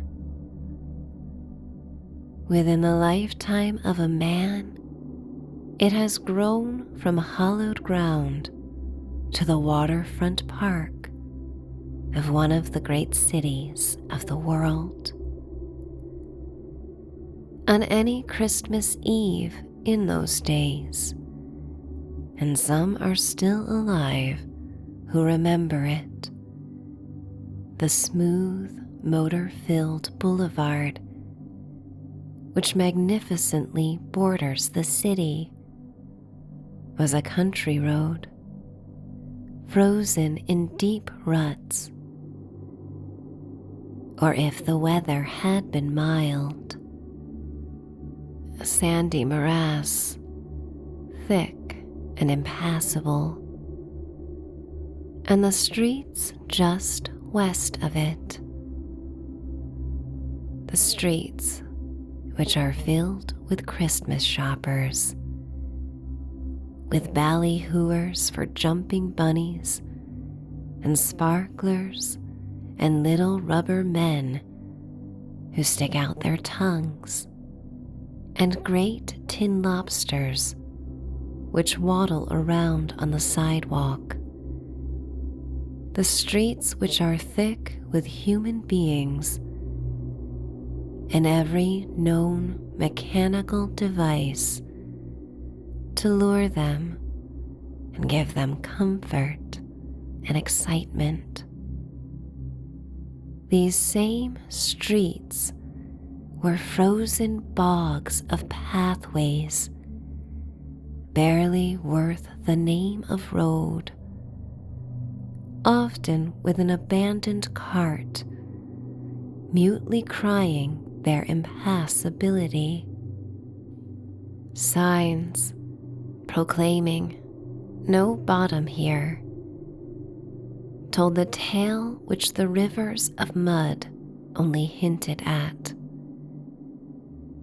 The very street where an elevated wangs by overhead, a streetcar clangs its warning to the holiday crowds, and ceaselessly honking motors make a bedlam of the air, is the scene of the classic story of the man who in the early days was up to his ears in mud. From a spot identical with one which is being stepped over by thousands, so the story goes. A pedestrian offered to throw out a lifeline to the mud-imprisoned neighbor. "Don't worry about me," he is said to have answered. "I'm on a good horse." That story delighted our grandfathers. The sidewalks, lined with gaudy windows, wheedling dollars from the passers-by, and noisy with street hawkers, passionately supply last-minute gewgaws for the tired men and women who have had to shop late because they had no money to shop early. Sidewalks smooth and wide and sturdy to the tramp of millions of feet. Not over a lifetime ago were narrow strips of wood raised on stilts with enough room underneath for children to play and for rats to hold continuous convention. Within the memory of the oldest inhabitants is a scene in the early days of many a romantic moment when carriages and carts were drawn up to the very doors of the houses and shops, and whatever strong male arms that happened to be present were offered to lift the women folks safely from one dry spot to another. High hip boots they all wore, those early Chicago cavaliers, and of necessity, is it not a legitimate glitter of pride in the twinkling eyes of the great tree when it looks upon the vast and teeming loop of the city and remembers that not so long ago, but that men now living can remember, the whole prairie south of the river was a great bog, dry at times, but always at the mercy of every rainfall and of the seepage from the erratic river that flowed now into the lake and now from it. 10 feet lower than the land, to the north of the river it was, the spectacular loop of Chicago, which is unlike the same piece of ground anywhere else in the world, and only the dreamers could see that it could ever be made into a city. Is the pride out of place when one remembers that the first civic accomplishment of the village was the gigantic one of raising the level of the south bank and its adjoining acres until it was no longer sick with sogginess?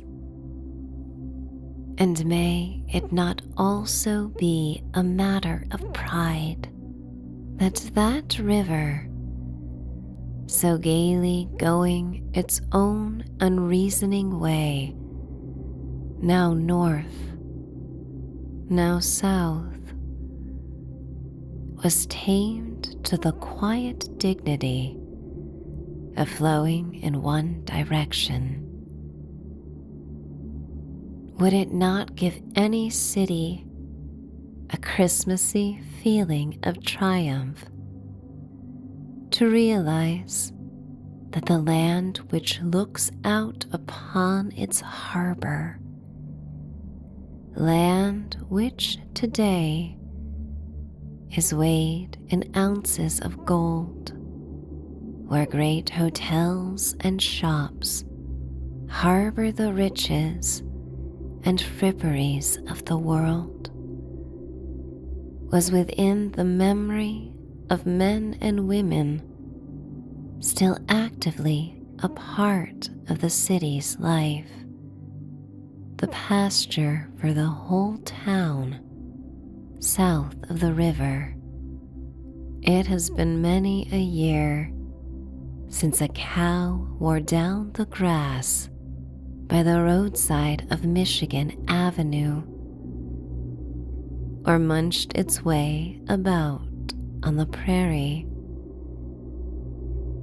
But no more than 60 years ago, all of the residents of the South Side took their cows out in the morning and went for them at night.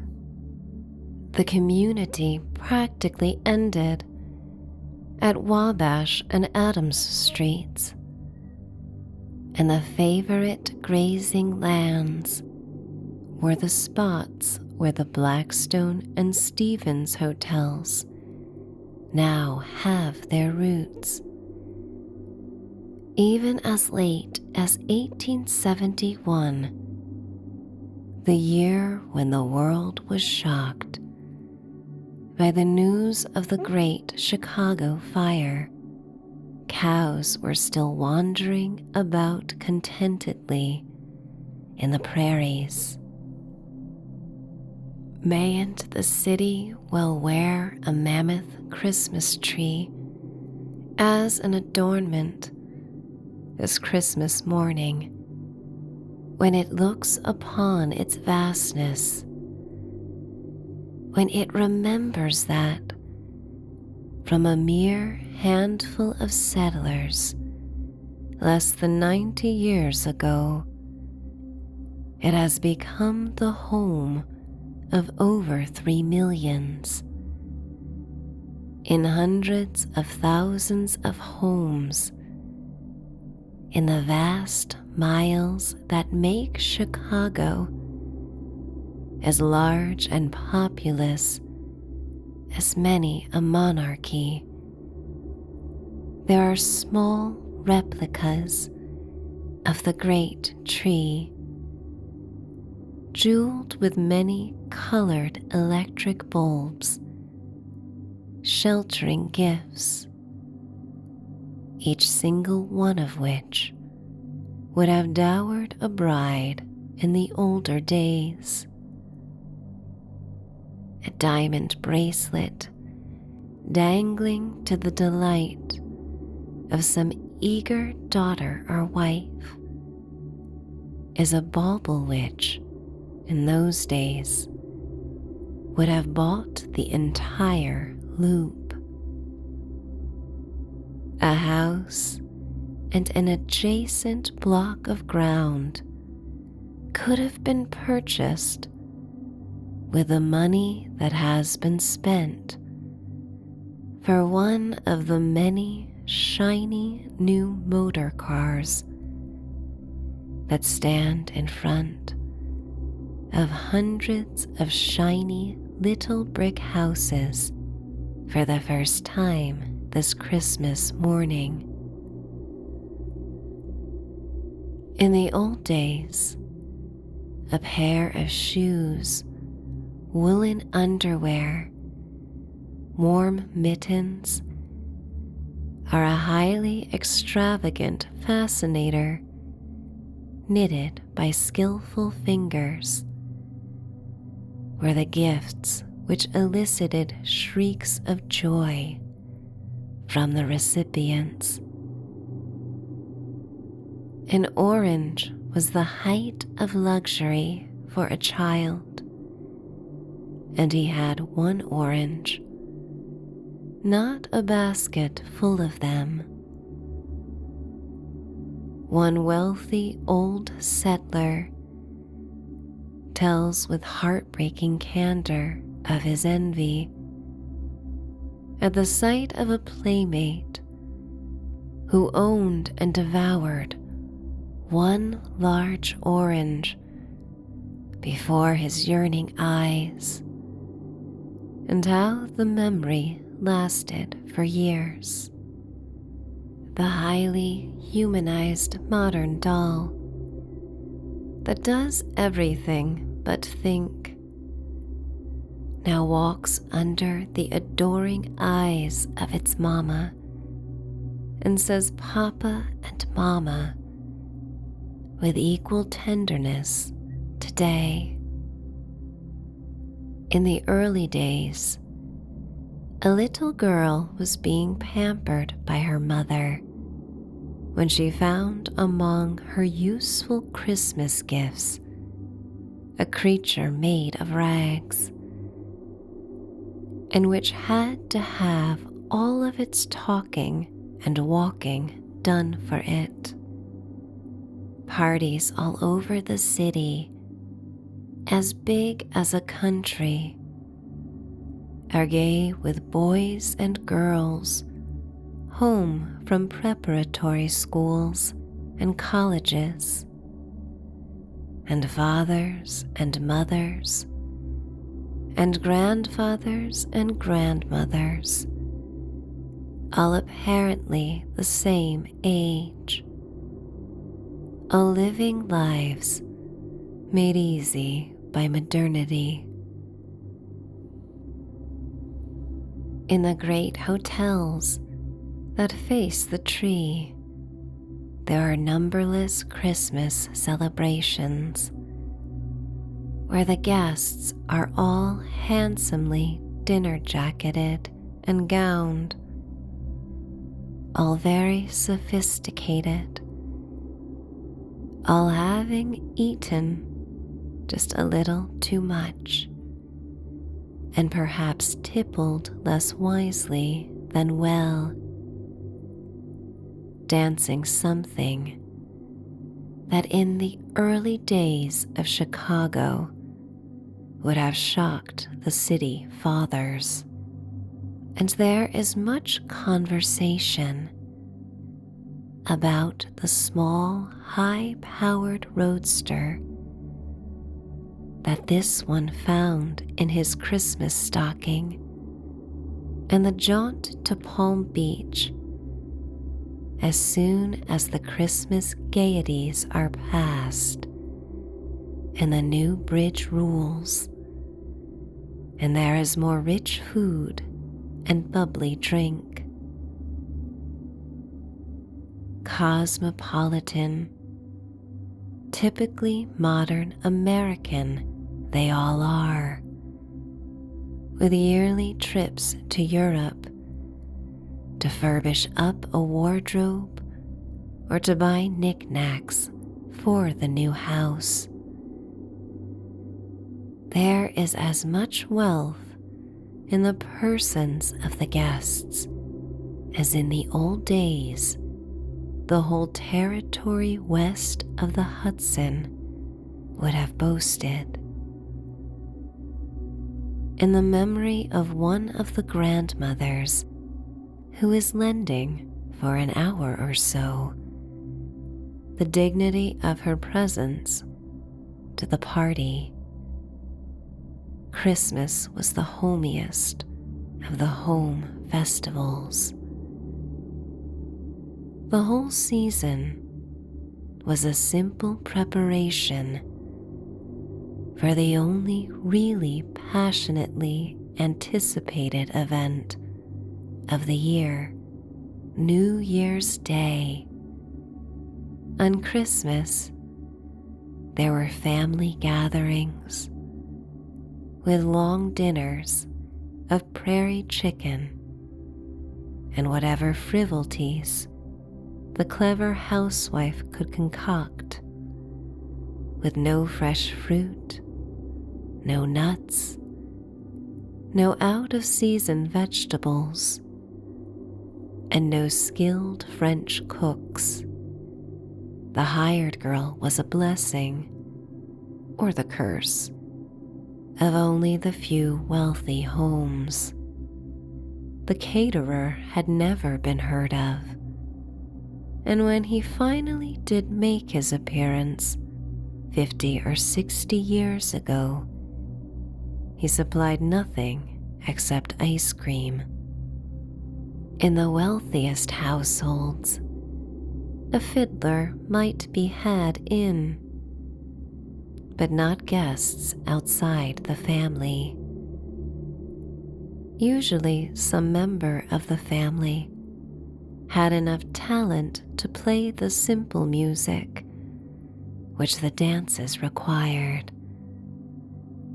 And such dances, square, sedate, but hilariously thrilling to grandmother as well as granddaughter.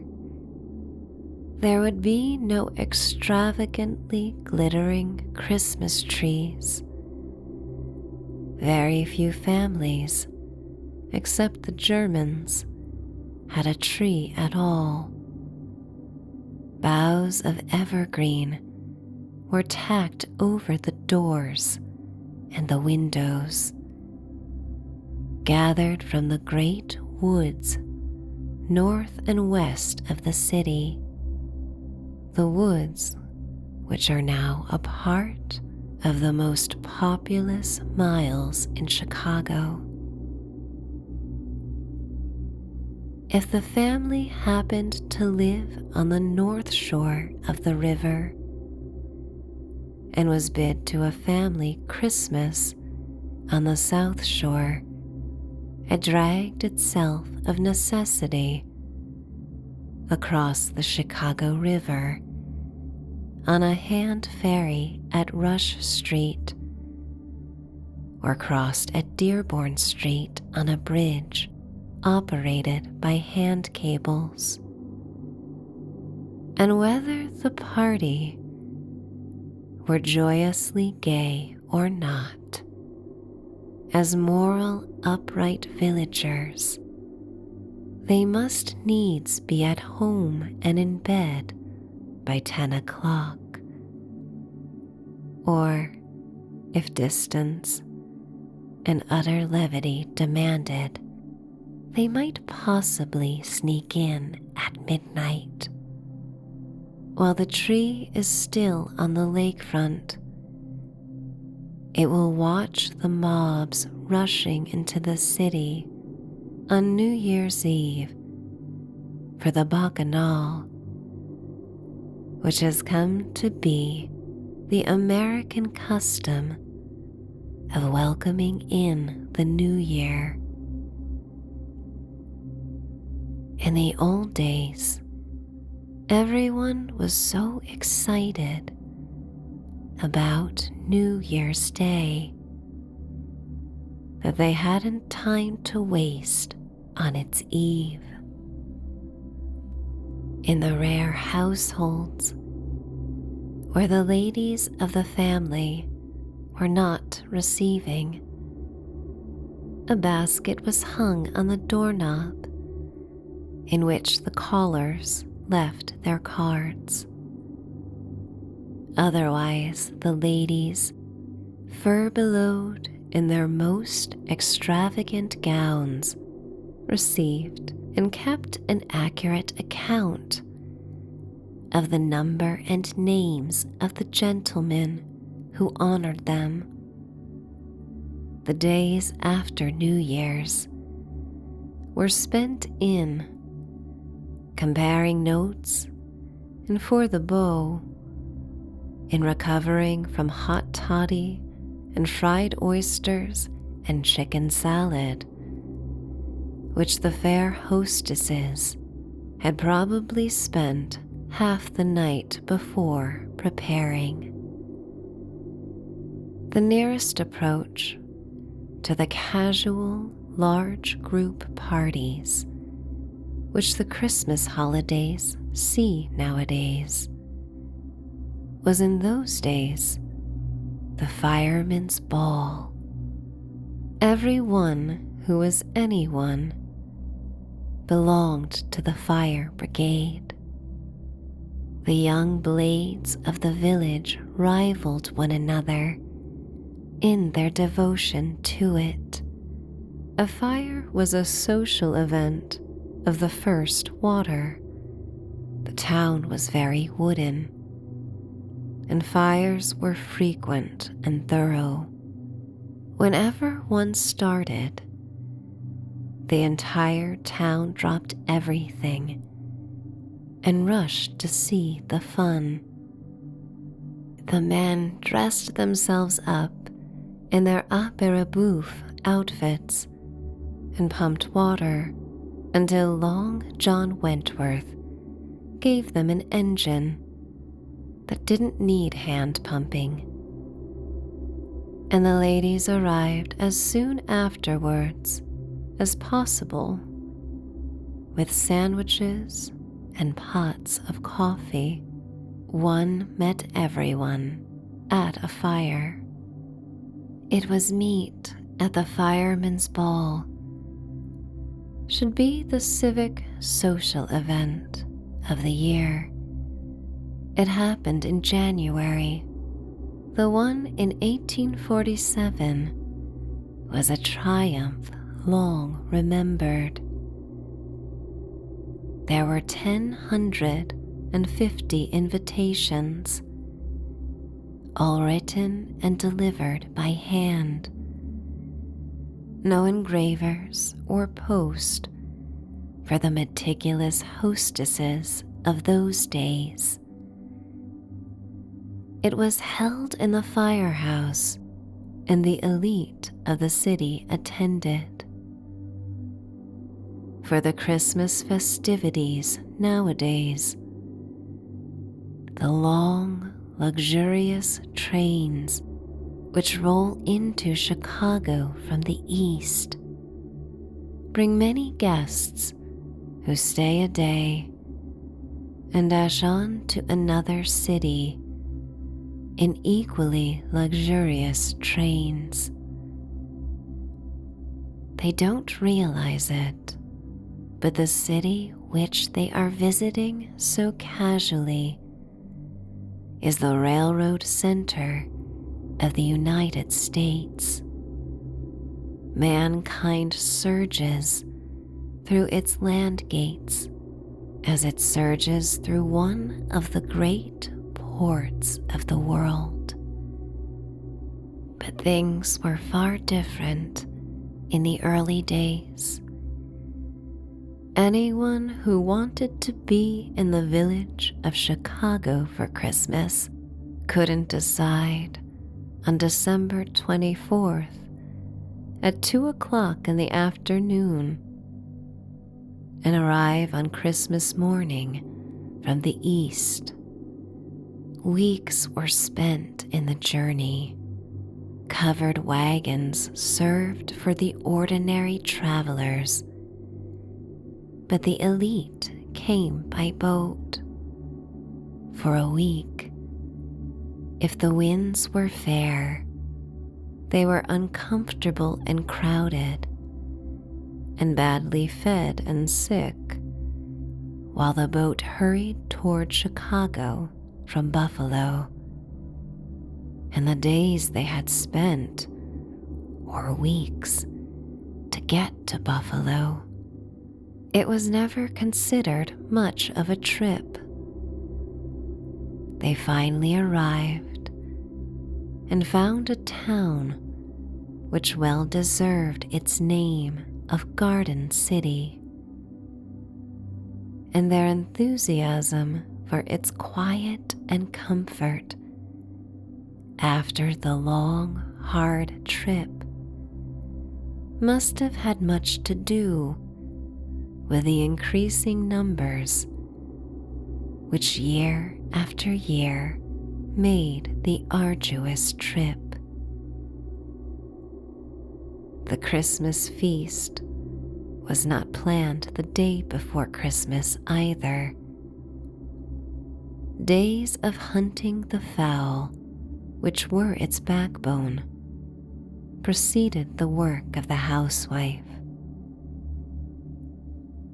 In the darkness of the nights between Christmas and New Year's, nights which are now hectic, with sirens of motors and the scrape of shifting gears and the continual swish of human voices and the blare of lights within the memory of men and women living, the quietness of a town safely shut in by its own fireside was in the air, with the occasional call of the town crier, "Lost, lost, little girl 7 years old." Chicago has left those days behind it, but memories of them make sweeter the complete security and comfort of the city in these days. And the dazzling pyramid of jeweled green, a giant's dream of a Christmas tree, is a symbol of the child's fairy tale come true. It is a Christmas boutonniere tucked into the proud buttonhole of Chicago. The Gift of the Magi by O. Henry. $1.87. That was all. And 60 cents of it was in pennies. pennies saved 1 and 2 at a time by bulldozing the grocer and the vegetable man and the butcher, until one's cheeks burned with a silent imputation of parsimony that such close dealing implied. 3 times Della counted it. $1.87, and the next day would be Christmas. There was clearly nothing to do but flop down on the shabby little couch and howl. So Della did it, which instigates the moral reflection that life is made up of sobs, sniffles, and smiles, with sniffles predominating. While the mistress of the home is gradually subsiding from the first stage to the second, take a look at the home. A furnished flat at $8 per week. It did not exactly beggar description, but it certainly had that word on the lookout for the mendicancy squad. In the vestibule below was a letterbox into which no letter would go, and an electric button from which no mortal finger could coax a ring. Also appertaining thereunto was a card bearing the name Mr. James Dillingham Young.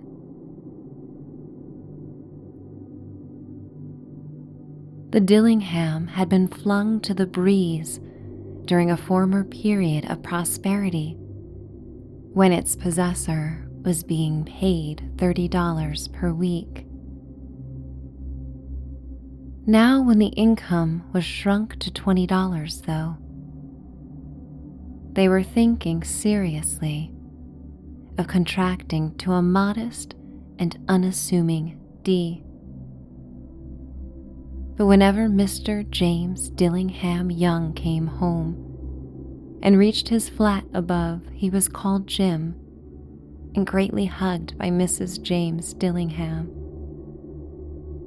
Young, already introduced to you as Della, which is all very good. Della finished her cry and attended to her cheeks with a powder rag. She stood by the window and looked out dully at a gray cat walking a gray fence in a gray backyard. Tomorrow would be Christmas Day, and she had only $1.87 with which to buy Jim a present. She had been saving every penny she could for months, with this result. $20 a week doesn't go far. Expenses had been greater than she had calculated. They always are. Only $1.87 to buy a present for Jim. Her Jim. Many a happy hour she had spent planning for something nice for him. Something fine and rare and sterling. Something just a little bit near to being worthy of the honor of being owned by Jim.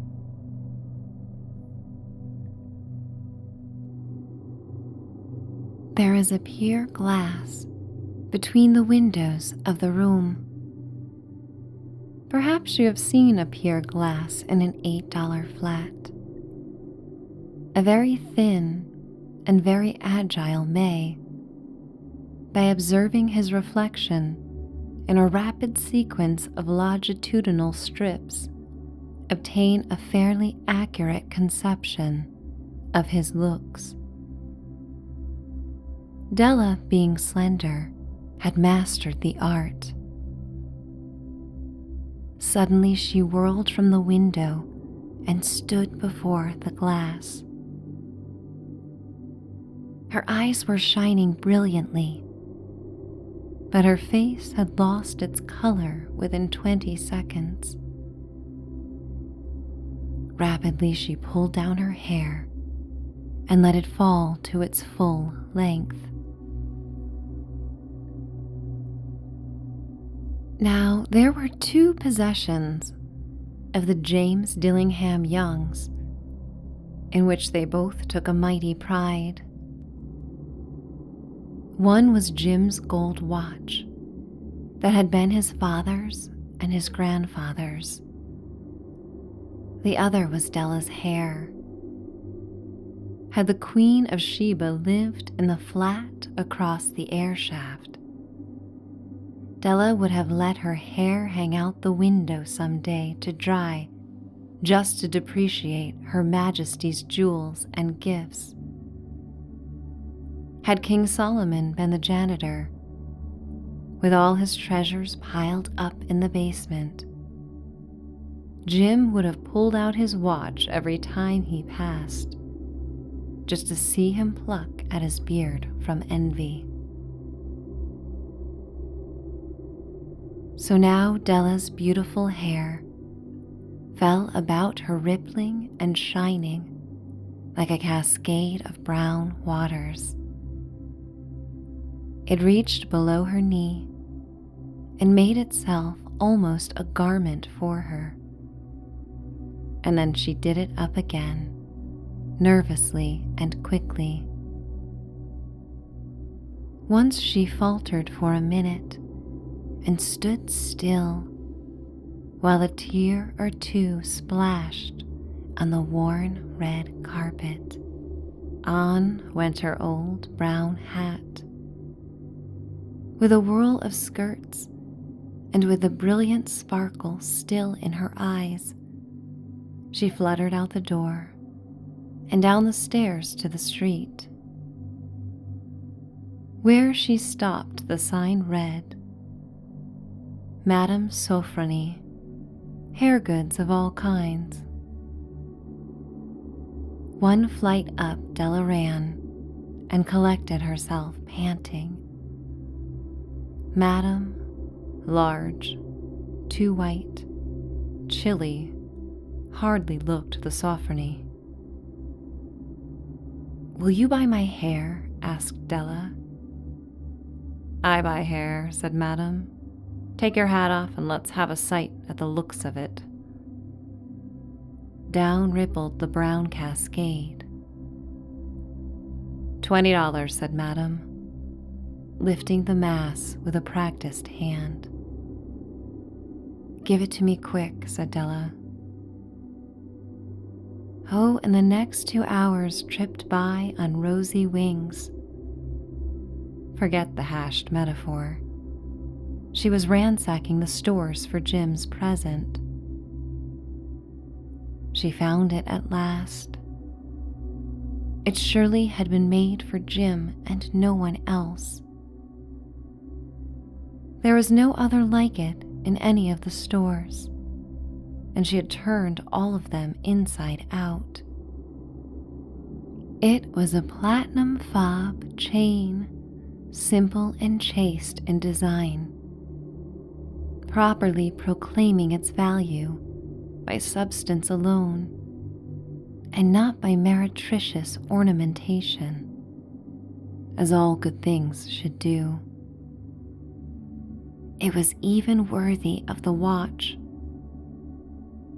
As soon as she saw it, she knew that it must be Jim's. It was like him. Quietness and value.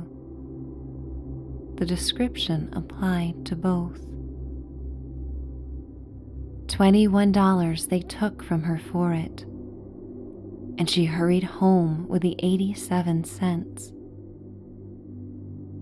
With that chain on his watch, Jim might be properly anxious about the time in any company. Grand as the watch was, he sometimes looked at it on the sly, on account of the old leather strap that he used in place of a chain. When Della reached home, her intoxication gave way a little to prudence and reason.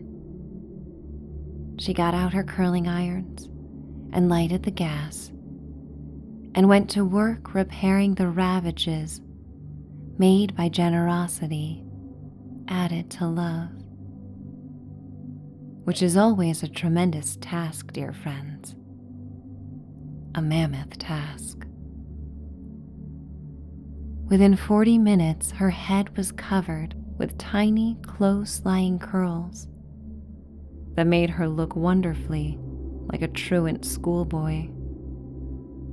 She looked at her reflection in the mirror long, carefully, and critically. "If Jim doesn't kill me," she said to herself, "before he takes a second look at me, he'll say I look like a Coney Island chorus girl. But what could I do? Oh, what could I do with $1.87? At 7 o'clock, the coffee was made, and the frying pan was on the back of the stove, hot and ready to cook the chops. Jim was never late. Della doubled the fob chain in her hand and sat on the corner of the table near the door that he always entered. Then she heard his step on the stair, away down on the first flight, and she turned white for just a moment. She had a habit of saying a little silent prayer about the simplest everyday things, and now she whispered, "Please, God, make him think that I am still pretty." The door opened and Jim stepped in and closed it. He looked thin and very serious. Poor fellow, he was only 22, and to be burdened with a family. He needed a new overcoat, and he was without gloves. Jim stopped inside the door, as immovable as a setter at the scent of quail. His eyes were fixed upon Della, and there was an expression in them that she could not read, and it terrified her. It was not anger, nor surprise, nor disapproval, nor horror, nor any of the sentiments that she had been prepared for. He simply stared at her fixedly, with that peculiar expression on his face. Della wriggled off the table and went for him. "Jim, darling," she cried, "don't look at me this way. I had my hair cut off and sold because I couldn't have lived through Christmas without giving you a present. It'll grow out again. You won't mind, will you? I just had to do it. My hair grows awfully fast. Say Merry Christmas, Jim, and let's be happy. You don't know what a beautiful, nice gift I've got for you." "You've cut your hair?" asked Jim laboriously, as if he had not arrived at that patent fact, yet even after the hardest mental labor. "Cut it off and sold it," said Della. "Don't you like me just as well anyhow? I'm me without my hair, ain't I?" Jim looked about the room curiously. "You say your hair is gone?" he said, with an air almost of idiocy. "You needn't look for it," said Della. "It's sold, I tell you, sold and gone too. It's Christmas Eve, boy. Be good to me, for it went for you. Maybe the hairs of my head were numbered," she went on with sudden serious sweetness. "But nobody could ever count my love for you. Shall I put the chops on, Jim?" Out of his trance, Jim seemed quickly to wake. He enfolded his Della. For 10 seconds, let us regard with discreet scrutiny some inconsequential object in the other direction. $8 a week or $1 million a year. What's the difference? A mathematician or a wit would give you the wrong answer. The Magi brought valuable gifts, but that was not among them. The stark assertion will be illuminated later on. Jim drew a package from his overcoat pocket and threw it upon the table. "Don't make any mistake, Dell," he said. "About me, I don't think there's anything in the way of a haircut or a shave or a shampoo that could make me like my girl any less. But if you'll unwrap that package, you may see why you had me going for a while at first." White fingers and nimble tore at the string and paper. And then an ecstatic scream of joy, and then, alas, a quick feminine change to hysterical tears and wails, necessitating the immediate employment of all the comforting powers of the lord of the flat.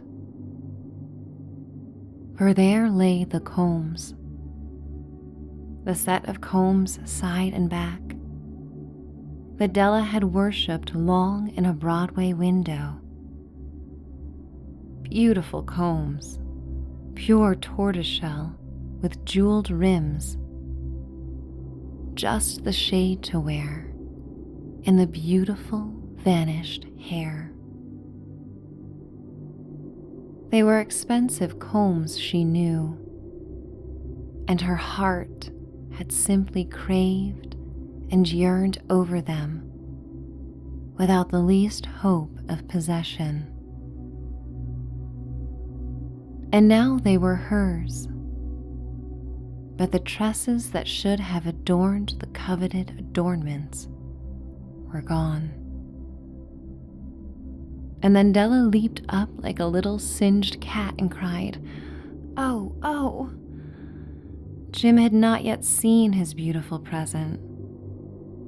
She held it out to him eagerly upon her open palm. The dull, precious metal seemed to flash with a reflection of her bright and ardent spirit. "Isn't it a dandy, Jim? I hunted all over town to find it. You'll have to look at the time 100 times a day now. Give me your watch. I want to see how it looks on it." Instead of obeying, Jim tumbled down on the couch and put his hands under the back of his head and smiled. "Dell," said he, "let's put our Christmas presents away and keep them a while. They're too nice to use just at present." "I sold the watch to get the money to buy your combs. And now suppose you put the chops on." The Magi, as you know, were wise men, wonderfully wise men, who brought gifts to the babe in the manger. They invented the art of giving Christmas presents. Being wise, their gifts were no doubt wise ones, possibly bearing the privilege of exchange in case of duplication. And here I have lamely related to you the uneventful chronicle of two foolish children in a flat who most unwisely sacrificed for each other the greatest treasures of their house. But in a last word to the wise of these days, Let it be said that of all who give gifts, these two were the wisest. Of all who give and receive gifts, such as they are wisest. Everywhere they are wisest. They are the Magi. And may the gifts of the Magi and the gifts of the heart continue to illuminate your journey and path. May love find you, and may you realize what is permanent is what holds the most value, and it is often unseen. May you keep your heart open to all of love's givings.